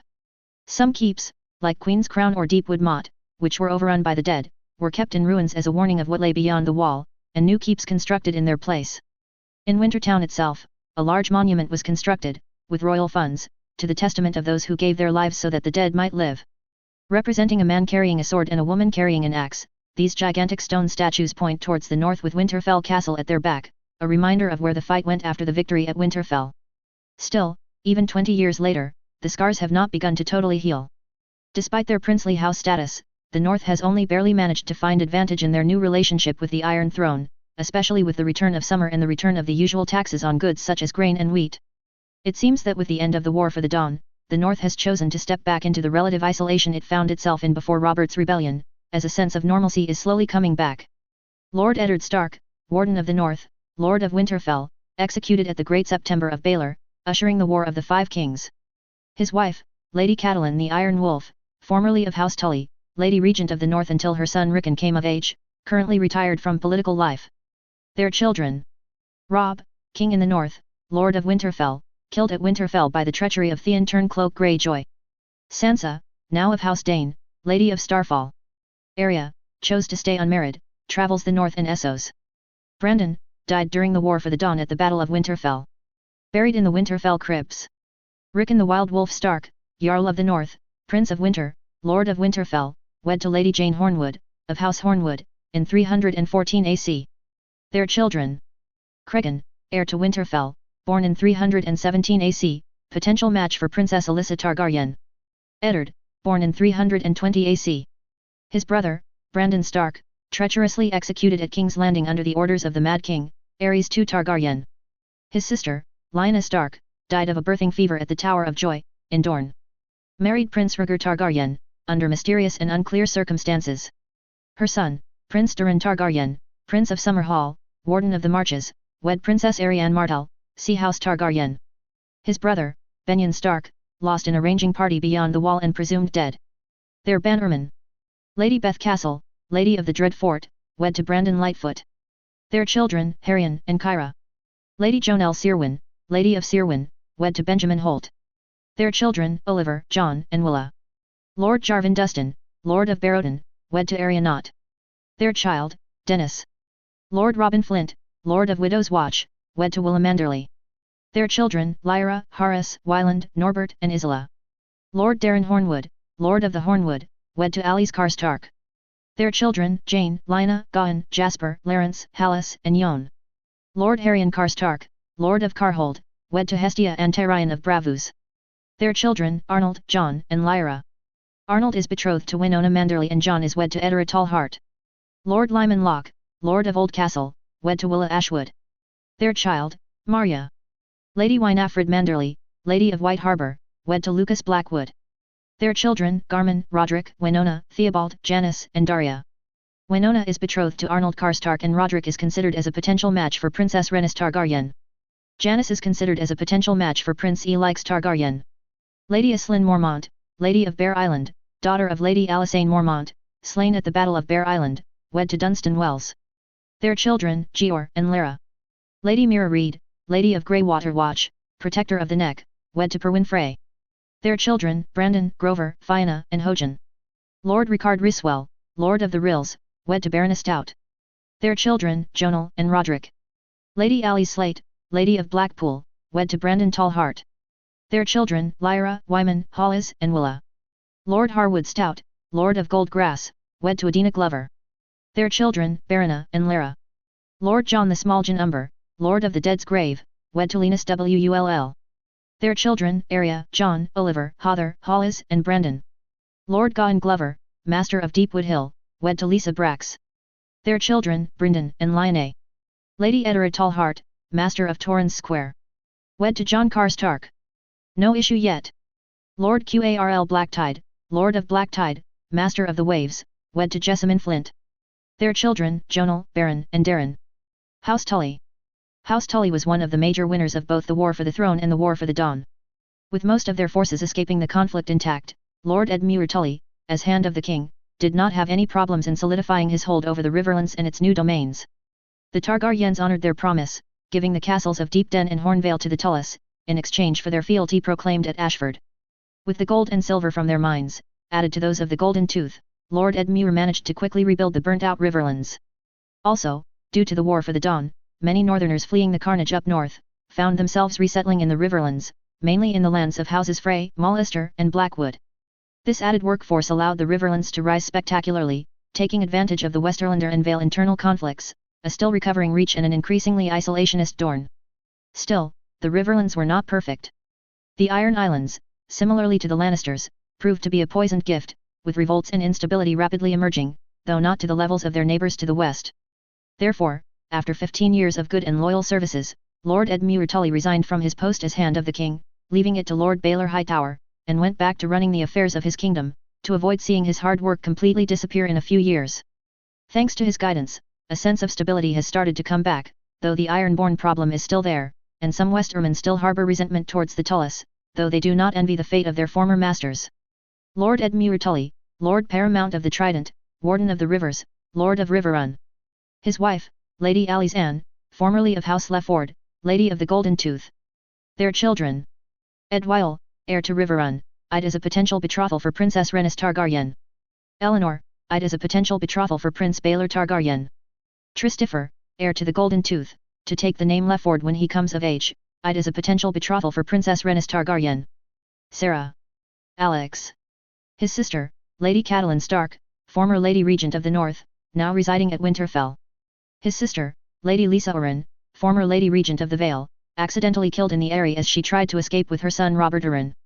His uncle, Sir Brynden Tully, Lord Edmure's right hand and hero of the War for the Dawn, he was key in restoring order to the western provinces, then the Iron Islands. Named Warden of the Westmarch, Sir Brynden served dutifully until his death of natural causes in 309 AC. Their bannerman. Lord Brynden Blackwood, Lord of Raventree Hall, son of Lord Tiddos Blackwood, killed at the Battle of Winterfell. Wed Lady Jane Westerling. Their children, Ricard, Sarah, Brandon, Alice, Robert, and Mara. Lady Sarah Blackwood is currently considered for a betrothal with Prince Baelor Targaryen. Lady Barbara Bracken, Lady of Stonehenge, wed to Sir John Vance. Their children, Linus, Lothar, Oliver, and Harry. Lord Lyman Derry, Lord of Derry, wed to Lady Eleanor Mouton. Their children, David and Dunstan. Lord Edwin Frey, Lord of the Crossing, wed to Lady Janice Hunter. Their children, Valda, Floris, and Franklin. Lord Jonathan Leicester, Lord of Castle Leicester, wed to Lady Mara Lolliston. Their only child, Ronald. Lord Patrick Mallister, Lord of Sigurd, son of Jason Mallister, died in 307 AC of natural causes, and wed to Lady Marianne Vance. Their only child, Prester. Lord Franklin Mouton, Lord of Maidenpool, wed to Lady Rosalind Frey. Their only child, John. Lord Marq Piper, Lord of Pink Maiden, wed to Jessa Royce. Their only child, Martin. Lord Ellery Vance, Lord of Atrintau, wed to Dahlia Chambers. Their children, Maya, Wenson, Perros, Arno, Ronald, Randall, and Henry. Lady Lyanna Vance, Lady of Wayfarer's Rest. Daughter of Lord Carol Vance, killed on Harlaw in 316 AC, wed to Alan Blackwood. Their only child, Anya. Lord Damon Viprin, Lord of the Green Keep, married Lady Jocelyn Morigen. Their only child, Vincent. Lord Louis Lyddon, Lord of Deep Den, married Lady Joanna Esterin. No issue, the succession will pass on to Louis's cousin, Sir Alden Lyddon, if he does not bear children until then. Lord Robert Brax, Lord of Hornvale, married Lady Ceres Roxton. Their children, Tristan, Rupert, Lisa, and Donna. Lord Horace Harlaw, Lord of Harlaw, Lord of the Ten Towers, married Bereforwind, technically a bannerman of Lord Edmure but in practice semi-independent ruler of Harlaw. Their children, Eric, Harlan, and Tanya. Lord Coros Orkwood, Lord of Orkmont, married Esya Goodbrother, technically a bannerman of Lord Edmure but in practice semi-independent ruler of Orkmont. Lord Coros is a distant cousin of the main branch, which was annihilated at Oldtown in Highgarden. No issue. The issue of the Orkmont succession is currently a hot discussion for Lord Edmure Tully, as there is a debate of the Crown confiscating the lands at the death of Lord Coros, or it reverting to Tully ownership. The case of the Golden Tooth is particular, as Lady Alice Anne Lefford was an only child. With her wedding to Lord Edmure, she became both the Lady of Riverrun and of the Golden Tooth. As such, she appointed a castellan, and the Golden Tooth was incorporated into the Tully lands. The second-born son, Tristy Fetter Tully, will inherit the Golden Tooth and take the name Lefford to perpetuate tradition. House Arryn.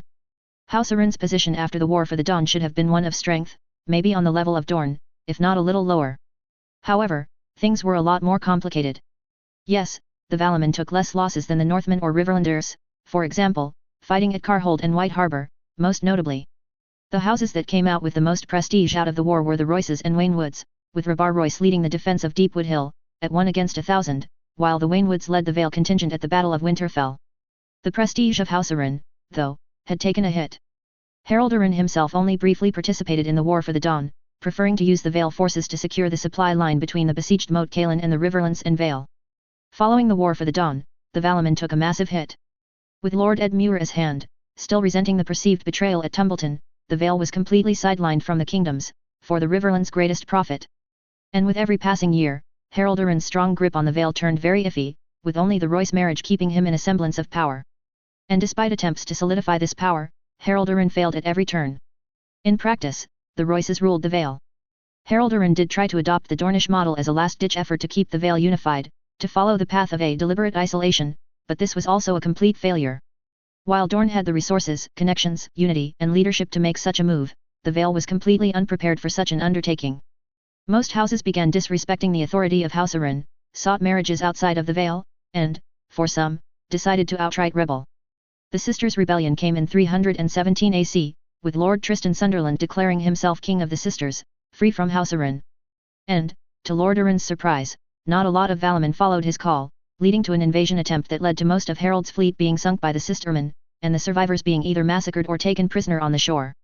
Out of options, Harold Arryn asked for royal intervention, which saw the humiliating arrival of Lord Edmure Tully and his retinue, in full Riverlander colours, to the Bloody Gate and the Eyrie. In an incident where Lord Edmure openly insulted Lord Harold's conduct of the war, it was said that only the risk of civil war stopped Lord Harold Arryn from cutting him down then and there. Instead, the royal fleet moved into the Sisters, which fell without a fight. Tristan Sunderland agreed to surrender to the royal authorities represented by Sir Monterys Velaryon, and a peacekeeping force was not even needed on the island. The whole incident was a humiliating defeat for Harold Arryn. Even though the Sisters were back into the fold, not a single Vale troop contributed to this, and the Sisters were given some exemptions, notably the need to report to the Cold Waters, and thus, to the Royces, instead of the Arryns. A humiliation in theory, but in practice, it meant that the Sistermen would not answer to the Eyrie. This left House Arryn very vulnerable, and the Vale is looking fractured. Though, many hope that the next generation of Arryns, being half Royces, will manage to bring unity. That is, if Harold Arryn does not squander it all. Lord Harold Arryn, Lord of the Eyrie, Defender of the Vale, Warden of the East. His wife, Lady Isola, formerly of House Royce. Their children. Arnold, heir to the Eyrie, considered as a potential match for Princess Rhaenys Targaryen. Rose, considered as a potential match for Prince Baelor Targaryen. Their bannerman. Lord Desmond Belmore, Lord of Strong Song. Wed Elise Weidman. Their children, Nestor, Benjicot, and Yarwyn. Lord Lionel Corbray, Lord of Heart's Home. Wed Lyra Silks. Their children, Gwaine and Leonette. Leonette is considered as a match for Sir Arnold Arryn. Lord Jasper Egen, Lord of Moonstone. Wed Resmina Lind Early. Their children, Karen and Brandon. Lord Gwaine Grafton, Lord of Gulltown. Wed Olenna Oakhart. No issue yet, but Lord Gwaine has 4 brothers. The Grafton line is not in danger. Lord Gilwood Hunter, Lord of Longbow Hall. Wed Anya Templeton. Their children, Stavron, Roland, Tara, Alkane, and Aaron. Lord John Linderley, Lord of the Snacky Wood. Wed Janice Breakstone. Their children, Terence and Lyman. Lord Jasper Redford, Lord of Redford. Wed Dismara Crane. Their children, Tala, Albert, John, and Katrina. Tala, John, and Albert are considered as matches for the Arryns. Lord Yon Royce, Lord of Runestone, an old man. Wed Jessamine Coldwater. Their children. Andar Royce, heir to Runestone, wed Rhea Hightower. Their children, Horton, Lucas, Cybele, Yorwick, Raymond, Alla, and Humphrey. Lucas Royce is considered as a match for Princess Rhaenys Targaryen, Raymond Royce for Rhaena Targaryen and Alla Royce for Elix Targaryen. Rabar Royce, Knight of Runestone, wed Jane Waynwood, no issue yet. Waymar Royce, killed beyond the wall during arranging. Isola Royce, married Harold Arryn. Lisa Royce, married Roland Waynwood. Jessa Royce, married Marq Piper. Lord Morton Waynwood, Lord of Iron Oaks. Wed to Brenna Hunter.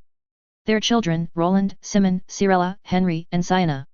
Roland Waynwood is wed to Lisa Royce, and they have 5 children of their own, Alice, Winston, Bernard, Maya, and Elena. House Lannister. For House Lannister, the past decades have been extremely rough. After the utter destruction of their forces during the War for the Throne and the War for the Dawn, the fact that House Lannister remained a great house was really the only solace for them. They had lost most of their borders, either to the Riverlands, or to the Crownlands, and thus most of their defensive positions had been wiped off in an instant. The fortresses of the Golden Tooth, Deep Den, and Silver Hill were now gone, and with it most of the defensive potential of the Westerlands, and a good quarter to third of their wealth. And that was without considering the plunder of Casterly Rock. With their position as complete victors, and without a safety line and local ally like the Tyrells had with Dorne, Casterly Rock was completely vulnerable and ripe for the taking. As such, the Lannisters could not oppose the total plundering of their castle. At least, a good chunk of it. That wealth heavily weakened House Lannister further, and that combined with the debts totally forgiven to the Iron Throne and the further reparations to Dorne and the Riverlands stopped the Lannister ascendancy before it even started.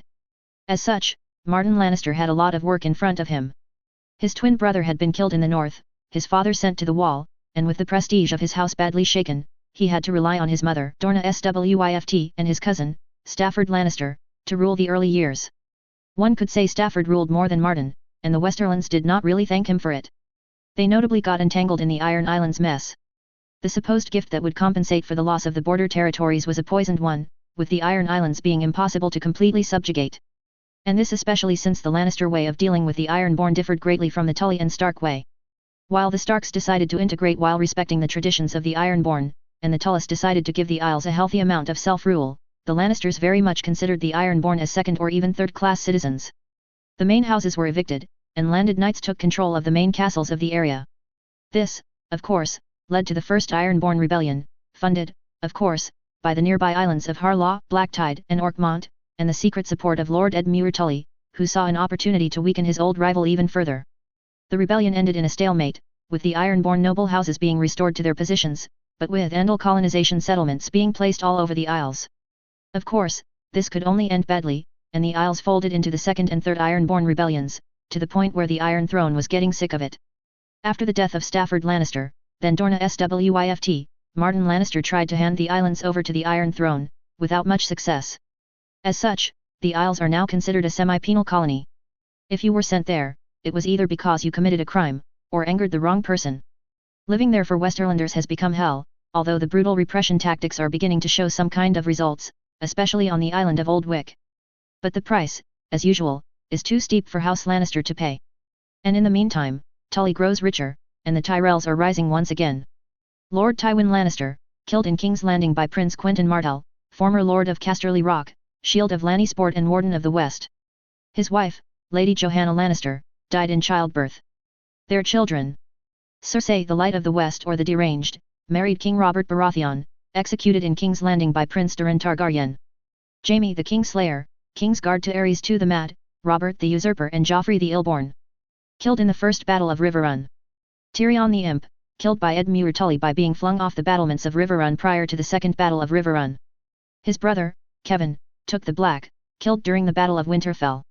His wife, Lady Dorna, formerly of House Swift, passed away due to a chill in 309 AC. Their children: Lancel, joined the faith in King's Landing, went to Essos, Andalos, to preach there, never heard from again.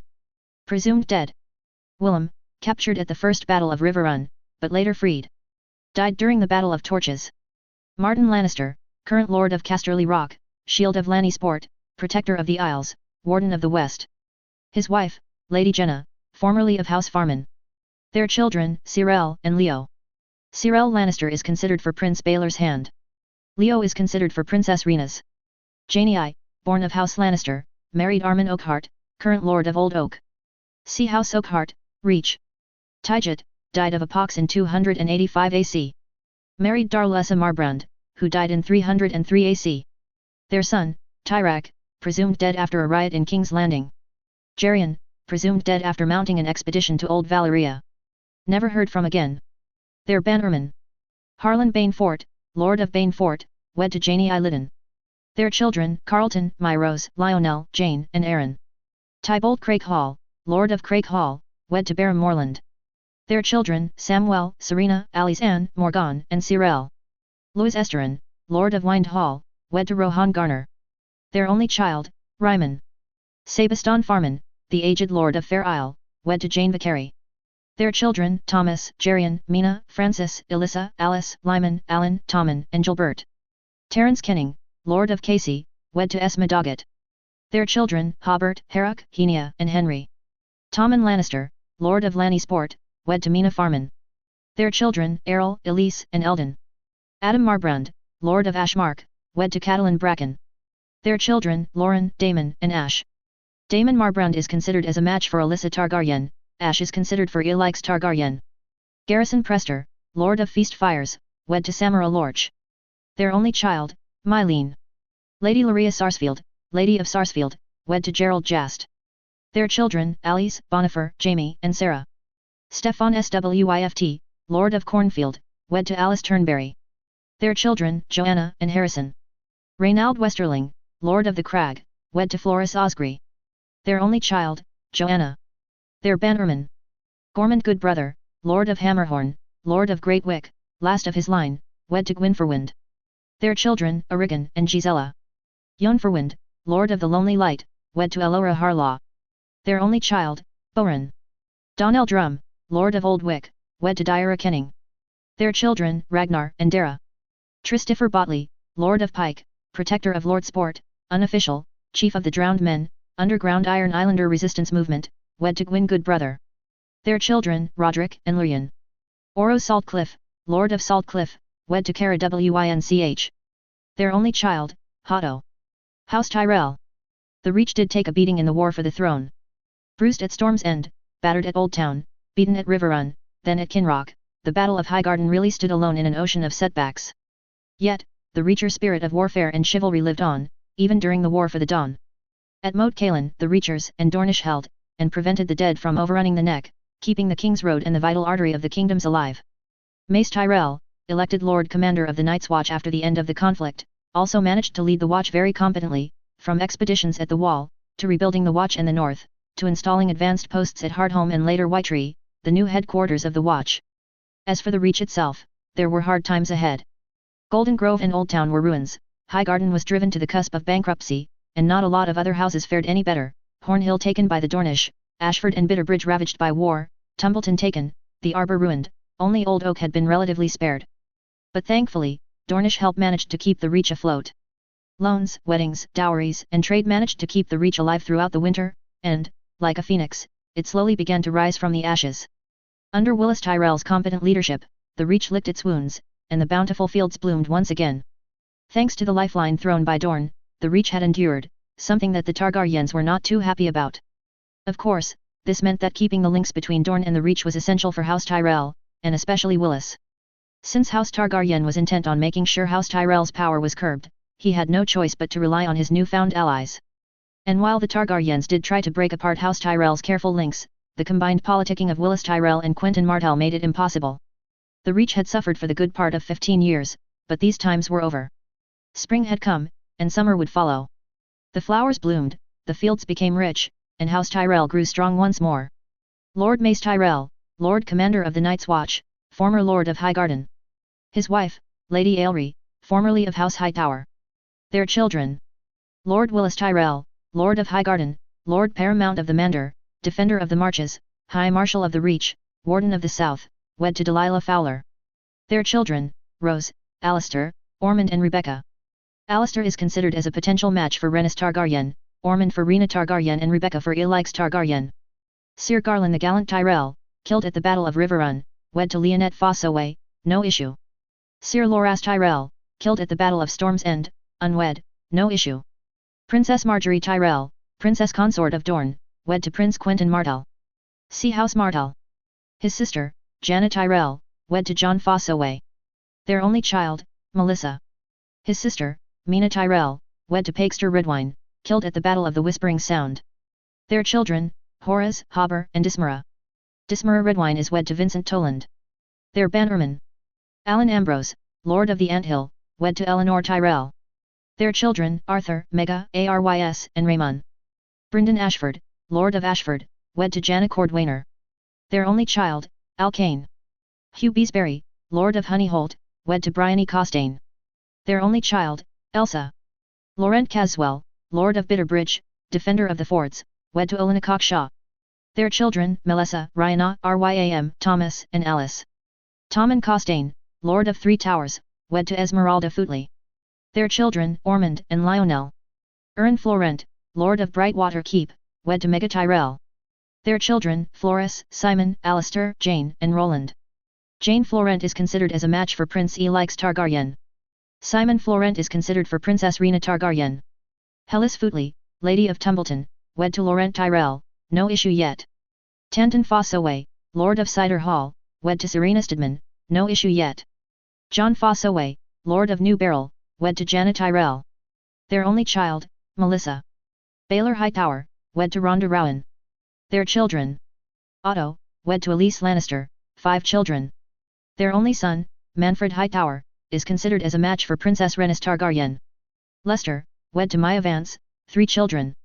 Their youngest, Brynden Hightower, is considered as a match for Princess Alyssa Targaryen. Daemon, wed to Aelyandra Corgile, 4 children. Of note, their eldest, Floris Hightower is considered as a match for Prince Baelor Targaryen. Their youngest, Alicent Hightower, is considered as a match for Prince Elix Targaryen. Gynesaw, wed to Meryl Florent, 2 children. Lyram Meadows, Lady of Grassy Vale, wed to Humphrey Hightower. Their children, Willem, Garth, and Ella. Russell Merryweather, wed to Eleanor Garg Allen. Their only child, Jeremy, considered as a match for Princess Alyssa Targaryen. Armyn Oakhart, wed to Janie I. Lannister. Their children, Emery, Alice, Tremond, and Artis. Horace Redwine, wed to Myra Hunt. Their children, Gilbert, Miles, and Ryam. Mathis Rowan, wed to Bethany Redwine. Their children, Calla, Nelia, Jane, Merrick, Tella, and Allard. Samwell the Slayer Tarly, wed to Leona Tyrell. Their children, Eamon, Donal, Samantha, and Erwin. Due to the close proximity between Prince Doran and Lord Samwell, all his children are considered as possible matches for the Targaryen princes and princesses. House Targaryen. Conquerors but not kings, this is a bit what the situation of House Targaryen looks like at the advent of the 4th century AC. While House Targaryen does rule over the 7 kingdoms, these are very much fragmented. The north is ruined, the Vale is unstable, the Iron Islands do not recognize any real authority, and Dorne keeps on drifting further towards de facto independence. And while the Westerlands and Reach have been humiliated but managed to save the essential parts, it is not the case of the Stormlands. Split between the Crownlands and Dorne, the Stormlands have ceased to exist. Something which greatly annoyed the Storm Lords. This proved to be a thorn in the side of the Targaryens, to manage to control such a martial state, combined to instability in the Vale and Iron Islands, and the resurgence of the Reach. Everything combined made it very difficult, and it seemed only dragons kept the peace for a time. King Aegon VI, though, managed through several royal processions, to tour the Stormlands and ease some of the Storm Lords' fears. Either through kind but empty gestures such as relaxation of taxes, or promises of strengthening the Dornish border, to offering many Stormlander landed knights lands and keeps in the new royal protectorate of the Stepstones. In the end, Aegon VI's efforts were successful. The Stormlands managed to slowly accept the direct Targaryen rule, though most lords still go to the Baratheons first, be it Lord Regent Davos Seaworth, or Lady Shireen, once she had reached her majority. In fact, Davos Seaworth's death in 319 AC came as a shock for most of the Storm Lords, and Lady Shireen Baratheon herself attended his funeral, along with Aegon VI and major representatives of nearly every kingdom. As for House Targaryen, the musical chairs in the council continued unimpeded. Originally constituted of Edmure Tully as Hand, Baelor Hightower as Master of Coin, Ynys Alyrion as Master of Laws, Montfort Velaryon as Master of Ships, Durin Vaith as Master of Whisperers, Orwally as Grand Maester and Barry Stan Selmy as Lord Commander of the King's Guard, this council was now completely gone, leaving only Baelor Hightower, who took the handship after Edmure Tully resigned. The Master of Laws, Ynys Alyrion, resigned as well, and was replaced by Brynden Blackwood, another Riverlander, at the time appointed by Edmure Tully to avoid raising of Alaman. Montfort Velaryon, Lord of the Tides, also eventually stepped down as Master of Ships in favor of his son, Monterys. The position of Master of Coin was the one which swapped hands the most. Originally intended for Baelor Hightower, Lord John Connington, Lord Adam Marbrand and Lord Edwin Frey filled these positions, before it was finally occupied by Sir Lionel Tyrell. The position of Master of Whisperers stayed, for its part, Dornish. Vaith was succeeded by Corgile, while the Grand Maester, Orwally, passed in 308 AC and was replaced by the Riverlander Edwyle. The King's Guard was, of course, not spared. Sir Barry Stan Selmy passed away in 305 AC, and, despite the crown wishing to reward Aerys Oakhart or Balon Swan, it was Rolly Duckfield that took command of the King's Guard. Sir Aerys and Sir Balon remain in the Guard to this day, along with Sir Belwaz.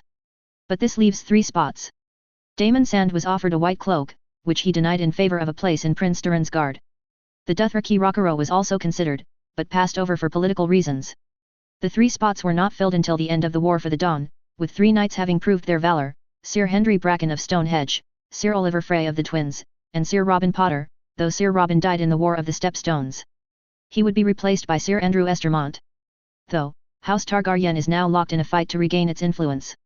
Dorne and the Reach are linked, the North too busy rebuilding, the Vale unstable, the Westerlands in pain and the Riverlands amassing power. The days ahead will be decisive for House Targaryen. As long as they have dragons, a semblance of peace will last. But peace is fickle, and dragons have died off before. King Aegon VI Targaryen, king on the Iron Throne, king of the Andals, the Roiner, and the First Men, protector of the realm, rider of Regal. His wife, Queen Daenerys I Targaryen, queen on the Iron Throne, co-ruler, queen of the Andals, the Roiner, and the First Men, protector of the realm, queen of the Stepstones, rider of Drogon. His sister, Princess Rhaenys Targaryen, died during the sack of King's Landing. His half-brother, Prince Doran Targaryen, Prince of Summerhall, Prince of the Dawn, rider of Winter. His wife, Princess Arianne, formerly of House Martell, Princess of Summerhall.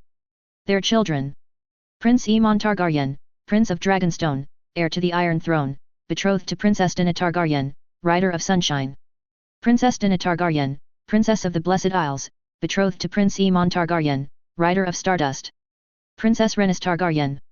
Prince Baelor Targaryen, heir to Summerhall. Princess Rhaena Targaryen. Princess Alyssa Targaryen. Prince Elix Targaryen. Their bannerman: Tristan Bar-Aemon, Lord of Sharp Point, wed to Tessa Celtigar. Their children: Jonothor, Alys, and Martin. Crispin Celtigar, Lord of Claw Isle, wed to Alys Hayford. Their only child, Eden Kayn Massey, Lord of Stone Dance, wed to Marika Footley. No issue as of yet. Morgan Stanton, Lord of Rook's Rest, wed to Cassandra Wild. Their children: Simon, Cerys, Isla, and Jason. Lolly Stokeworth, Lady of Stokeworth, wed to Franklin Edgerton. Their only child, Celis. Henry Sunglass, Lord of Sweetport Sound, wed to Elona of Liss. Their only child, Geraint Montford Velaryon, Lord of Driftmark, Lord of the Tides, wed to Dahlia Celtigar. His son, Montrese Velaryon, heir to Driftmark, wed to Alys Anne Ashford. Their children: Aemma, Durin, Corlys, and Laena. Aemma Velaryon is considered as a match for Princess Rhaenys Targaryen. Durin is considered for Rhaena Targaryen, Corlys for Alyssa Targaryen, and Laena for Elix Targaryen. Shireen Baratheon, Lady of Storm's End, wed to Devon Seaworth. Their children: Orys, Davos Enril. Davos Baratheon is considered as a match for Rhaena Targaryen, Enril as a match for Elix Targaryen. Sir Raymond Connington, wed to Aline Lynmouth. Their children: Arstan, Eleanor, and Orys. Sebastian Errol, Lord of Haystack Hall, wed to Edna Peaseberry.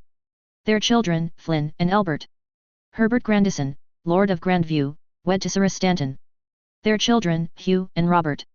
Henry Morigen, Lord of Crow's Nest, wed to Tara Buckler. Their children: Jocelyn, Duncan, and Damon.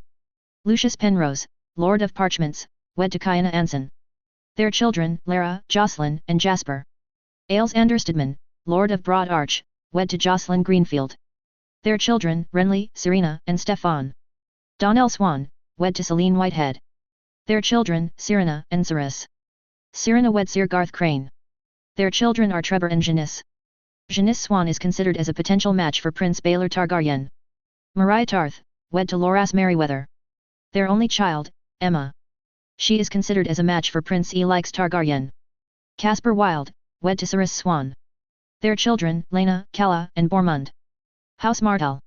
From what was considered a backwater to the richest and arguably most powerful kingdom of all, that is the success story that was Dorne.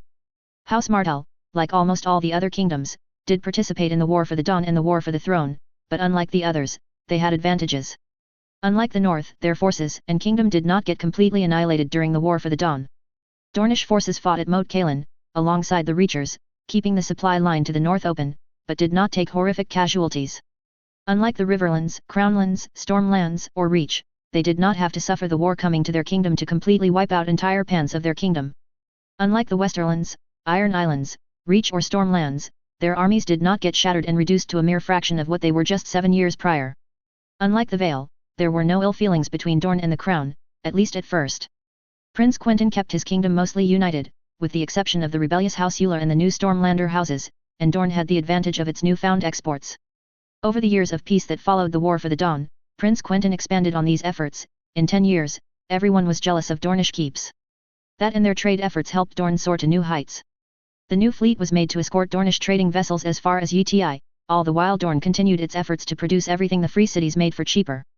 And with the slave uprisings and the instability generated by the fall of Volantis as well as the civil war in Uti, traders, merchants, and artists came to Dorne in droves.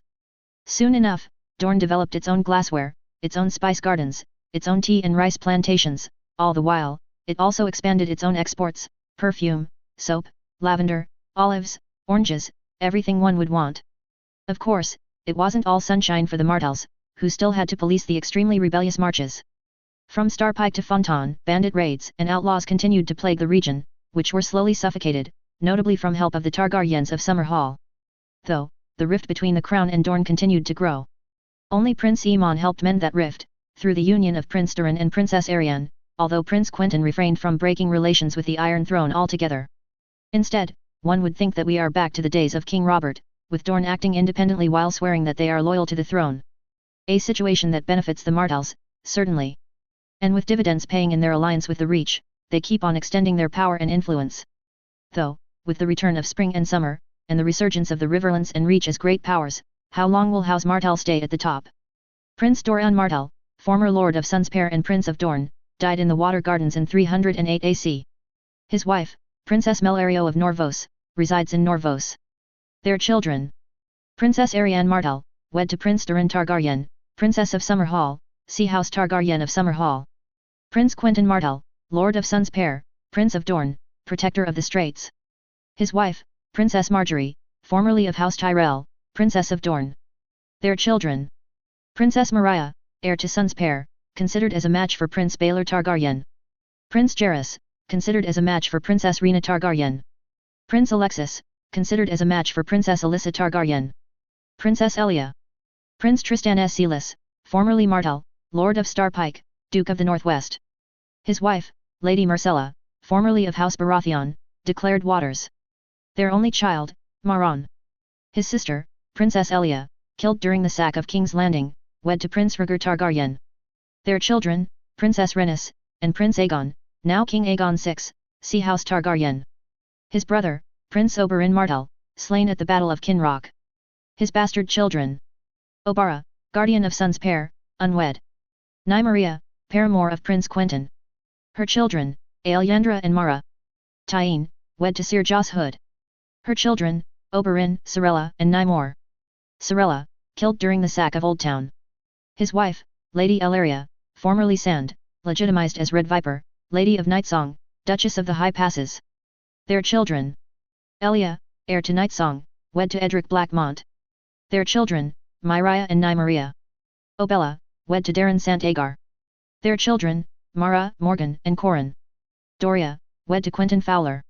Their children, Arthur, Corina and Syria. Arthur Fowler is considered as a match for Princess Rhaena Targaryen. Lorza, wed to Allard Rowan. Their children, Morgan, Melissa and Mariah. Melissa Rowan is considered as a match for Prince Elix Targaryen. Their Bannerman: Jasmine Allyrion, Lord of God's Grace, Duke of the Scourge, wed to Elia Blackmont. Their only child, Desmond. Lara Blackmont, Lady of Blackmont, Duchess of the Upper Torrentine, wed to Cyran Manwoody. Their children, Gynesaw, Peros, Pauline, Edric, Oliver, Franklin and Elia. Gynesaw Blackmont is wed to Aaron Corgile and Peros Blackmont to Samira Jordain. Edric Ned Dane, Lord of Starfall, Duke of the Lower Torrentine, wed to Sansa Stark. Their children, Ashura, Victor and Diana. Ashura Dane is considered as a match for Prince Baelor and Victor Dane is considered as a match for Princess Alyssa Targaryen. Jane Fowler, Lady of Skirich, Duchess of the Prince's Pass, wed to Lionel Costain, no issue. Lady Jane has a bastard son, named Alan Sand, with blonde hair and brown eyes. If she does not birth an heir, Prince Quentyn is considering legitimizing Sir Alan. Tremont Garg Alan, Lord of Salt Shore, Duke of the Coast, wed to Elia Vaith. Their children, Silva and Eleanor. Silva is wed to Orys Connington and Eleanor is wed to Russell Merryweather. Miria Jordain, Lady of the Tor, Duchess of the North, wed to Garth Meadows. Their children, Daria, Quentyn and Mors. Quentyn Jordain is considered as a match for Princess Rhaena Targaryen. Mors Manwoody, Lord of King's Grave, Duke of the Red Mountains, wed to Felicia Ewan. Their children, Asper, Maria, Baron, Durian and Michael. Gillian Corgile, Lord of Sandstone, Duke of the Western Sands, wed to Aeliana Vaith. Their children, Jairus, Archibald, Artemis and Osric. Nymella Toland, Lady of Ghost Hill, Duchess of the Eastern Hills, wed to Julian Estermont. Their children, Valena, Tierra, Vincent, Nymeria, Durian, Mara and Arthur. Valena is wed to Lucas Rowe, Tierra is wed to Lionel Tyrell, Vincent is wed to Dismira Redwine. Lena Uller, Lady of Hellholt, Duchess of the Brimstone, wed to Nymor Redworm. Their only child, Ulwick. Durin Vaith, Lord of Vaith, Duke of the Red Dunes, wed to Daria Corgile. Their children, Baelor, Corianne, Arianne and Aelyandra. Cletus Euronwood, Lord of Euronwood, blood royal, Duke of the Dornish Gates, wed to Alla Tyrell. Their children, Samwell, Ormond, Elia, Jairus, Yorick, Olenna, and Yarwen. Jairus Euronwood is considered as a match for Princess Rhaenys Targaryen. Selena Drummond, Lady of Will, Duchess of the Boneway, wed to Jos Figueras. Their children, Willa and Brynden. Aemon Estermont, Lord of Greenstone, Duke of Estermont, wed to Rhonda of Tarth. Their children, Alan and Jane. Alan Estermont is wed to Clymene Jourdain. Vincent Selmy, Lord of Harvest Hall, Duke of the Great Fields, wed to Gwyneth Euronwood. Their children, Lyra, Maya, Roslyn, and Edgar. Arain Silverwaters, Lord of New Spicetown, Duke of the Stepstones, wed to Lara Penrose. Their children, Lucerys, Lena, Adam, and Linus. Adam Silverwaters is considered for a match with Princess Alyssa Targaryen. Alyria Starlight, Lady of Blackhaven, Duchess of the Lighting Ridges, wed to Justin Merryweather. Their children, Ned, Jasper, Simon, and Helen. Helen Starlight is considered as a match for Prince Elix Targaryen. Garen Anson, Lord of Fontaine, Duke of the Slain, wed to Ynys Aguilar. Their children, Kyenna and Corin. The royal children. Prince Aemon Targaryen, betrothed to Princess Dina. Princess Dina Targaryen, betrothed to Prince Aemon.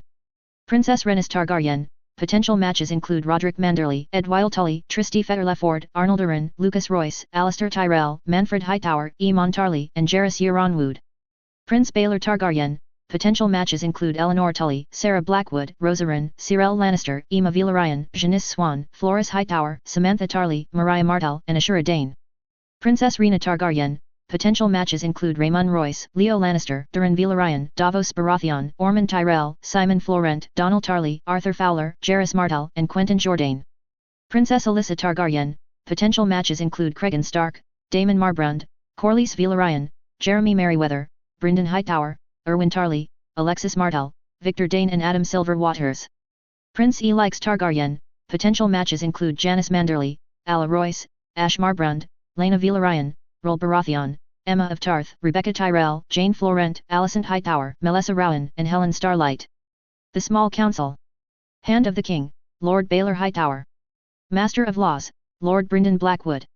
Master of Ships, Sir Monterys Velaryon. Master of Coin, Sir Lionel Tyrell. Master of Whisperers, Sir Aaron Blackmont. Grand Maester, Edwyle. Lord Commander of the Kingsguard, Sir Rolly Duckfield.